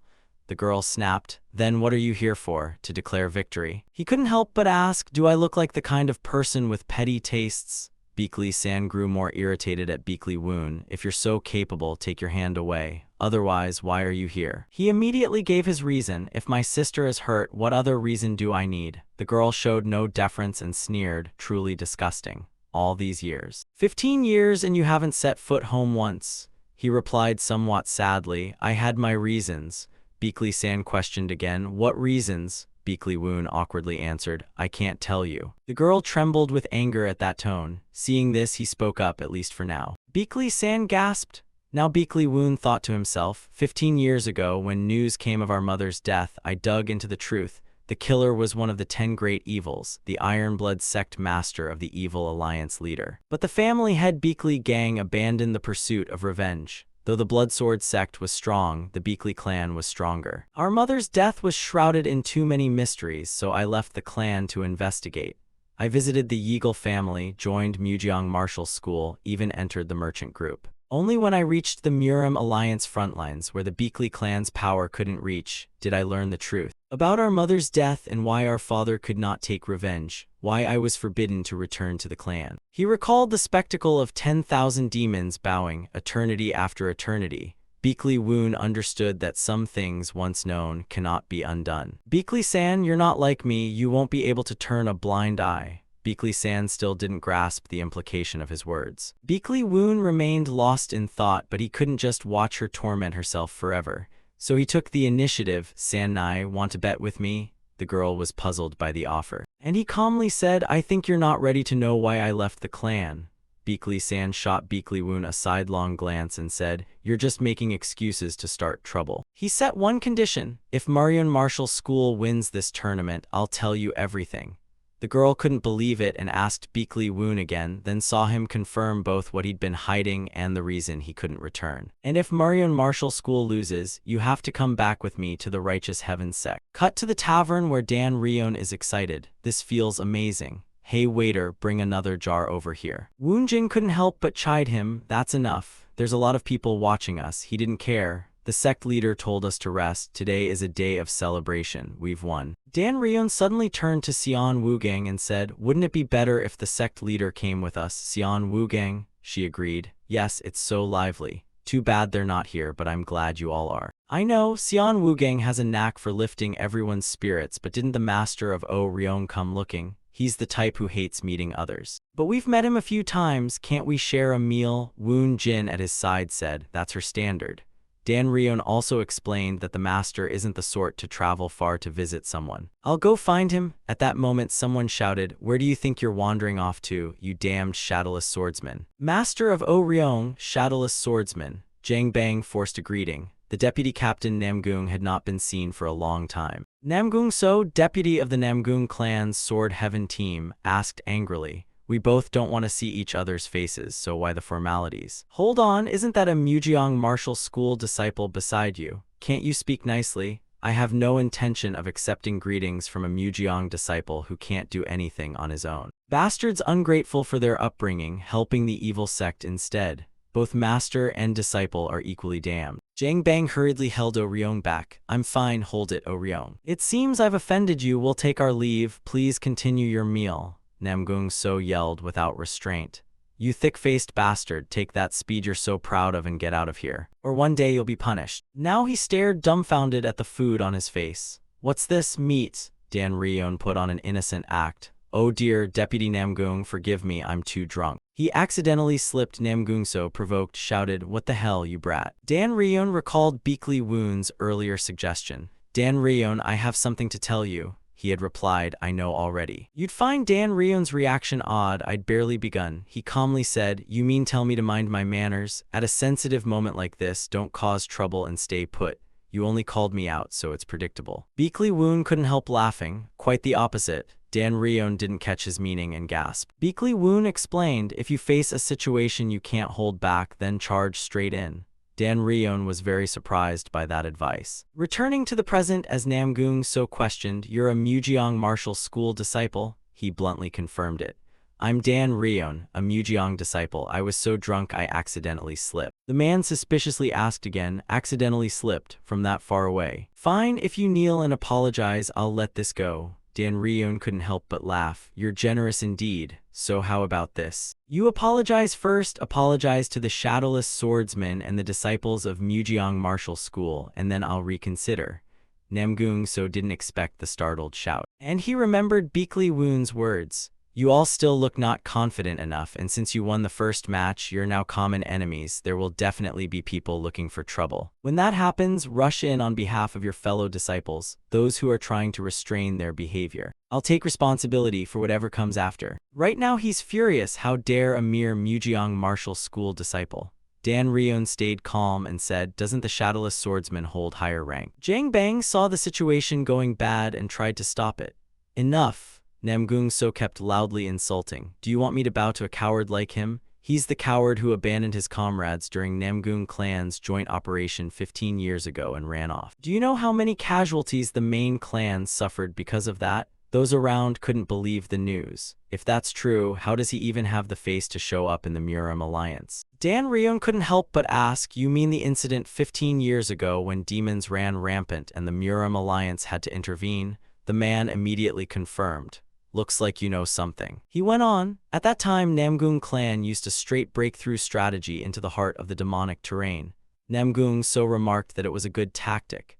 Given that, Dan Ryeon analyzed that from Namgung clan's perspective it was correct. If you quickly clear the demonic terrain, military casualties would be reduced. But because leftover lesser demons ravaged the area afterward, surrounding villages suffered direct damage. There weren't enough people to protect even the small hamlets. To the Muram Alliance back then, those villages were just sacrificial pawns. Those people didn't even know demons were coming. And the last surviving person of that village was Oh Ryeon. This very person. At least to my comrades, he's a righteous hero. Apologize." Hearing Dan Ryeon, the man sneered, "So what? Ridiculous. You want to talk about chivalry? If you're on the righteous side, chivalry is fine, laudable even.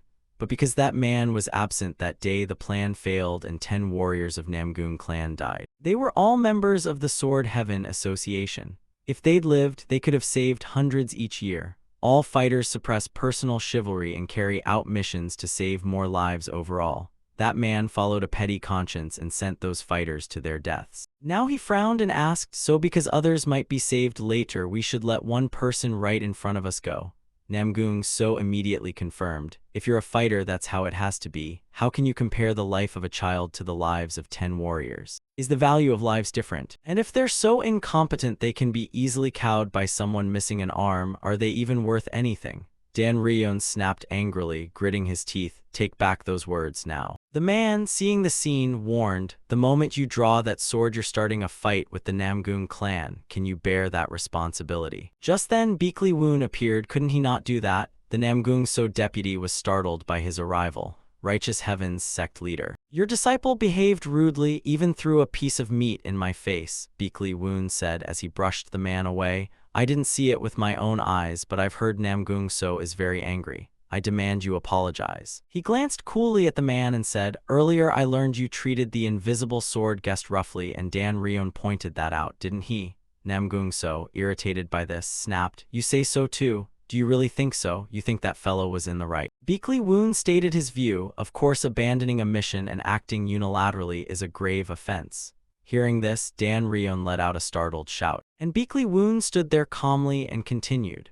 However, I understand the invisible sword guest paid for that sin 15 years ago. Otherwise, the Murim Alliance wouldn't have allowed him to live in peace all these years, and I find it hard to accept when you say lives have different values." The man frowned and challenged, "Are you claiming every life has equal worth?" He immediately denied it. "That's your personal view on value, so I won't argue. But you said the Sword Heaven Corps are more valuable because they can save more people in the future. Are you belittling the Sword Heaven Corps?" Namgungso, realizing he'd misspoken, hurried to deny it. Beekly Woon replied extremely calmly, "No, the child who survived that day will save more people in the future." The man couldn't accept the rebuttal. A mute who can't even do his own duty, what can he accomplish? Beekly Woon couldn't help but smile. "Then let's make a bet." Namgungso was quite surprised by Beekly Woon's offer, and Beekly Woon quickly outlined the terms.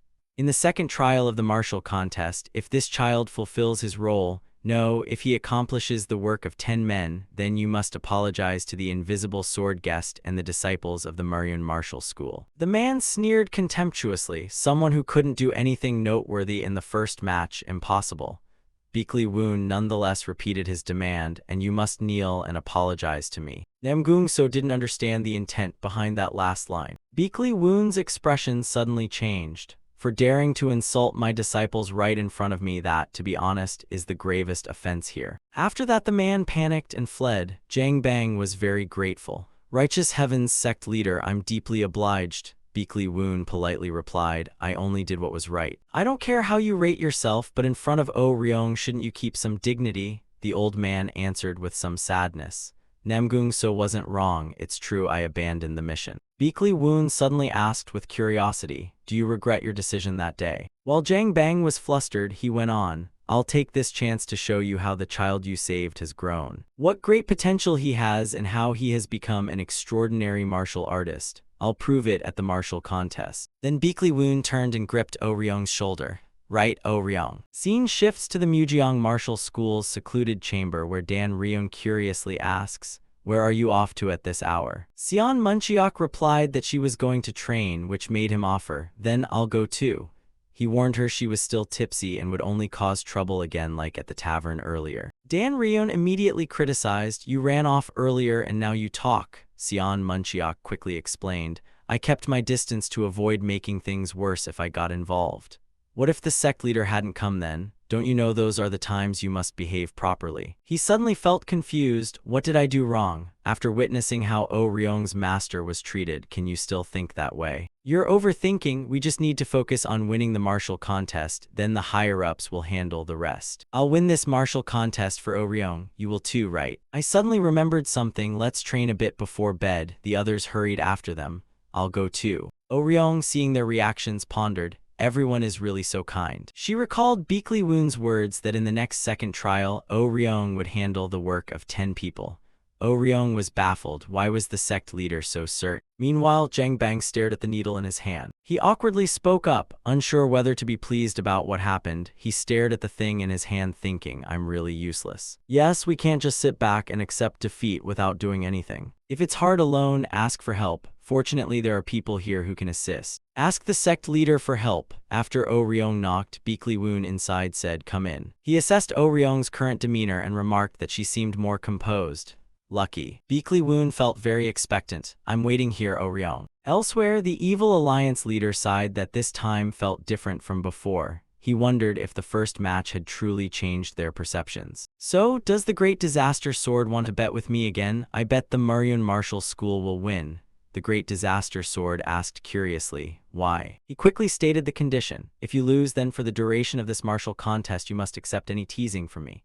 The man found the offer amusing. "Sounds tempting. But this time the chance of the Mujeong Martial School winning is very low." When the Evil Alliance leader asked why, the Great Disaster Sword explained that the Mujeong Martial School was still weak in basic martial arts. If Beekly Woon is as talented as rumored, he could help them overcome that limit. But since the second match is like a small-scale battle, victory will depend on the disciples' real combat experience. He also noticed that the sect's disciples hardly had any real experience. However, if someone could forcibly cram experience equivalent to real combat into them, the story would be different. At the same time, the system update detected a strong, heavy aura. Seeing this, Beekly Woon immediately stood up. Ignore it, pretend you didn't see. On the other side, the Great Disaster Sword asked, but what do you gain if the Mujeong Martial School wins? After this martial contest ends, no one can stop what I say. Scene shifts to the second match of the martial contest. The Capture the Banner begins as everyone cheers. It's starting. Flags fluttering in the breeze. At the Mujeong Martial School, Namgung Hyun reminded everyone to defend our flag and take out the enemy's flags cleanly and simply. 10 people are on the reconnaissance team and 6 will garrison to defend the base. Ping Juk was puzzled. Shouldn't they leave more people? They don't know what tactics the enemy will use. He pointed out the key issue. When both sides don't know the other's flag location, reconnaissance must be as fast as possible. In the first match, we panicked because they seized the initiative, but this time we'll strike quickly. The main force will be me, Chung Jeong, Ping Juk, and Beakley San. Though difficult, even if all 5 Mujeong Martial School disciples charge in, we can still win. On the stands, Hyo Chong asked, Mujeong Martial School will surely use orthodox standard tactics. Very solid, right? The Murim Alliance's strategist carefully reminded, everyone is watching, third strategist. He felt curious, so what will the Mujeong Martial School do with fewer people? A moment later, Hyo Chong was stunned by the scene before him, and the man beside him wore an excited. He couldn't make sense of where the crowd in front of him had gone. About 4 hours later, Ping Juk anxiously asked, what do we do? Should we call the reconnaissance team back? Namgung Hyun immediately disagreed. Under no circumstances can we stop scouting. Meanwhile, Beakley San was dozing in a corner. The girl kept Beakley Woon's words in mind. If we win this martial contest, he'll tell me the truth.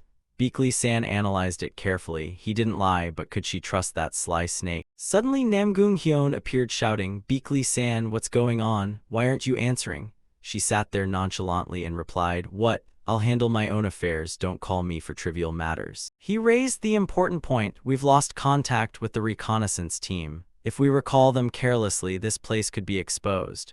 Can you go check? I can't move, and you're the only one who can flee immediately even if you run into many enemies. Namgung Hyun reminded her when Beakley San agreed. After searching, leave marks indicating the areas have been searched. If you see anything strange, don't try to deal with it alone. Return immediately. Right now, the girl is determined. We must win this martial contest at any cost. Beakley San looked at the writing on the trees and wondered why they'd left marks so conspicuously. How many teams did they split into? 1 read. Search complete 10 km northeast, proceed northwest, confirm. She did the math mentally. Worry was pointless. They just hadn't found them yet. No matter how talented Beakley Woon is, there are limits to what can change in 2 months. If I go northwest, I'll probably meet them. On the next tree was written, search northwest complete, proceed west, confirmed.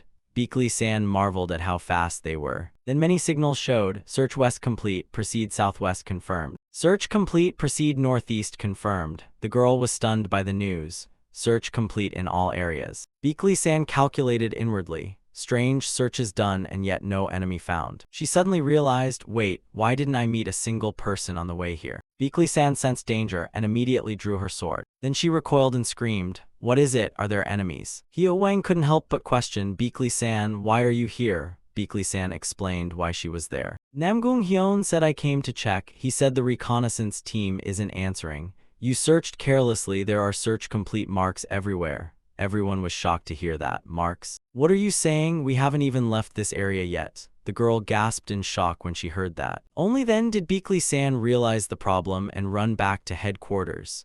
The trailing reconnaissance team hadn't yet understood what was happening when she urged them to hurry. Beakley San warned Namgung Hyun, the marks are forgeries. Elsewhere, Oh Ryong was moving swiftly. She was both using lightness skill and panting heavily. Beakley Woon spoke slowly, his steady voice echoing in the quiet. The second match will be entrusted entirely to Oh Ryong. Hearing that, she couldn't help shouting, what about the flag? He tilted his head and looked at Oh Ryong with a sharp but not oppressive gaze. So, Oh Ryong, can you do it? Upon hearing this, Sion Woogang hurriedly interjected, is that really okay? Beakley Woon raised an eyebrow and the corner of his mouth curved into a faint smile. You mean without my help you can't beat Mujeong Martial School, right? He immediately panicked, stammering in a hurried voice. Of course that's not the case. His gaze flicked toward Oh Ryong, carrying firm certainty. I've already told Oh Ryong all the important things. Oh, and one more thing, our objective for the second match remains the same. Don't get overexcited and mess it up. She immediately bowed deeply and replied with a decisive tone, yes. Seeing that, Woon reassured her, "Don't worry, just remember what you've worked on all week." Meanwhile, tension had begun to overwhelm Oh Ryong's mind. Once inside the room, Woon suddenly posed a probing question. "What do you think is necessary to dominate the battlefield?" She quickly offered an answer, outstanding martial skill, which he immediately dismissed. "That's a factor, but not the answer I want." She tried another. "An excellent strategist." Woon again rejected it. "Also important, but still not enough." At this, Oh Ryong fell into thought and he looked briefly embarrassed. Too hard. After a moment, Woon gave the final answer. "Information." The masters of military strategy say the highest tactic is to win without fighting, and the backbone of that tactic is knowing where the enemy is, where they're heading, and when they withdraw. By depriving the enemy of information, we can lure their actions and even predict the future. So to win this grand contest, what do you need to do? Following the string of hints she quickly wrote on the board, "Gather intelligence." Unexpectedly, Woon denied it. "No, that's not enough by itself." Then he suddenly slammed the table and emphasized each word. "You must dominate information, that is what you must do." These are the signals of Marion Martial School I've investigated recently. Of course, we won't reuse their exact signals, but study their patterns. You've got until the second match, 1 week should be enough. Meanwhile, Oh Ryong stood there dazed, holding 2 books. Before she could react, Woon suddenly spoke loudly. "Using signals on the battlefield is crucial, since you must communicate with teammates without revealing positions.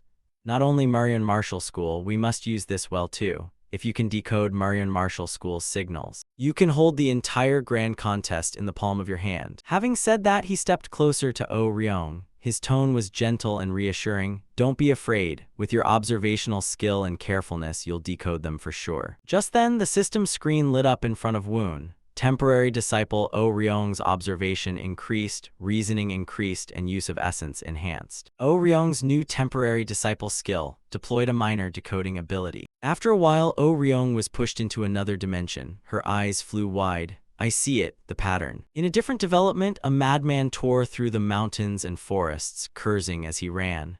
"Damn it, I wondered why the scouting ended so quickly. It turns out we've been herded into a trap." Just then someone looked up at the man. "Oh my, a guest has arrived, has he?" At that, he immediately grew tense, his eyes darting. "No flag, but 4 people gathered here. You don't intend to defend the flag?" The other replied to the man in a cold tone. "Relax, everything's fine." Later he collapsed to the ground and the other burst into a mocking laugh. "That makes 6 people in total. Comfortable, isn't it?" At the same time, Sion Munchiak wore a bored expression. "The more comfortable we are, the harder Oh Ryong works alone." Dan Ryong snorted coldly. "Who didn't know that?" "Hey, how did Oh Ryong learn to decode signals? When did she acquire that skill?" He frowned slightly, then slowly offered a guess. "Oh Ryong must have a lot on her mind. We need to try harder too." At that, Dan Ryong immediately made a decision. "All right, catch 2 more of them and then we move out." Back with Oh Ryong, she rode the wind and thought, "If you can dominate information, you can dominate the battlefield." Just as the sect leader said, Oh Ryong's mouth curved and her gaze held a rare resolve. At that moment, the system screen flashed. Temporary disciple Oh Ryong's observation increased and basic scouting range expanded. Later, Oh Ryong hid behind a tree and began to calculate inwardly. She had collected the Marion Martial School disciples' signals used for reconnaissance since the second match began.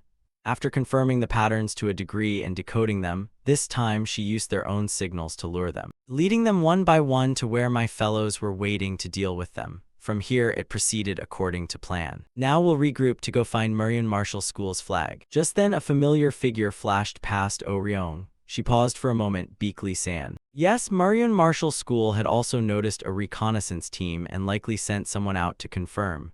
If so, the direction Beakley San is heading. The end point of that direction should be where Marion Martial School's flag is. We must inform our fellows. And if possible, we'll intercept Beakley San. Only then will the plan be complete. Back to Woon, Seowa murmured, "Oh Ryong's having the hardest time this round, huh?" He only gave a faint laugh. Yes, even after winning a match, Oh Ryong still lacks confidence. Especially someone relatively weak in martial skill tends to withdraw. Perhaps Oh Ryong wonders whether she's hindering her fellows. So in this second match, it seems Oh Ryong has made her own resolve. Although information is vital, speed on the battlefield is as important as martial power. In fact, Oh Ryong can scout alone over an area many times larger than Muryeon Martial School's reconnaissance range. From Righteous Heaven's Sect to Murim Alliance, during training one must evade pursuit by members of the Heavenly Squad to reach safety. Since encountering the Heavenly Squad at departure, only Oh Ryong has never been caught and can enter the formation. Seowa finished and glanced at Woon with a skeptical look. So the reason Oh Ryong went alone then, he smiled faintly and nodded in confirmation. Yes, I wanted to awaken the talent of a disciple doubting herself. She couldn't help feeling a little unsettled. Was it just being quick on her feet? Woon replied in a low tone that in the present situation that was more valuable than anyone else. On the other side, Xian Wugang lowered his head and smiled slyly. This is our signal. It's Oh Ryong's report. Finally, we found Muryeon Martial School's flag location. Xian Munchiok chuckled softly and reminded them, there are 8 Muryeon Martial School disciples left.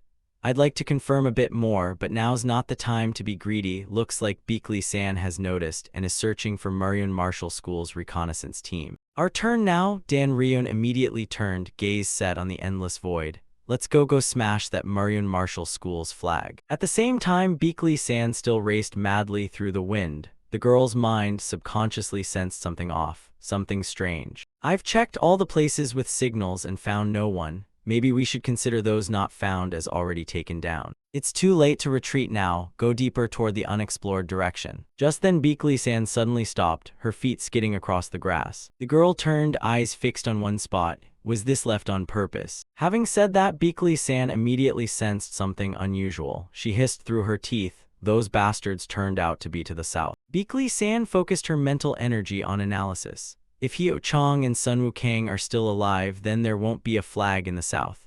Once I realized we were trapped, they purposely left those 2 alive so the reconnaissance squad wouldn't be suspected. Or they simply haven't finished dealing with them yet. Either way, the place where Hyo Chong survives to the end is the most suspicious. Then suddenly the image of Oh Ryong slammed into Beakley-san's eyes. The girl let out a shout that shook the space. Oh Ryong heard the sound and reflexively turned. What on earth is that? Across from her, Beakley-san stood frozen, her mind unraveling. So that's it, that's why I couldn't find the flag. She turned herself into the flag and ran away. Without thinking, Beakley-san suddenly lunged toward Oh Ryong. You stand right there for me, Oh Ryong. If you don't want your bones broken along with that flag, you'd better behave. In another scene, Namgung Hyeon stood upright on the mountaintop, his gaze fixed on the distance.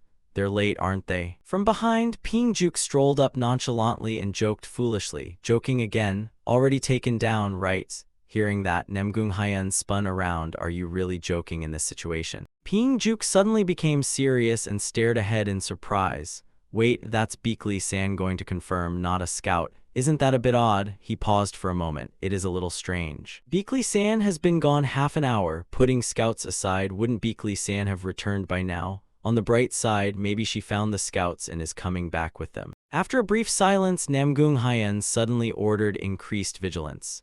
At that, Ping-juk frowned. He flatly protested, more, increasing it will draw attention. Namgung Hyeon continued in an uncommonly serious tone. We may have to endure it. Things seem to be unfolding oddly. Just then, an unexpected voice reached them. Don't worry about being spotted, because you already have been. At that, the group descended into chaos, everyone shouting, since when did all the Muryeon Martial School disciples arrive? Back to Beakley-san. She rolled her eyes around and couldn't find Oh Ryong. A smirk tugged at Beakley-san's mouth. Hand the flag to just Oh Ryong and then everyone charges in for an all-out attack. Seems they're underestimating our reconnaissance team. At the same time, Xian Wugang stormed over to Namgung Hyeon. Who knows if your scouts even have the strength left to find our flag? Hearing that, Namgung Hyeon couldn't help feeling some doubt. Could the entire reconnaissance team have been taken down? What's that thing on your back? Can't use a sword so you learn spear techniques too? He sneered. Who would have thought I'd call it the victory flag? Namgung Hyeon instantly went pale. He asked in a trembling voice, the victory flag, could it be? Sun Wukang, you bastard, you brought a flag? Sun Wukang replied casually, voice light as if nothing. We don't have many people and know where to store it, so we carry it with us. Hearing that, Namgung Hyeon's eyes widened in shock. Then he scanned over to Xian Munchiok and Dan Ryeon. They all carry flags on them. Xian Wugang smiled faintly as if he'd anticipated this. Didn't I say in the first match, I told you we'd win? Namgung Hyeon, hearing the reply, couldn't help but marvel, truly an unbelievable plan. Immediately after, he shouted loudly, shaken, Muryan Martial School, aim at what the Mujiang Martial School disciples are wearing. One of them must be holding the flag. No sooner had he spoken than Xian Wugang spun around urgently. Mujiang Martial School. He decisively ordered, let's follow the plan exactly. Meanwhile, Dan Rion curled his lip in a sneer. Very good. At the same time, Dan Rion's tone grew excited as he said, everyone, wish for a bit of luck. A roar of fury broke out. Namgung Haiyan barked again, seize those bastards, leave not a single one alive. Sun Wukang, aren't you running? He slowly drew his weapon, calm yet brimming with confidence. I'll take care of dealing with you. He raised an eyebrow, a spark of interest in his eyes. You deliberately want a one-on-one, confident, aren't you? Then if we beat these two, I'll fight you. At the proposal, Dan Rion didn't hesitate and accepted, ready to face him. Seeing this, Namgung Haiyan curled his lip. You sure about that? In the first match, just me alone already made things hard for others. He lifted his chin slightly, his gaze turning icy. Things are different now. Witnessing that, Yeonchen couldn't help but feel a bit astonished. Namgung Haiyan now watched intently, his manner more cautious. Have you been hiding your strength? Xian Wugang's words paused for a beat before he spoke in a low, steady voice. Everything is for victory. At the same time, Yeonchen slammed his arm on the table in fury. What's going on here? Another person hurriedly said. Calm down, Lord Namgung. He growled, eyes flashing anger. Not only was the flag removed from its assigned spot and carried about casually, it seems Muryan Martial School's signals were leaked as well, right?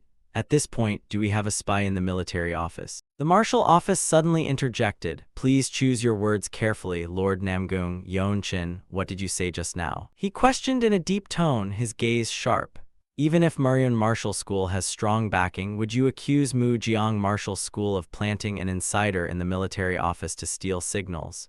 Do you really believe that? The collection and decoding of signals began right when the tournament started. The family had witnessed it. Even if it's your kin, many people saw it. Please keep your dignity. He turned his gaze to Beakley Woon, still suspicious. Could he really be that proficient at decoding signals? Is this also Beakley Woon's doing? Thinking that, Yeonchen lunged forward, but even so, the flag. The Murim Alliance's military advisor cut in without hesitation. There's no rule forbidding moving the flag. His eyes lit up like headlights, his voice hissing terrifyingly. The Great Disaster Sword. Turning back to Beakley Woon, he sneered. So the Great Disaster Sword noticed right away, huh? Still early, is it? Meanwhile, Xian Wugang lightly swung his sword and repelled the group. Seeing that, Namgung Haiyan immediately charged down. He feared nothing, taking on all three of us at once. Such terrifying arrogance. Sun Wukang. Before he could react, Xian Wugang suddenly swung his sword and Namgung Haiyan's weapon instantly flew from his hand. He widened his eyes, sensing something off. Indeed, Namgung Haiyan had grown stronger, not merely a matter of sword chi. What has happened recently? Xian Wugang stepped forward, eyes cold as they swept over his opponent. I declare here and now, today we will win. At the same time, Yeonchen let out a low growl. Sun Wukang, seems he won't be coming back, eh? Below, Zhang Bang looked up. You're winning, O Ryong. My disciple is the backbone and is winning. Observing the old man's excitement, Beakley Xian chuckled. Zhang brother, celebrate all you want, but let go of me first and then talk. I'm about to be suffocated. Zhang Bang hurriedly replied, excuse me.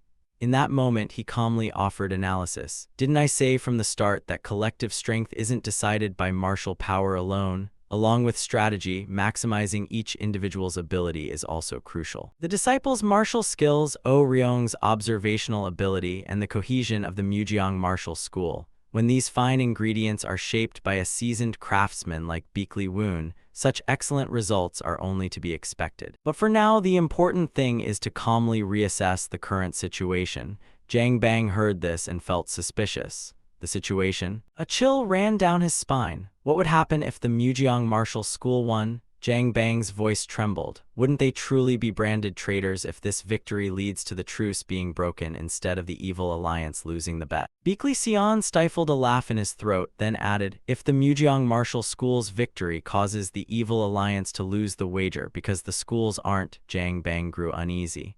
What are your intentions exactly? His voice dropped.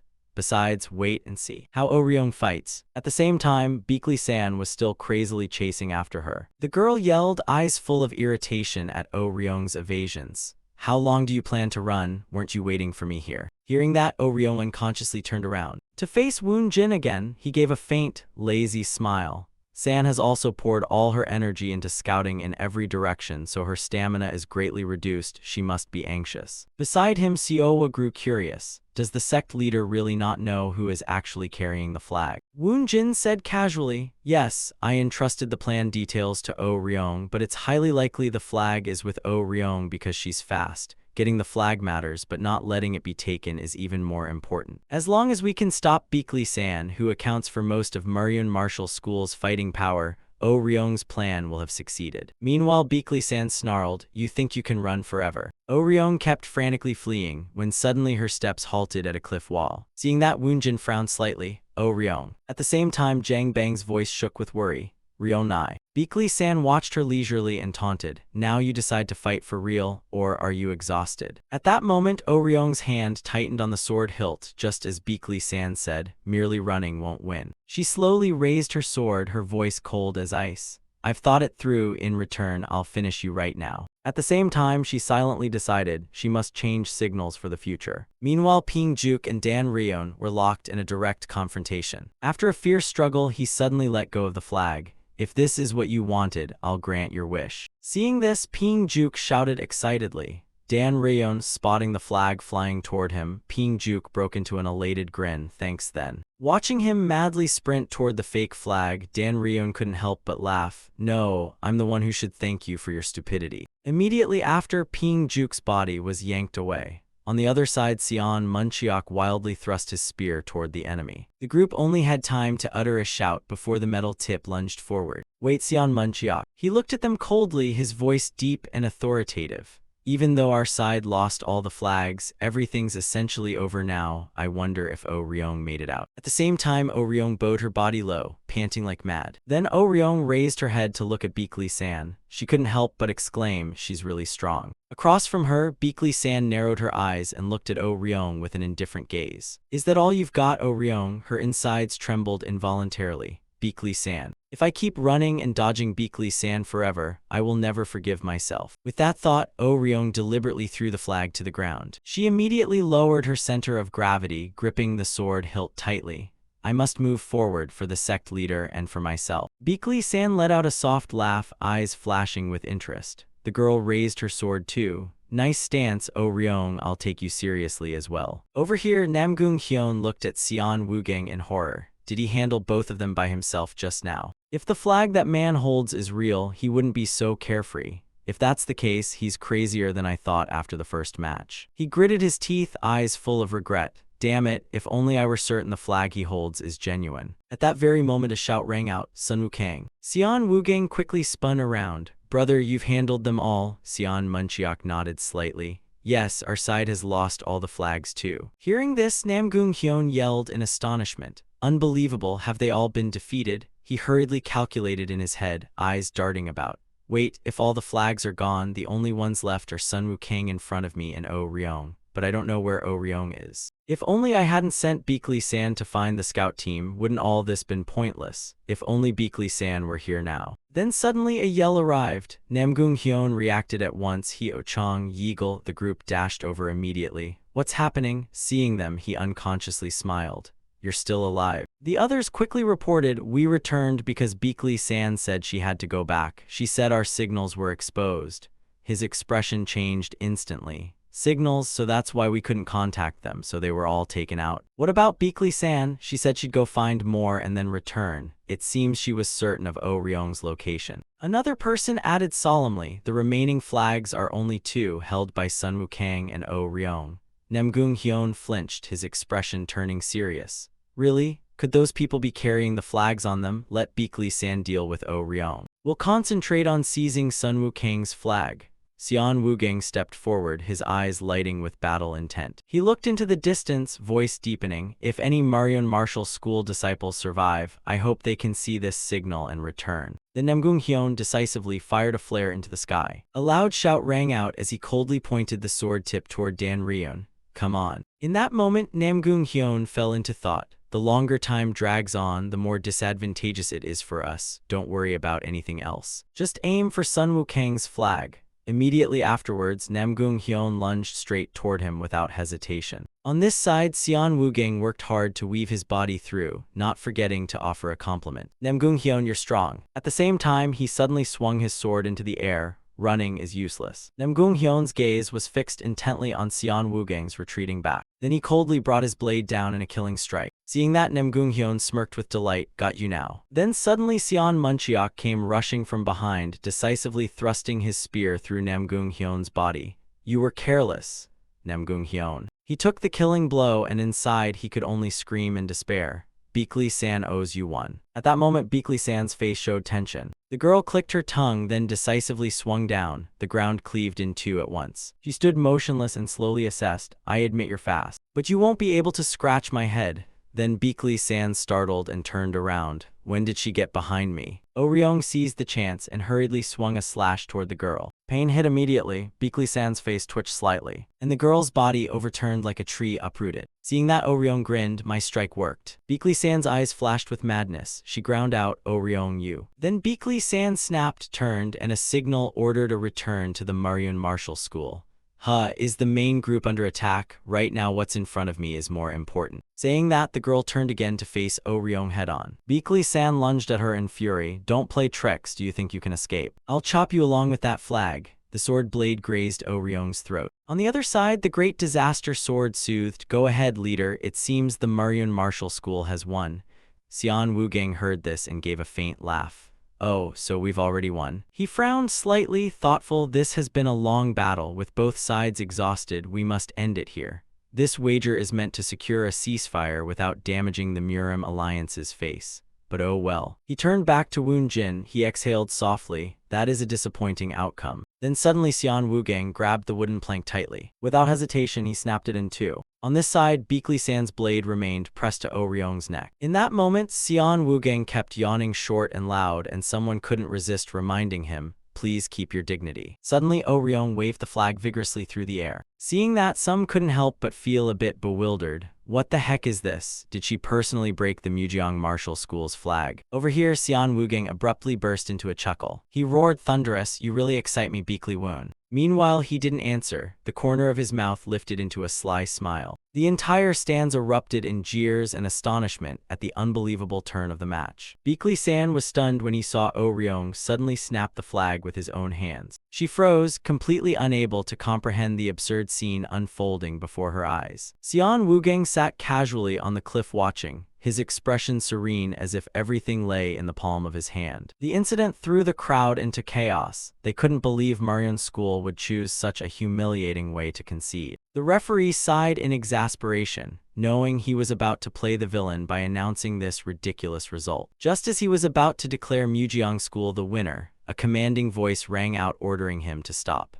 Yeonchin appeared with a menacing violet aura, frightening the referee into speechlessness. He looked upon the scene with contempt, deeming a result coursed by petty schemes utterly meaningless. He landed in the center of the arena, loudly mocking the so-called righteous spirit of the sects for forcing students to accept defeat. He challenged the crowd's silence, scolding them for not daring to speak up against the injustice before their eyes. At that moment, Beakley Woon stepped forward calmly and told the man to tone down his arrogance. The two faced each other in the arena, creating an immensely tense atmosphere. The leader curiously asked the identity of the one who dared to stop him, and Beakley Woon didn't hesitate to give his name. He nodded. It turned out he'd heard of the person behind Marion's transformation and was rather impressed by those crafty tactics. Beakley Woon modestly credited his students, but took pride in the flawless coordination that produced the desired result. Yeonchin kept questioning the true motive behind offering the victory like this. Beakley Woon explained it was preparation for the next 10 years to protect the martial world's seedlings from internal suppression. He sneered and retorted, asking what would happen if he refused to show mercy. Beakley Woon's eyes hardened with determination, asserting he would never forgive anyone who harmed his students. Yeonchin was silent for a moment, wondering what an ordinary professor could do to thwart his plans. Suddenly he laughed heartily, feeling it had been a long time since he'd met someone so interesting and daring. He looked at Yeonchin with admiration, recognizing his exceptional talent in training and commanding troops. Instead of punishing him, Yeonchin offered Beakley Woon an invitation to join the Dark Faction as the supreme commander of their battle force. Beakley Woon flatly declined, sarcastically saying he would consider joining only if the other man first submitted to the righteous path. Yeonchin's face darkened at the insult, but Beakley Woon quickly offered another proposal to save face for both. He proposed a ceasefire agreement to maintain balance, so the match's outcome wouldn't become too one-sided. Beakley Woon wagered that if Marion's school won this tournament, the Dark Alliance would grant him a small favor. Yeonchin sat on the roof and asked Ah Jin's opinion, who had been watching quietly the whole time. The Iron Blood leader replied curtly, telling him to decide for himself since he was the head of the alliance. Yeonchin scratched his ear, complaining about his friend's coldness, then suddenly wondered about the whereabouts of that disastrous sword wielder. Ah Jin said the man had gone off alone and had shaken off his entire retinue. Yeonchin clicked his tongue in regret for a wasted talent, but planned to give the opponent a surprise after the tournament ended. He left with a roar of laughter that echoed through the air, radiating confidence and arrogance. That manic laughter lingered, sending chills down the spines of onlookers. Scene change, Dan Ryeon watched with exasperation, wondering why these two big shots loved putting on such a spectacle. Seon Woogang and Seon Muncheok were surrounded by the crowd, asked for their thoughts on the newly given nicknames. Fans outside screamed the names Golden Dragon Sword Woogang and Maryon Spear Demon Zyman Cheok in excitement. Woogang looked clearly embarrassed as Dan Ryeon stood beside him staring with a scrutinizing gaze. Another girl seemed quite pleased with her nickname Shadow Blade, claiming the second match's victory was largely carried by her. Meanwhile, Woon Jin excitedly boasted the nickname Crab Monk, which irritated Dan Ryeon with his carefree attitude. Seon Muncheok reminded everyone to focus on the upcoming third match instead of babbling about nicknames. Dan Ryeon was still eagerly directing, demanding that Maryon Spear Demon Seon Muncheok deal with Namgung Hyun in the next bout. She shouted that now they had nicknames they had to live up to them and not slack off. At that moment, Seon Woogang received a threatening sonic message ordering him to appear at Gwanj Temple at 10 that night with no excuse to refuse. He went pale, sweat pouring down as he realized the voice belonged to his former master. That night, Gwanj Temple lay in stillness, heavy with an invisible, oppressive weight. In the middle of the flower garden, Yeonchin stood silently waiting. He strolled slowly, murmuring about the harmony a beautiful garden needs. As he spoke, he casually pulled up the rarest flowers, calling them weeds that broke the balance of the scene. His gaze was icy as he asked Woogang whether a hunter dog that befriends a bear should be dealt with by its owner. The innocent boy Lee Seo ran up to stop him, scolding the strange old man for wantonly destroying the flower garden. Woogang panicked and ran over when he saw Seo facing the monster he had always feared. He hurriedly pushed Seo away, telling the child to go back to the room before his sister worried, and stayed behind to face the danger. After getting Seo to safety, Woogang returned and knelt to pay respects to the master to whom he still owed much. Yeonchin watched the child's departing figure in silence, seemingly pondering Woogang's change. Woogang mustered his courage and declared he would never use the blood sword Sect's techniques again, and was ready to accept any punishment from his master. But Yeonchin demanded he forfeit the tournament immediately and return under his command. He proclaimed that no matter how tainted by the righteous path or rotten Woogang became, he must return to the same rottenness as before. Woogang trembled, but his heart now belonged elsewhere, and he resolutely uttered his final refusal. Memories of days filled only with hatred and soulless sword strokes from his past flooded Woogang's mind. He recalled the harsh training in the dark when he believed vengeance was his sole purpose in life. But then he realized that was not his father's sword path, the man who always used the sword to protect justice and loved ones. Woogang shouted in fury, asserting the swordsmanship he wanted to follow was to protect, not to bring calamity. He bowed his head and begged his master to spare him, so he could live fully with the newly found ideal. Killing intent exploded as Yeonchin shouted in fury, "Then die right here," and struck down a devastating attack. A blinding cloud of dust filled the air, and it seemed Woogang had no chance of surviving. But when the smoke cleared, Beakley Woon had appeared just in time to block the killing blow and gave Yeonchin a defiant, slightly smug smile.